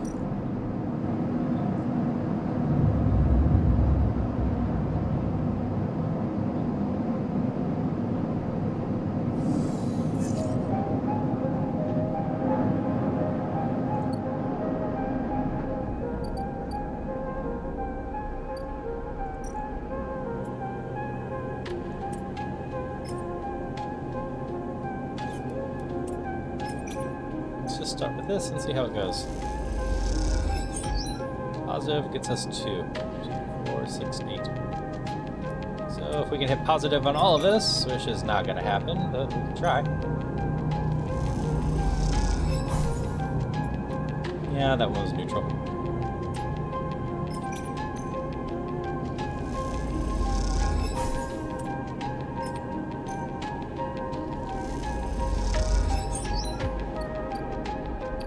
Don't know what the apartment gets us, but we can do it and see. Yes, everything's very stable now. We have no pressing issues going on.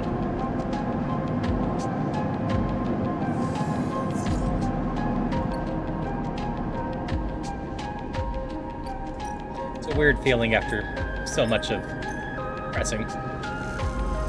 Alright, apartment's sealed up.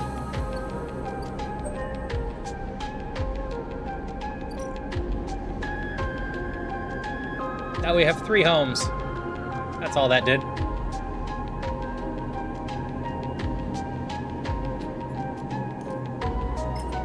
Might as well inject stabilizer. go get more soon, and we don't want to lose die.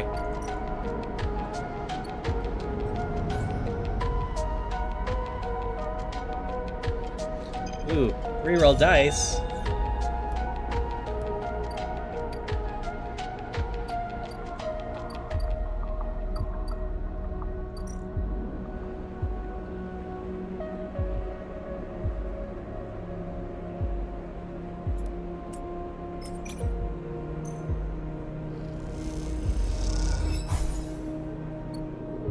That gets me the food. Ah, I can gather scrap out here. Let's try gathering out here and see how that goes. Positive, 1 scrap. Recurl. That becomes a 3.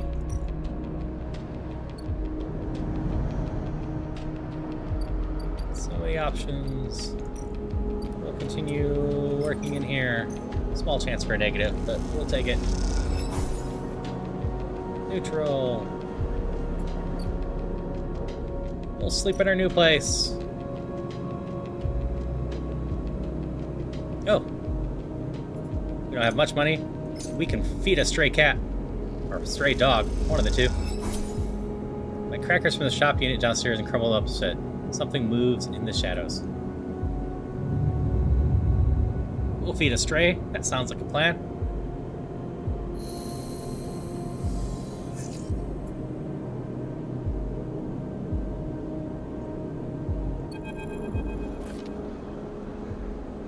It is a cat. The stray hops onto the work surface and looks down at the unit's small window. It doesn't acknowledge your presence. It just sits there beside the tray of crumbled crackers, stealing out at low end. I think I'm working on getting a pet. What's this cat's story? Are there more on the station? You haven't seen another in low end, but this vast megastructure that means little. There'll be a whole colony of cats like this one down in the Warrens. You look at its sleek dark fur and sharp eyes. It doesn't look ragged. It looks at home. In fact, its presence in the unit makes you wonder if this stray's apartment should be here squatting in. Let's just watch for now. When the stray is looking out the station, you feel its attention on you, waiting for you to spring your trap. You remain relaxed and watch as something flickers in its eye, perhaps the reflection of a passing ship. The stray settles a little and starts eating, picking at the broken crackers. You don't ever remember having been this close to an animal. It triggers something in you. Recognition of a life, totally unlike your own, but still somehow connected, parallel, even interwoven. The stray licks its crumbs from its fur. Do you like it here? Were you born here? Stay silent. Do you like it here? The stray flicks their tail at the sound of your voice. It's hard to imagine the stray liking anything, or at least being vulnerable enough to admit it. The stray's pleasure existing here, and this place shines through its every sinew. It is not that the stray is always happy on the eye, but the stray is engaged by its place. It is alive here. You turn your eyes to the window, the one that the stray looks out of, and you both watch the stars and ships together. You feel something pass between you and the stray, an acknowledgement of each other, since that each of you might share something with another. A point of connection. Then, all at once, the stray yawns wide, hops down from the unit and brushes along your legs. Then it's gone out through the unit door and back into the corridors below it.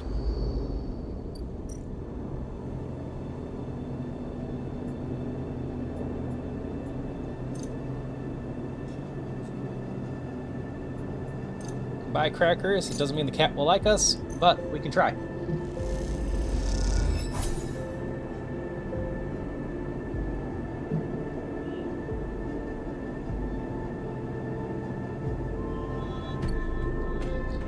Let's get more money to make friends with Stray. We'll continue working on the Yatagan stuff too.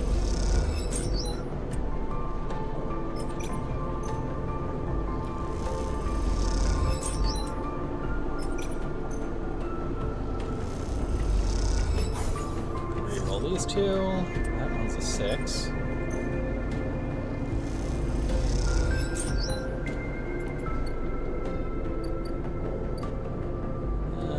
Scrap person somewhere, right?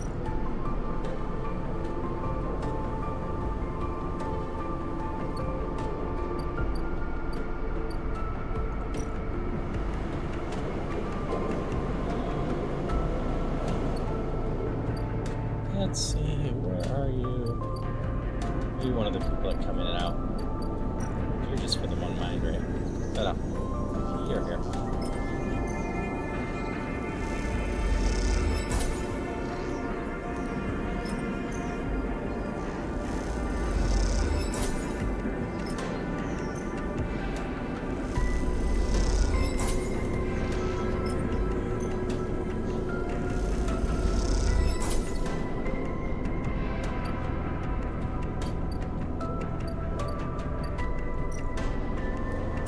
This, worst case, we lose a little condition.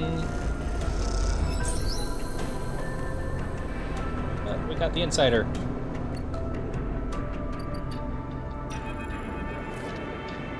This time you meet inside Rabia's office. Although now you've seen it, office seems like the wrong term. The fighter stood in an almost bare, shadowy unit midway through the sequence of stretches. There are 2 low stools and a terminal in the corner, but it seems that most of the space is taken up by a heavy punching bag, rubber matting, and a stack of weights. When Rabia turns to greet you realize she's missing an arm. It's not like she usually wears a set and cradle near the terminal, a web of colored wires running to it. Updates, she says, noticing you looking where her arm usually is. Nothing to worry yourself with. Sorry, Aya. Don't be. I'm sure you've seen it on the receiving end of more invasive stares than I have ever. You both settle on the stools, Rabia crossing her legs on top and sitting straight back at you. Jaya told me you've been doing the rounds, collecting tithes, patrolling the ward. She smiles. Some of the enforcers are impressed. I hear you handled difficult circumstances. Nicely done. I wanted to see myself. She raises an eyebrow. See what for yourself? If I can trust you. I see. Rabia flexes her neck side to side. And the conclusion is? Still deciding. Well, sleeper, Rabia says teasingly. Please keep us updated on any progress. She smiles a thin smile. Joking aside, I know that for you, life on the Eye has been a struggle. Hope we can do something about that from here onwards. Though some of our members may not see it this way, and though you too are a refugee. She looks at you solemnly. That is why you have come to us. Enough, Rabia. Sabine's voice cuts through the conversation. I'm tired of listening to your infected nobility. They cut across the room, Rabia's baton in hand, and lit with sparkling electricity. Rabia looks between the two of you. I suppose this ambush was another cooperation between you two? She looks strangely unfazed. No, they are acting alone. Sabine pauses, thrown off for a moment by your renunciation. Rabia takes the opportunity to act. She leaps up from the stool and fainting past. Sabine grasps the baton and twists it inward. She is by far stronger, and then she pushes Sabine to their knees, plunging the crackling end of the baton into the chest. They freeze there, Sabine struggling to keep the crackling baton from her skin. Stop. Then you support them. Rabia asks you, her eyes not leaving Sabine. Your loyalties are so easily swayed. I thought you were more than Yannick's attack dog, Rabia. Sabine to attack. Are you not able to think for yourself? Rabia holds the baton strong, and for a moment you think she's about to hammer it down in Sabine's chest. But after a painful wait, she throws the baton down instead. Then spins the baton in her hand, thumbing a switch and shutting it off in a single move. Now what? Rabia explain. Let's go with explain. They both look at you, each still catching their breath, as if they've forgotten about your presence. Explain what? How the moment I call my enforcers will come down here and take them away? Rabia cracks his head. You're lucky I didn't kill you. Would have had every right. Every right! She shouts, the anger wreaks intention more than a threat. Sabine lifts themselves a little, bruised from the fall. They roll onto their side and cough. Rabia gives them some space, sitting back on the stool. Sabine pops themselves up on their elbows, fixes Rabia with a hard stare. You have something to say? Rabia taunts. Say it! This is your final opportunity, because after this, no coming back. What's the point? She refuses to listen to criticism of the great Yanagon project. Rabia clutches herself. Speak. She folds her arms and waits to be convinced. Sabaya takes a breath, organizing their thoughts. They go to start, pause, and decide another approach, eventually say, Yannick is a traitor. Rebecca immediately flinches, her eyes going to her prosthetic arm, her muscles clenching. But she rides it out, more eager to prove Sabine wrong than she is to hurt them, at least for now. When I came here from Ensign Arp, they glance at you, gauging their reaction. It was Yannick who was the first to support me, to look after me. I should have known then, but I was naive and afraid. Sabine turns to you. Sleeper. They take a breath. I know I should have told you I worked for Ensign Arp long ago, but I thought you would abandon me. You are my final friend. What you should know is I left Ensign Arp because I was running for my life. I leaked documents on the Sleeper program, on the illegal and immoral practices it relied on, to the press. Ensign Arp wanted me dead. I fled as far as I could, to this refuge at the edge of the surrogate systems. Sabine stops to collect himself. What does this have to do with Yannick? Rabbit grasps. The Sleeper knows you're SMR. I told them. And while you hide beneath the cover of being a whistleblower, me and I both know you worked on the Sleeper program. Yannick told me as much. Sabine's face falls. It is true. They glance at you and then away, ashamed. They lift their head. But it's Yannick, not me, who's in the pocket of Edzar. Raya flinches again. I can prove it. He made some kind of deal to keep me here, to tie me up in debt, to lock me away. In exchange... Raya slams her hand on the desk. Just tell us, for God's sake! In exchange for those... Somebody's finishes, nodding towards Raya's prosthetic arm in the cradle. He's been using Yadigan Enforcers, using you as test subjects for Ensign Arc technology, and the data to prove it. He's been bringing them under the guise of stolen shipments and having me fit them, knowing each of them is capturing data and sending it back to its makers. Raya's fixed expression has started to fade. Sabine produces a slate. It's all here. Thousands of hours of usage data. Failure rates, error dumps. These are untested implants, Raya. They could short out, fail, cause cascading failures across a person's body. And they have. Sabine suddenly looks incredibly tired. I thought the error rate in the units was down to them being stolen or modified. I've tried to fix hundreds of failures in my time here. Not all of them. They stop, unable to continue. Raya closes her eyes and breathes in. When she opens them again, she holds out a hand to Sabine. Show me, she says. Later, much later when you leave, Sabine is still taking Rebane through the manifest and usage data. Both of them crowded around the terminals as Sabine leads Rebane up. Each and every layer of Yannick's betrayal. As you leave, Sabine catches your eye and then something passes between you. Something like thank you or sorry, or some other expression that communicates both sadness and hope.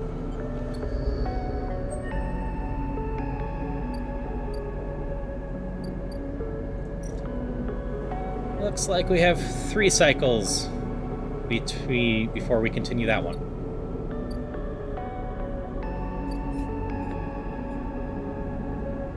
So 3 cycles for that one.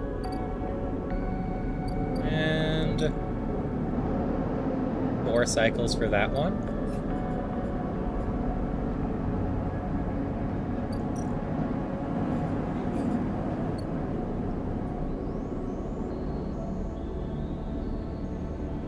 Yep, the storylines are well done in this. As I said, this and Exocolonists were fighting it out for indie narrative game in 2022. And playing through both, it's no surprise why they were. Where are you? There you are.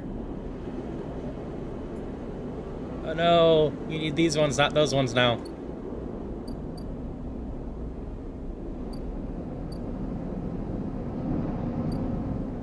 They made money. Let's feed the strays. How many times can I do this?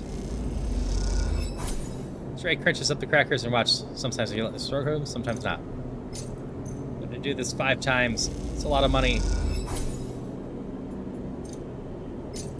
But just gonna try to trigger something even though I don't see a timer.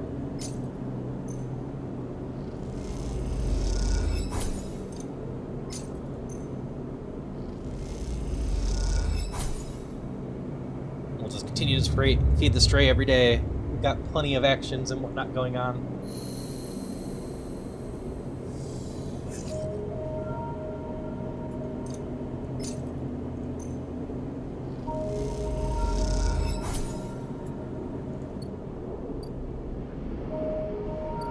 Who knows if it will lead to anything, but I have to imagine the stray will eventually love us.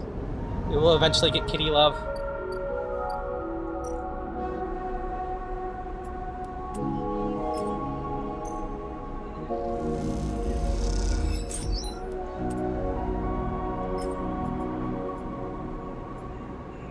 Okay. Got one. Got the mushrooms we needed there.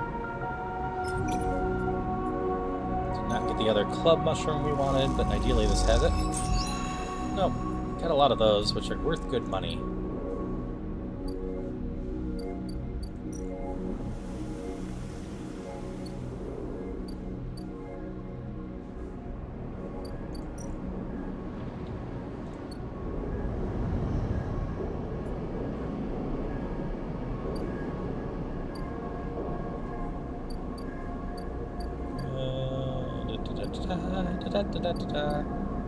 Keep losing the restaurant. There it is. You wanted 2 of these. You take some time to cook that.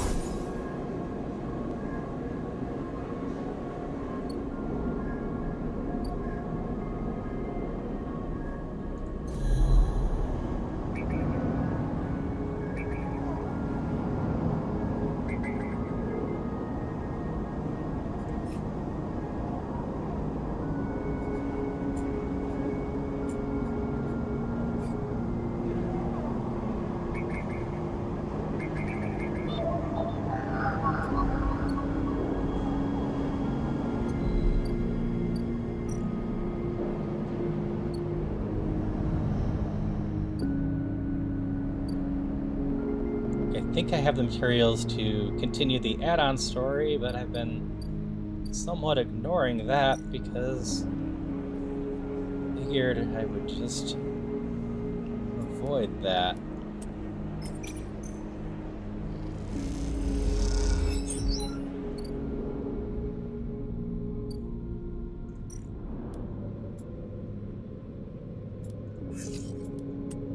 We'll gather scrap out of here.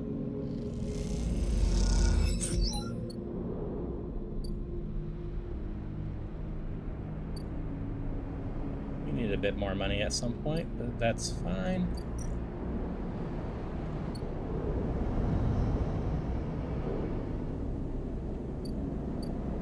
Just need to advance through for now.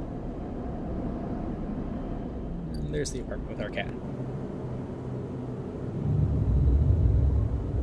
At some point our cat will love us. I believe in it. It's not today though.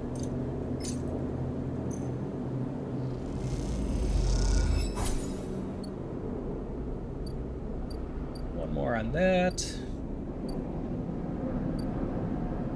Some more on that.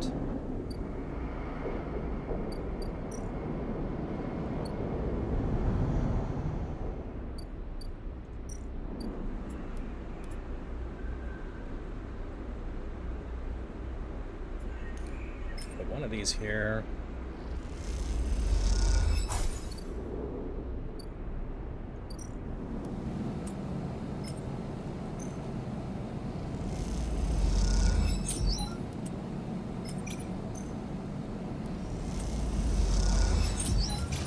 Just work for a bunch of money this time.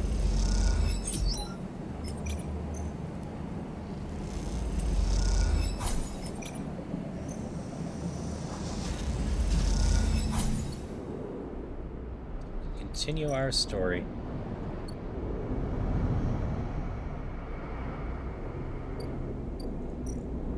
Hope our kitty will love us.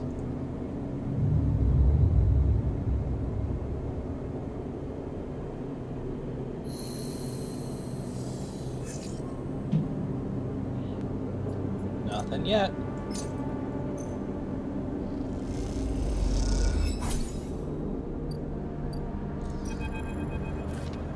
As you enter Rabia's office, you hear voices. Is that Sabine? Push open the door. Sleeper, what good timing! Rabia calls out to you as you enter. I wanted to introduce you to someone. A man sitting in the center of the room, speaking quietly with Rabia. He turns as you come in. Meet Yannick.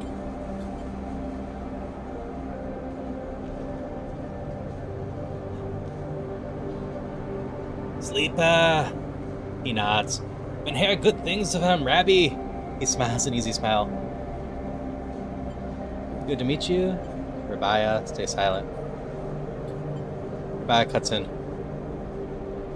Sleeper's been running patrols in the world. You know how we run things. Yannick raises his eyebrow. His eyes concealed from behind tinted glasses. You feel his stare, even if you can't see it. Actually, Rabbiah places a hand on your shoulder. The sleeper was what I wanted to talk to you about. She does a superior look. What is going on? Well, okay then. Yannick tucks his hands in his pocket. Go on. I'd like to recommend them to your ward. Tiny pause. They've shown themselves to be a capable ally here on the spec side. We've got more than enough to run our territories. Here the main block is proving more difficult. Yannick leans forward slowly. It is a mess, Rabbi. He waits, his tinted glasses shimmering despite the black moon. I can use them. He suddenly decides. Rabbi smiles. Good to hear. I can immediately. Yannick cuts her off with a raised hand. 1 second. He steps on a surprisingly light step closer to you. You eager to work, Sleeper? What kind of work? A question. Yannick lowers his head and raises it again as if he dropped something. Nothing new for you. He answers, not quite looking at you. You don't follow. What is he saying?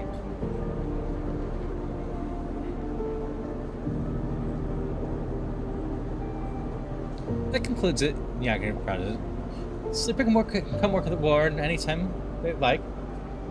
She's not sure who's speaking there.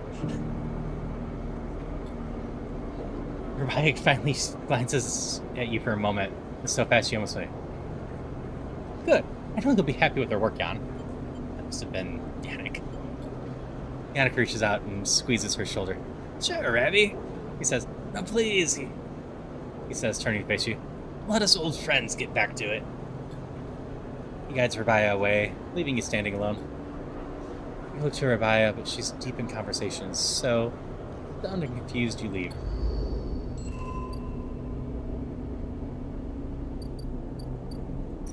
The Onyx ward.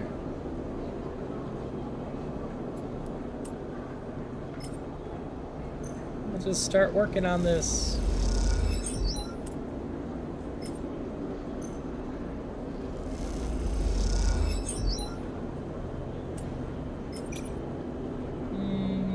Three's probably fine.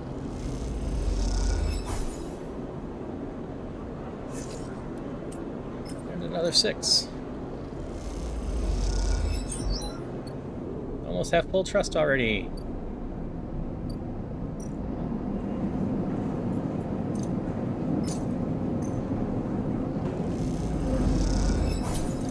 Let's see what the drink gets us. Just one? Yeah, just one. Slowly become a regular. Okay, that comes next cycle, so we can continue that other.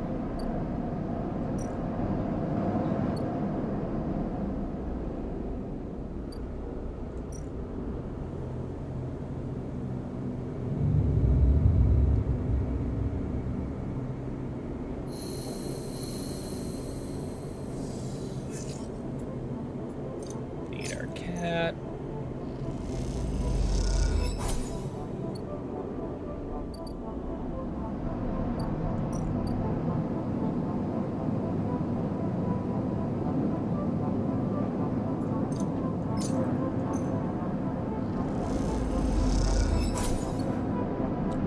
Shipment. Fabricate it.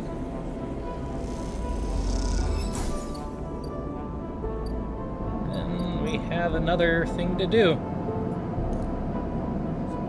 Oh, wrong one. This one.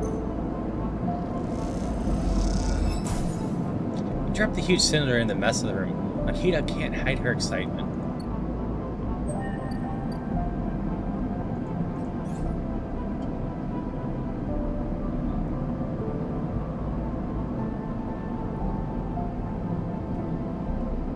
Grab a +2 to something. Probably could grab a +2 to the farm that I'm working at a ton.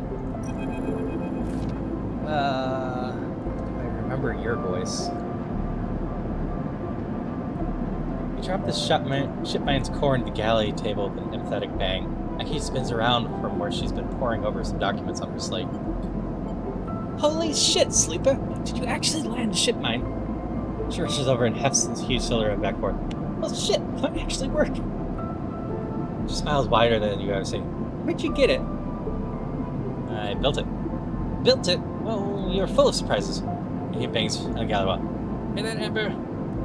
Sleeper got you in his ship mine. The sound echoes ship down patches. You have to admit, being in a small space with Akita when she's this excited is a little intimidating. He puts the ship mine back on the table. I'll start the process of fitting as soon as I can. Might need your help with some of it. She heads back towards the counter and grabs a slate. This isn't the only good news today either. Looks like my good karma's finally coming in. She throws the slate on the table and spins it so you can see the screen.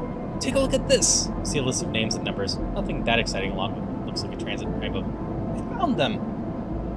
Found who? My crew! She points at the name on the list. Or more specifically, Ashton Cade. It was his pass that was used to access Amber and slice the ship mine. Thought he might have been killed or robbed.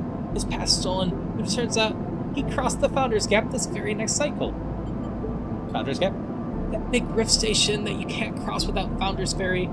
She leans back in her seat. I know some of the crew over the ferry, old mercs, used to run an outfit I worked with. I saw them in the Overlook, and they mentioned they saw Ashton's crossing. I checked the manifest, and there he was! Looks suspicious. He hasn't said a word since the theft, and anyone wanting to hide out might head to the Greenway and go to the ground. She flexes. He won't get far, though. There's no real docks out there, only a couple of jetties in the waist. Going after him? Not yet. First, I want to fit the ship mine. But maybe you could help me out? Sure, how? It's like this. I head over there, especially in Amber. He'll spot me a mile off and go underground. He'll find a way to slip to the station or bury himself so deep in the waste no one will ever find him. But you, Ashton doesn't know you. All I need is for you to go there and sniff around. Campman, not the stacks. I've gone to the edges, the margins, the wild places. That's what Ashton likes. You see him, you locate him, ping me on this. She hands you a comm air piece. Seeing as this is merc work, I'll be happy to give you merc pay. She sips her seat. Thing is, I haven't got much left. So how did I tell the boys who run the ferry to give you a discount?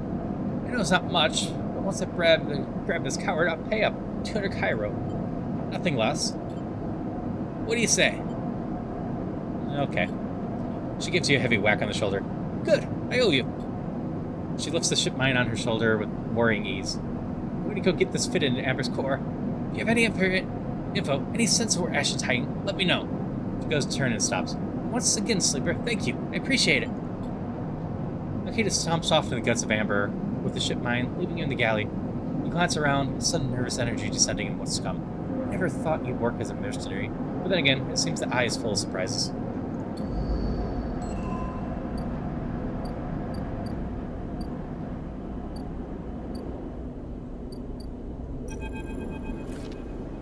Memphis is preparing the Matsuke caps. He cleans them carefully with a damp cloth before shaving the stalks as if he was sharpening a pencil.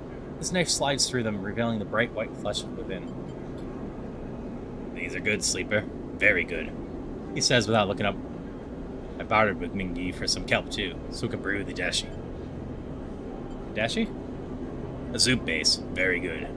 Memphis slides the Matsuke mushrooms to one side and takes out a closed pan. He opens the lid and you see green wafer kelp sitting in the bathwater. Been soaking in it since last cycle. Memphis' face. Should be good to go to warm now. He places the pan on the burner and turns it on. We have some time now. He wipes his hand, cleans, and throws the cloth over his shoulder. However, there's one difference this cycle. He smiles. You've been the one providing ingredients. It's my turn to provide a story.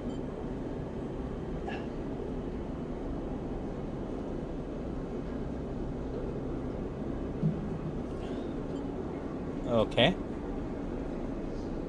Good. This story's important to me.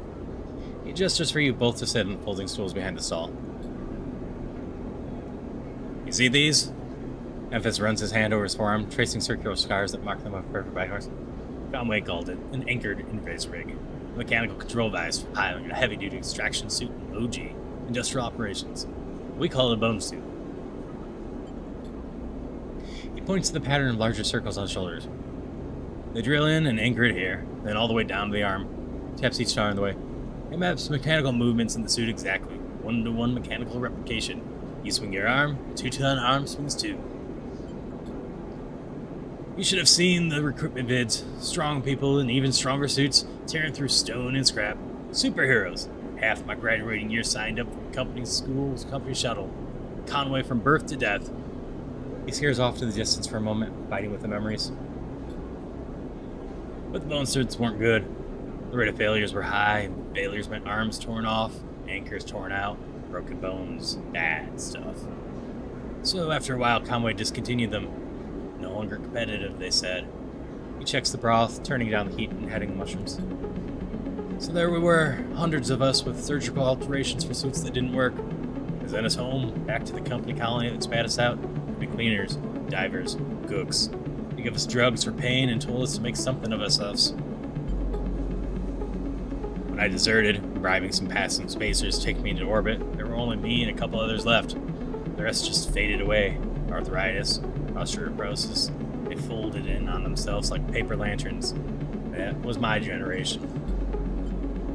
The anchor points still ache, still burn. You touch the stars. But what burns worse is the betrayal. I've been on the eye a long time now, but that will never fade. Not that, and not the faces of my friends. If this reaches over, sprinkles a handful of leaves in the broth. It's ready. Thank you. Thank you for listening to me. I will not let their story die. As long as I'm telling it, it will remain. Memphis pours the broth into double-walled metal bowl and hands it to you. Heat radiates through the hands, and the smell drifts up, rich and dark, like pine forest after rain. You drink the broth slowly, chewing the sake and thinking. Memphis busies himself cleaning the pans and the bowl, sealing the kelp back up for another day. Then he quietly comes to sit with you while you finish your meal. Neither of you speak, preferring instead to let the story linger in the air a little bit longer. It is not that there's nothing to say, it's that sometimes, in the moments after something speaking, breaks the spell. So you both idle, eager to be in each other's company, Memphis taking longer over his cleaning, his packing, and you savoring the final dregs of broth. When you finally finish, and hand him the bowl, you feel the spell break, and the story leaves you both. As you leave, you know that both of you are somehow a little more empty, a little more full than before.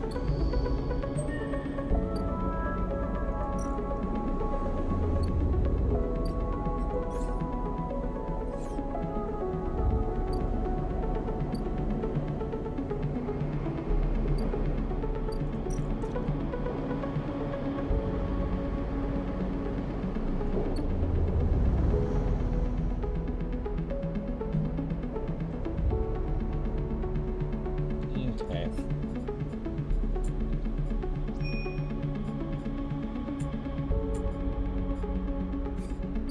We have this over here.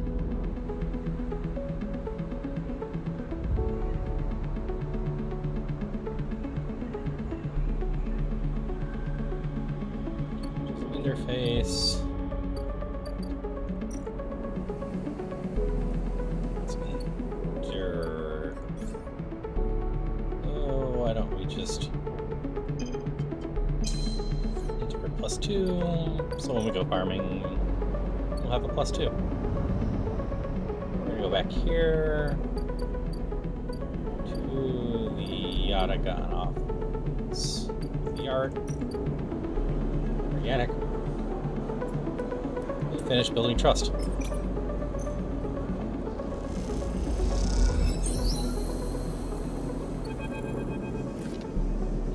You almost laugh when you see it.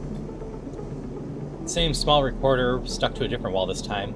Right across it, the fluorescent tape is the filler word sleeper. You grab it quickly. Rabia says sorry. Sabine's voice sparks up once again. She said she didn't want to have time to brief you before setting up with the old man. I'm sure you've got the play by now. Earn his trust, work the block, then we need you to get into his office. It's risky, but obviously you're the only one of us he doesn't already know. Either way, we need to locate the link to Ensign Arp. You hear a shot in the background of the recording. Rabia says be careful. Sabine continues. The data suggests there's some relay processing implant data and sending it to SMR. We can't lock down its position. Either he's moving it or it's moving itself. or it's rerouting through other relays. We can't understand it. Maybe you can find some details on it in his office? Since he trusts you, you should be able to get close enough to get into the office. You only get one shot. The recording creaks and whines. That's the final piece of the puzzle to end this. A pause. Good luck, Sleeper. I'm sorry, too. Be safe. The recording clicks off, leaving you in silence. You pocket the recorder, just in case, and walk away. Looks like it's up to you.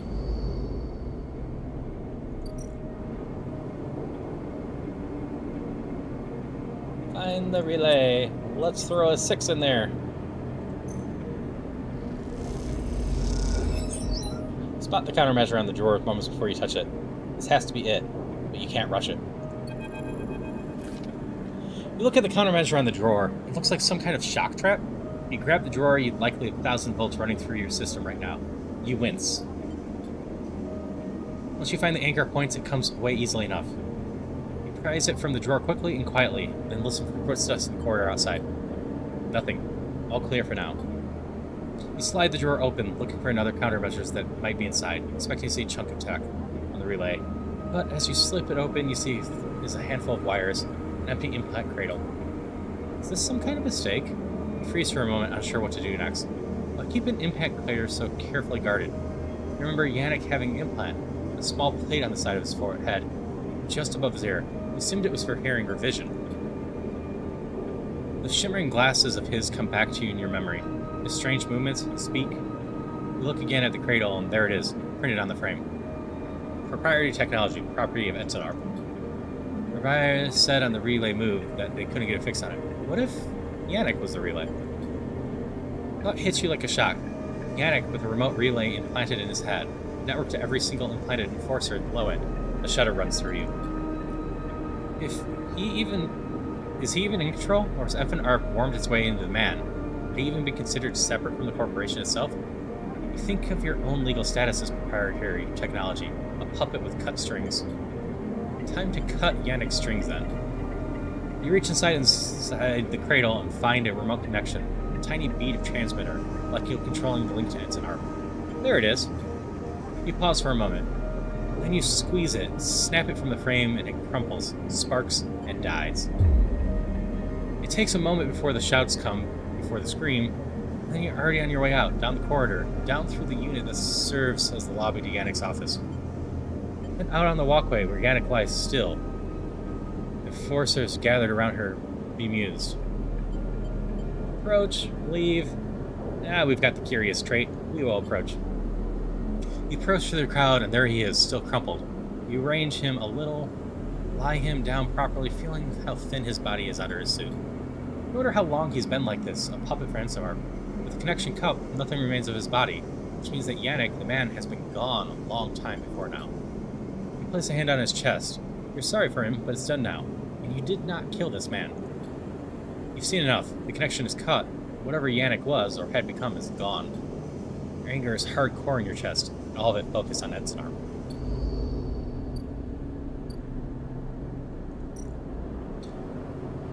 So, 4 cycles for this.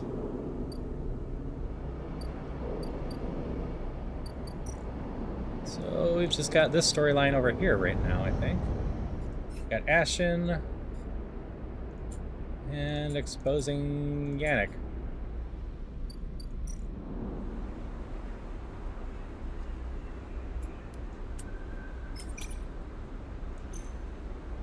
So, looking for tracks. Rerolling this one.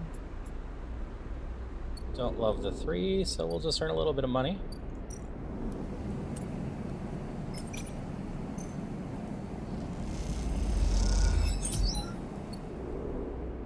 And I'm feeling lazy, so we won't go check on our cat.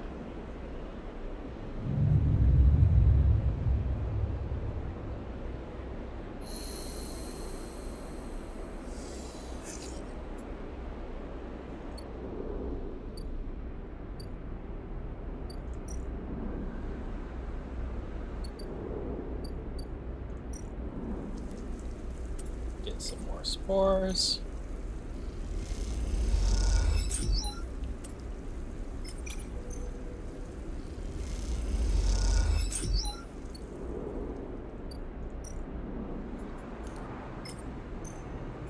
going to need some more of those for stabilizer soon.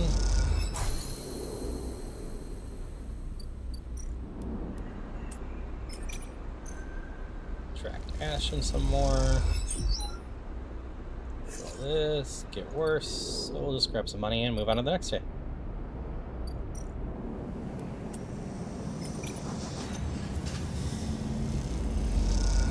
Just keep this moving.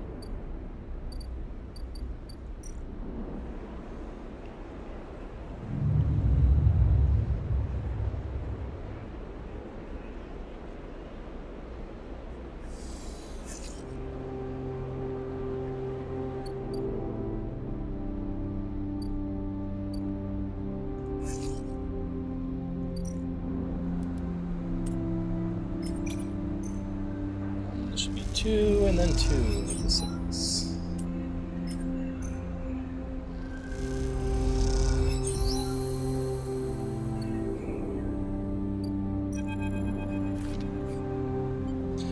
The trail ahead extends deep into the overgrown section of the greenway.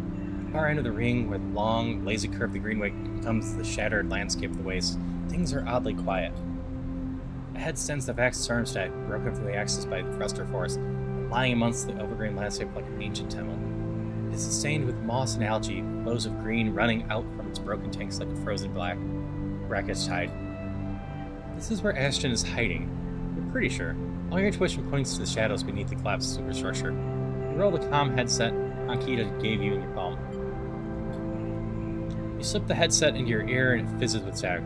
After a few moments you hear Ankita. Sleeper, have you located the target? A doubt enters your mind. Can you be sure?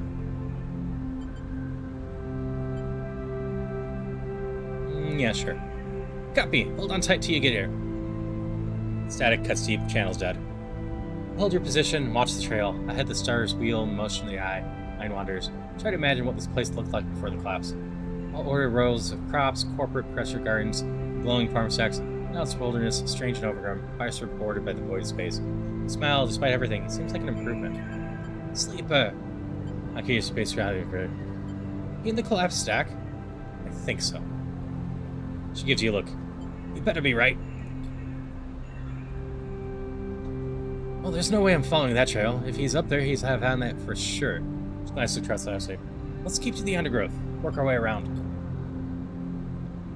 She heads off towards the central spine of the greenway with you following close behind.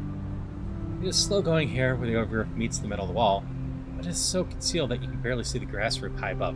Akita somehow seems to know where to go. Akita works her way through the dense undergrowth, pushing aside branches and fronds. It's exhausting and you desperately want to rest.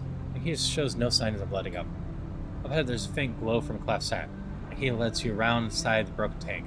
You both step through the opening, trying to avoid the broken glass that sits among the moss and algae. You work your way through the slanted tank, and he's setting a deliberate pace. Somewhere water drips, and you swear you hear birdsong. Hanging plants catch the light, coating the pace in a pale, sickly green. Akita reaches the edge of the tank, where it meets the central drum, and holds a hand for you to stop. You inch forward and look over the edge. The vast drum is like a cistern, with plants growing on all sides, and wet mossy islands at the base. It's beautiful, and for a moment you can't see anything but tones of green. Then you see the sleeper. In a faint circle of light descending down through the drum, the sleeper lies slumped at an odd angle, surrounded by crates. Beside them, on one of the mossy islands, there's an object, a cylinder set on the tarp. It's connected with the sleeper's head. You flinch. Are they one of the others? One of the ones that escaped with you? You squint, trying to recognize them. They're twisted, broken, open, wrong. You look away. Ankita doesn't look at you. She doesn't look at the sleeper. She fixes her eyes on the object.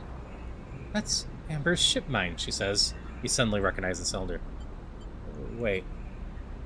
You turn to Ankita to speak, but she's already gone. She drops off the edge of the tank and lands on one of the mossy islands, her armor letting out a hiss as it absorbs the impact. The shot hits her shoulder piece, the ceramic armor creaking but holding as she braces in the impact. She launches herself forward, now activated armor launching her arm across the drum. Another shot goes wide before she reaches the cover of the crates beside the sleeper.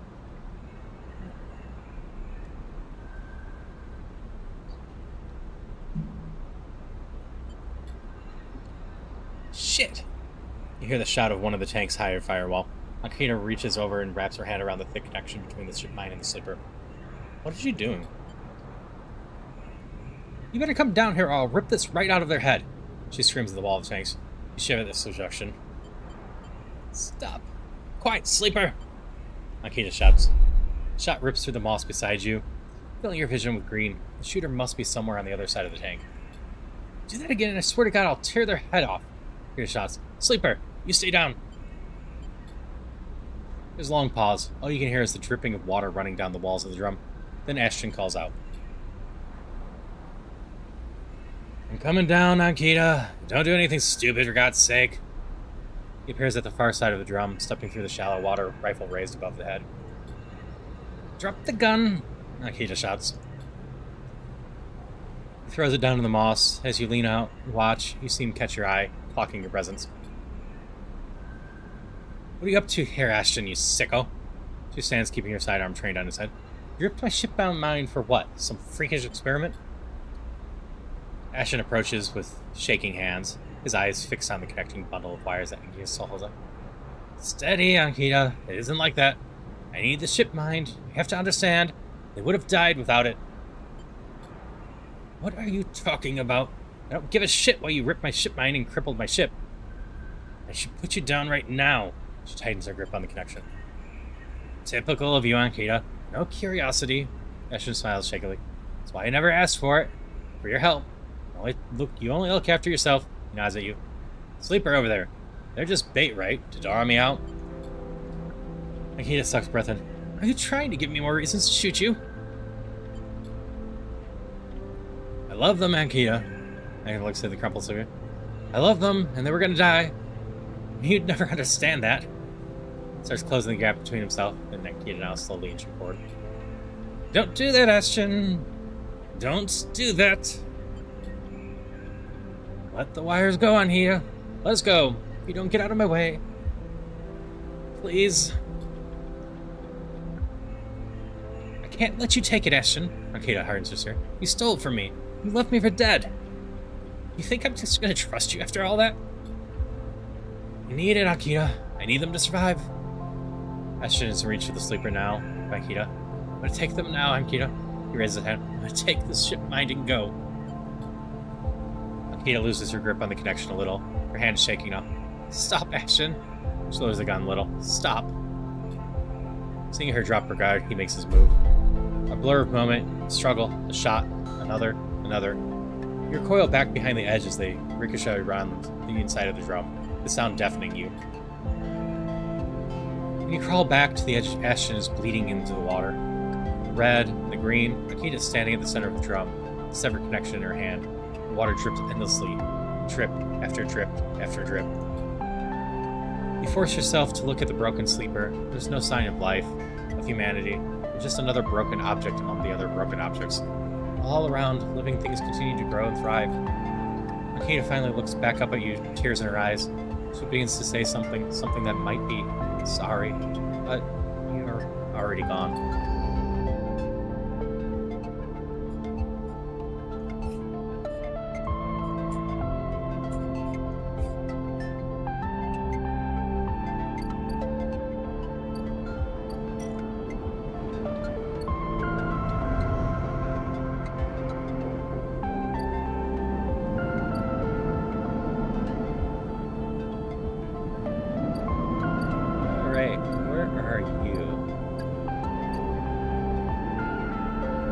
Cycles there.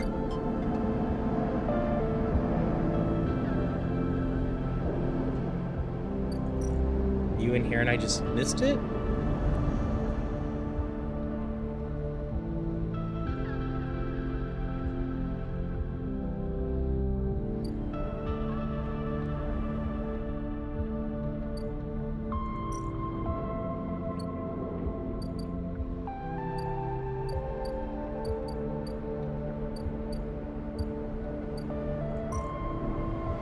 See it.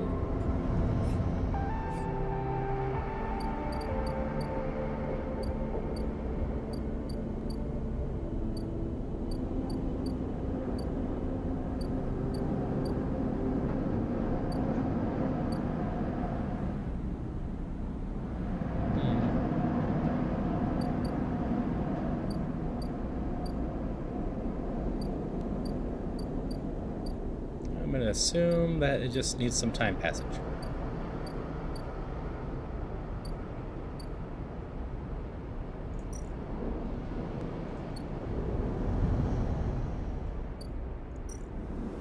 So we're just going to work the farms and advance time.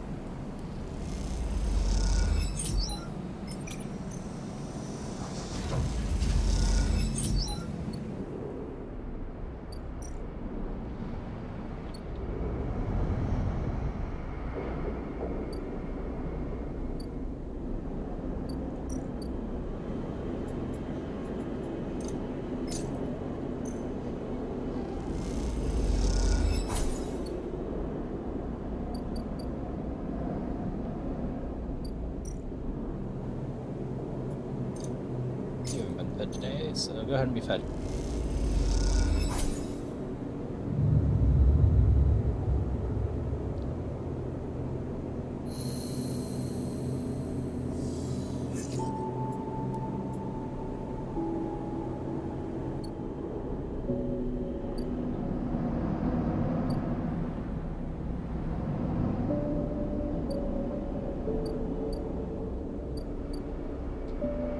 Cycle for that.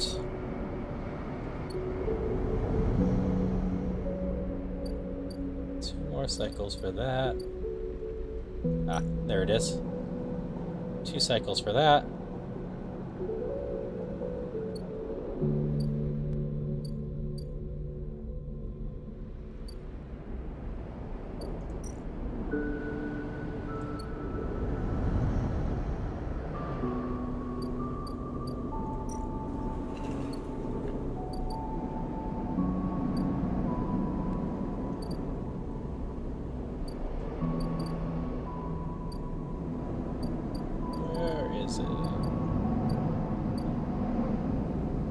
We temporarily lose access to the doctor's office.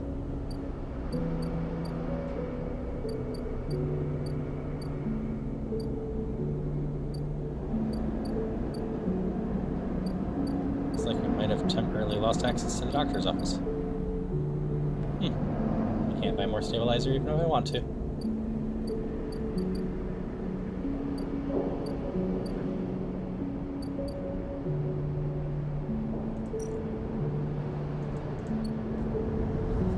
We can eventually make it otherwise.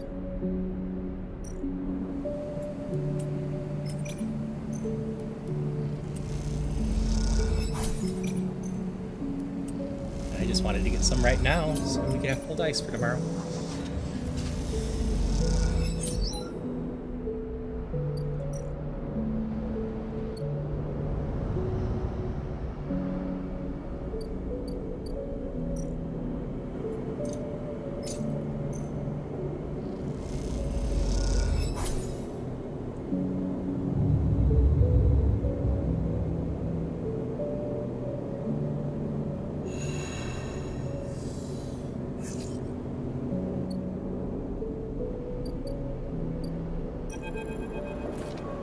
Even before you enter the office, you can hear the sound of Rebecca working on a heavy bag. She's hammering it, the chain creaking as she shakes with each hit.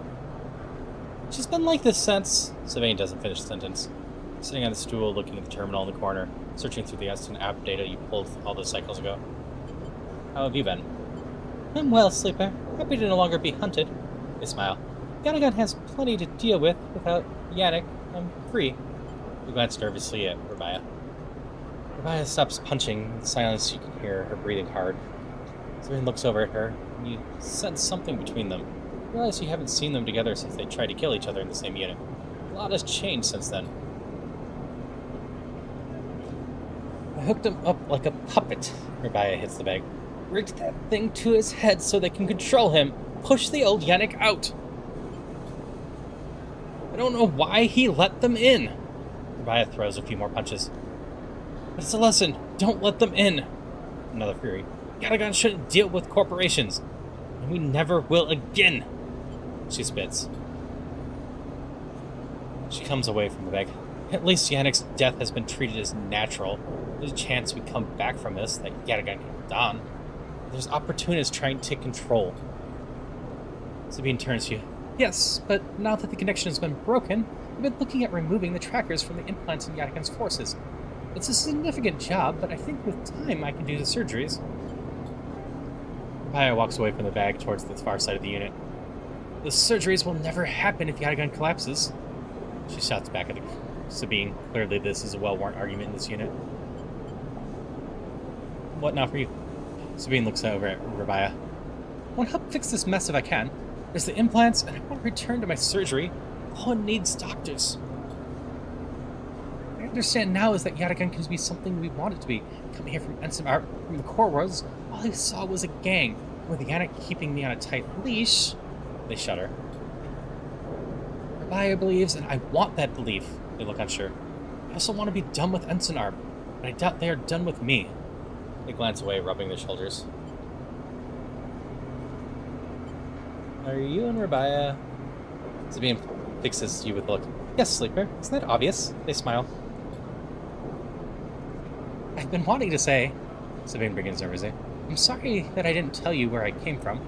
I've apologized before, but I want to again, they pause, properly. When I leaked the data on the Sleeper program, it was to try to help people, like you. They grit their teeth. But after all the cycles here, being pushed down, pushed around, trying to survive, all that got away from me. So when you turned up, it shook me up. They ran a hand through their hair. But I ended up here, so... They look at Rabaya. Oh, of course. They reach in their pocket and take out a handful of vials.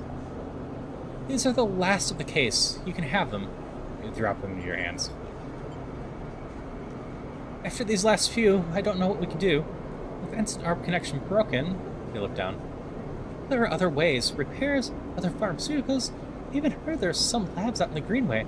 Perhaps they can help? They meet your eye. I'm sorry I can't do more. Thank you for everything. They look away, their eyes bright with tears. Rabaya crosses back to you both and sits beside Sabine. Look at each other, and you can't help but smile at the idea of them together. What are you two plotting? Rabaya grins. Sabine laughs, and the sound is welcome one. You watch the two of them teasing each other and smile. Later when you leave, you take out a handful of vials out of your pocket and look at them. You still feel the core of anger deep down inside. You don't know if they'll ever leave. But Ensign Orp doesn't own you anymore. They can't, because this place, these people own you. They are what makes you get up every cycle. They are what keeps you breathing. You put the vials away, and you walk through low end. Your senses turn to every sight, every smell, every sound, soaking it all in, living.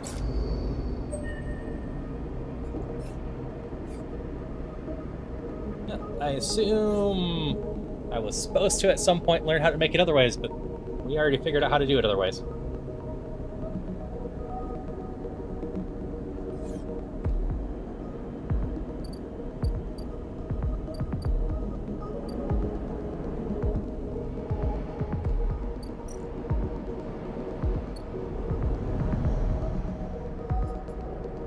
So we have 3 stabilizers and do this one tomorrow. And continue just to work the farm for now. Pile up the money and call that good.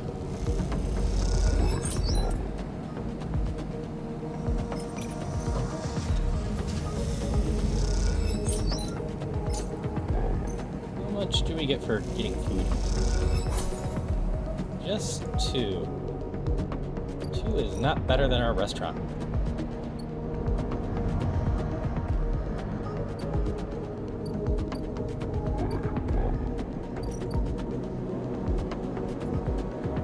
Because that's 1 less and gives us 3.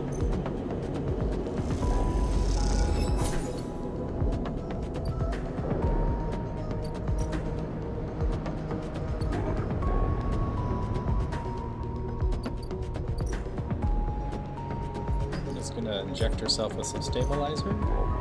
Sleep. See what we have after this.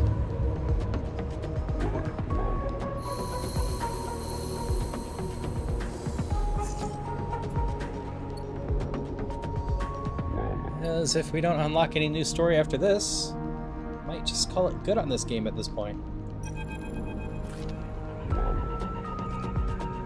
It's about 9 feet out of the track of the farm stack. She's a box on her shoulder and is working her way down the slope. She sees you as she approaches. Neither of you speak for a moment. She looks tired, pale, her hair is tangled and clumps of dirt hanging on her arm. You both eye each other. Akita. She holds up her hand. Sleeper. She takes a breath. I'm sorry for what happened. Truly am. She looks down. I'm sorry you ended up in the middle of this, and all you have shown me is kindness. She rubs her face. I'm sorry.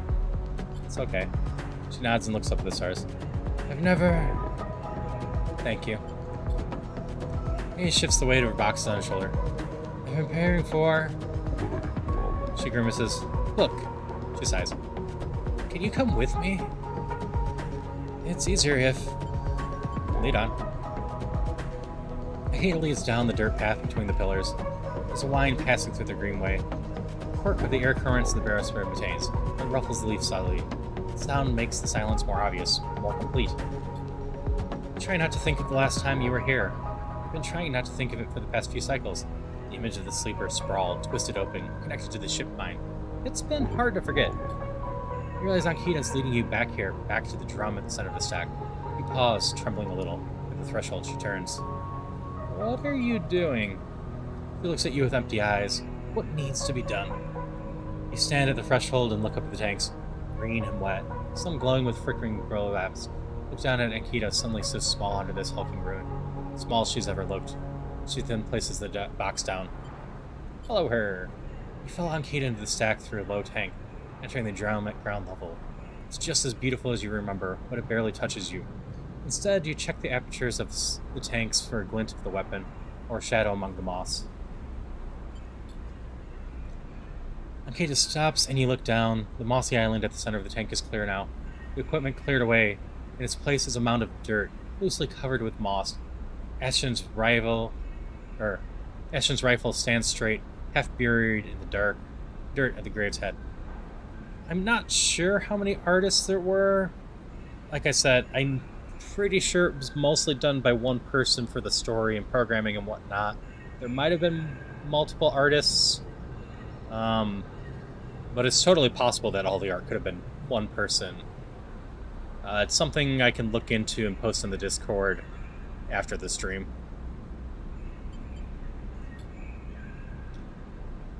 I buried them together, Akita says without turning. You both stand there in silence for a while.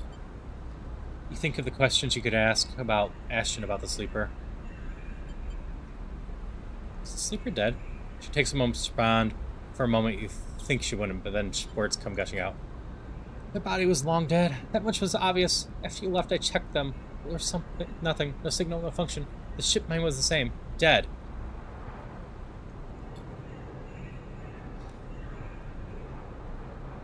Hi, Captain, and thanks for the raid.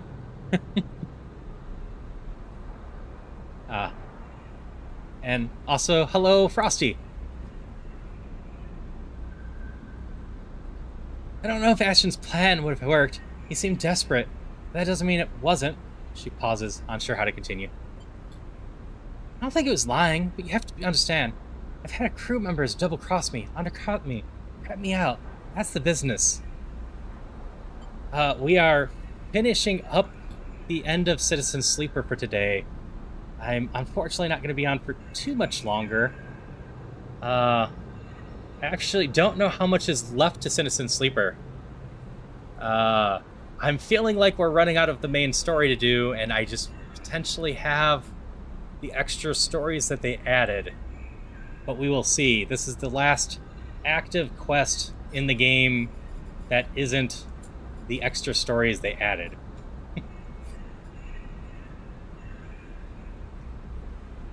He wasn't a good person. None of us in this job are. This is how we die, alone. I'm sorry, they had to die too. She stops, not sure what to add. It seems like she's reaching for something, but she can't quite get there. You feel that gap widen between you. And as you do, it widens. The water drips, the moss trembles. You both stand in silence for a while. You feel it, life creeping back in, and the silence ending. Akita shifts her weight, and then starts to walk out. You follow her, suddenly eager to be back in the open space of the Greenway, to be out away from this place forever. But yeah, if it's not obvious, we've been doing a narrated version of Citizen Sleeper, playing through the game. I've been completely blind. I've never played this before. Just playing through it. So that's why I have no clue how much is left of this story. Pretty sure we're getting close. I've stabilized pretty much everything in the game. Nothing seems to be going after us anymore. Just wrapping up loose ends at this point as far as we can tell. You stand outside and breathe the fresh air. You stare at the green leaves and stars wheeling above them. That's it, says Ankita from somewhere behind you. You try to think of something to say, but you can't. Ankita puts a hand on your shoulder. You turn back to her. At least take this. She forces a handful of cryo chits into your hands. It's what I owe. She looks at you desperately. You look down at the metal bars. Ugly little things you say. We're doing fine. Let's just drop them. You open your hand and let the chits fall to the floor. They plunk into the dirt and she does not pick them up. You turn away without saying a word and continue the track. She does not follow. As you walk up the rise and the wind picks up and the leaves shudder. You walk faster, trying to outpace your anger. You think of those ugly metal bars in the dirt.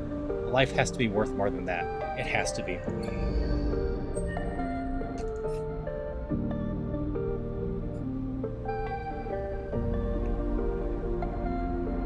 Alrighty. So, as far as we see, gone through all these now. And all we have left is the extra story that's hiding over here. Which, technically, I think we could trigger, but I have no clue how long this is. I guess we've technically hit the ending. Yeah, Tuna. I don't know what else there is to do in the game at this point besides the extra story. I've got no active quests left. I could run through some more cycles, but as far as I can see, we've hit all the active stuff. Like, it's weird, but we're kind of ending with a whimper as far as I can tell. We had some cool storylines. I'm wondering if the extra stories go somewhere and whatnot, but yeah, because we've avoided all major problems. We got rid of our tracker, so nothing's coming for us anymore. We have a way to medicate ourselves that doesn't cost money. We have a stable job. I think ultimately we have a happy enough ending. We learned that the space station is going to potentially get destroyed, but as long as we work on it, it should be fine. There's no definitive ending, which is weird. But yeah, I'll have to look into it to see if there's supposed to be some sort of definitive ending I'm missing. But I feel like unless this does something, but this specifically says that it is 3 episodic updates to Citizen Sleeper telling the story of refugees. So, unless I'm missing something,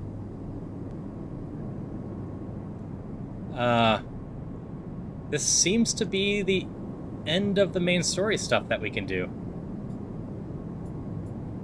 Which is just a weird way to end, but like, it gave us a chance to do all the story stuff that we were running on. Because, like, if we had ended with Fang's stuff or the Doctor's stuff or anything like that, like, if we ended with the tracker, we wouldn't have been able to finish those other storylines at all. But yeah, I'm not sure what else to do at this point. I can just make a lot of money and work on stabilizing myself, but I've got we've got absolutely nothing threatening us at this point.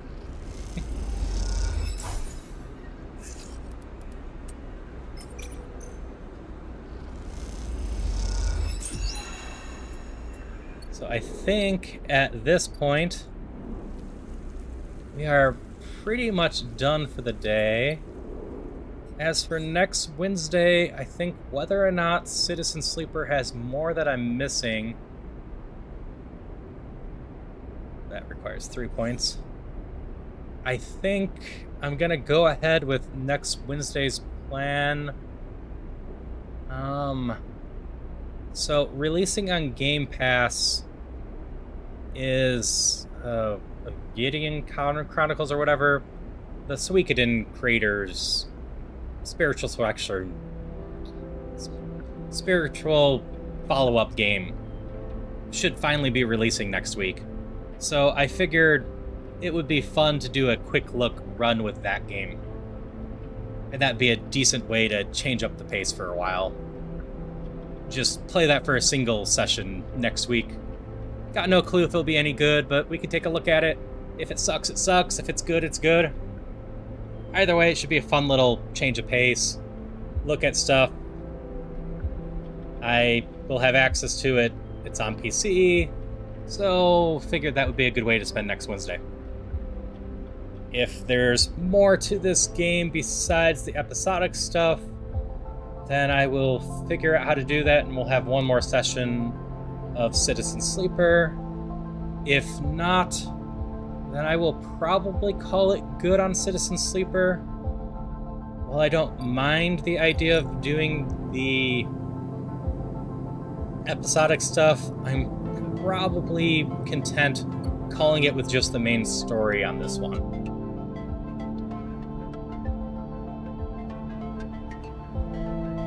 Unless there's high demand to go through the episodic stuff. But I wouldn't mind moving on to whatever game happens to be next after that.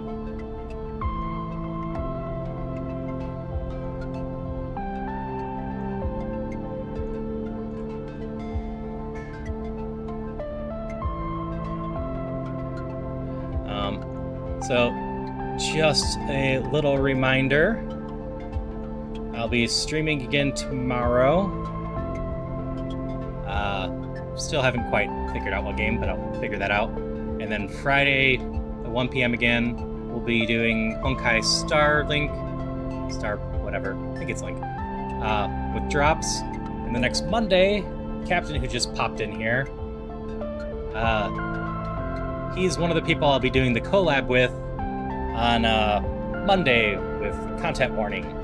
And that will be at 7 p.m. Central. Let me double check the time. Yep, 7 p.m. Central, 8 p.m. Eastern.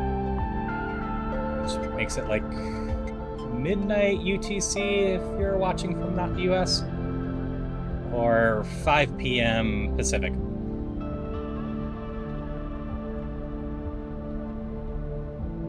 So that'll be fun playing with the captain for the first time. I'm looking forward to that. And I think that covers all the future streams. Like usual, tonight, the next episode of I Was a Teenage Exocolonist will go up, which again is just the previous Exocolonist streams edited down into nice, easy episodic chunks. And then Friday, I don't have the usual weekly video that I've been working with since I'm doing the extra stream, but I still have the weekly anime quick looks that I'm doing, which I might as well just announce that this week's Delico's Nursery, also known as Trump. And I think that's everything I have to cover, so unless people have any quick questions, that's probably it for this week. I will remember to go look up the artist for Citizen Sleeper and post that in the Discord. And beyond that, I will look into if there's something about the ending of Citizen Sleeper I missed.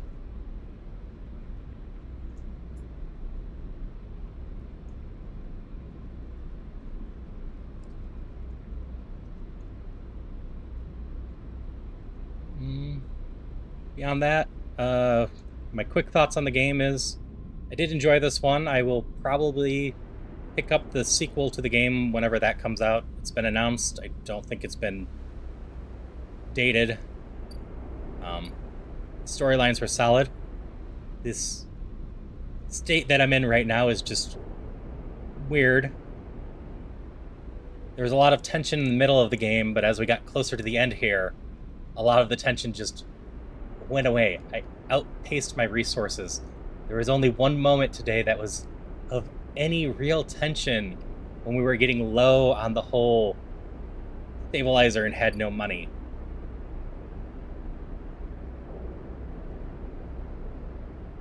So, for me, I preferred Exocolonist, but as I mentioned before, I am a huge sucker for the games with a lot of different stats I can build up, the sort of dating sims and whatnot. I just enjoy building up those and having a bunch of different areas to go do stuff. Adding an in-depth story on top of that, like Exocolonist had, was really nice, because I've played a lot of those terrible dating sims in the past for no other reason than to try to min-max and build up my stats. And I know they're terrible games, but I still had fun with them. So having a game like that actually be good was just really good for me. Now, as for ignoring that aspect, like, I've filled out most of this tree, but realistically, in Exocolonist on my second playthrough in particular, I filled out most of that tree as well. So I'm seeing a lot of that. I don't know, sitting here, how much of this game I've missed. I might be missing something with the end, and I know there's a couple different paths on choices that I could have done. I probably could have gotten a better outcome on some things. Maybe there was a way to rig the ship thing and get a better outcome for Lem and Mina, etc. I'm sure there's a number of hidden things that I missed in this game. But there's nothing I'm sitting here going, I need to do a second playthrough on Citizen Sleeper here to change the outcome, to truly see these other things. Meanwhile, in the middle of my Exocolonist play, I was sitting there going, I need to change this. I need to fix this. I need to get to the end of this game so I can play it again. And I'm not necessarily saying that makes it a better narrative outright, because just having that alone wouldn't make Exocolonist have the better narrative of story. But personally, I found the quality of writing for both pretty close, so that driving factor of me wanting to replay it, of there being so much of a branching path, puts Exocolonist ahead for me. But both had fairly engaging characters and a lot of moments that I really enjoyed. Now, I will say, for one key difference of the two, I cried during the stream trying to narrate it for Exocolonist. At no point during Citizen Sleeper did I get anywhere near that emotional. There were parts of Exocolonist that were just that rough to get through. Citizen Sleeper has some decently emotional moments, but I was never resonating with the characters so hard that I was fighting through tears to try to read through the narration. Meanwhile, with Exocolonist, I definitely reached that point full-blown once and got close a few other times.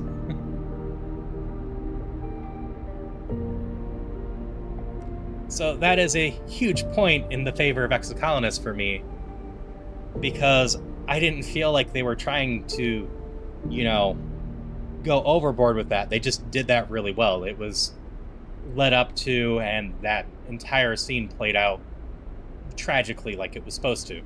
And it was just very well done. It was one of the more powerful moments that I've done in a video game for a long time. And yeah. I'd recommend both of these games to anyone that enjoys going through a story. For me, Exocolonist gets the easier nod just because there's so much to it that you're not going to see with a single playthrough. I honestly don't know how much you didn't see if you watched my 2 streams of this game. So again, that's something I'm going to have to look into and see how worthwhile a second playthrough of Citizen Sleeper is.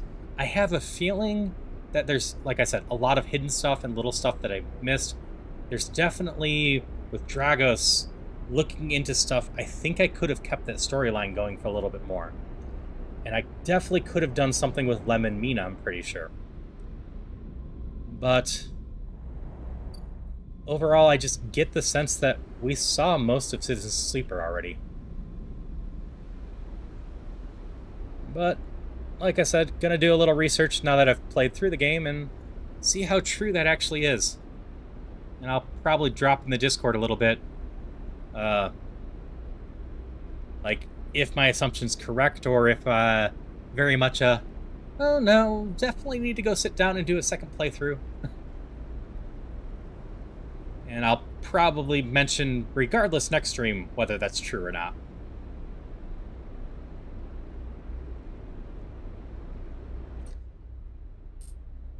Let's see. I can force an autosave somehow, right?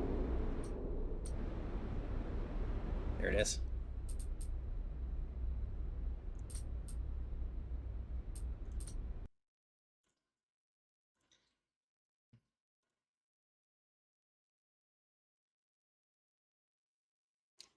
Might as well switch to this, so I'm a little bit bigger instead of just sitting on the game. Yeah, that's my general thoughts between the two. I did quite enjoy both of them. Happy I played both of them. Both definitely lived up to what I've heard of them for storytelling games, narrative-based visual novels to some degree.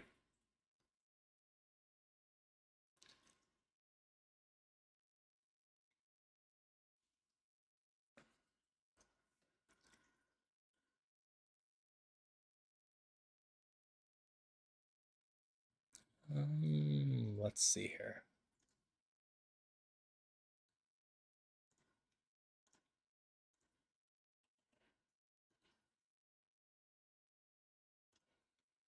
Should get better at doing this. So, there is anyone out there in this link. Should be a link to the Discord if you wanted to continue to discuss anything, or a link to my other socials. So, I should just throw that in my about on Twitch in general, which I will do right after the stream. Anyway, I hope everyone's doing well, had a good day, and I'll see anyone that tunes in tomorrow or Friday or Monday or next Wednesday, because I am just loaded up with streams for the next week.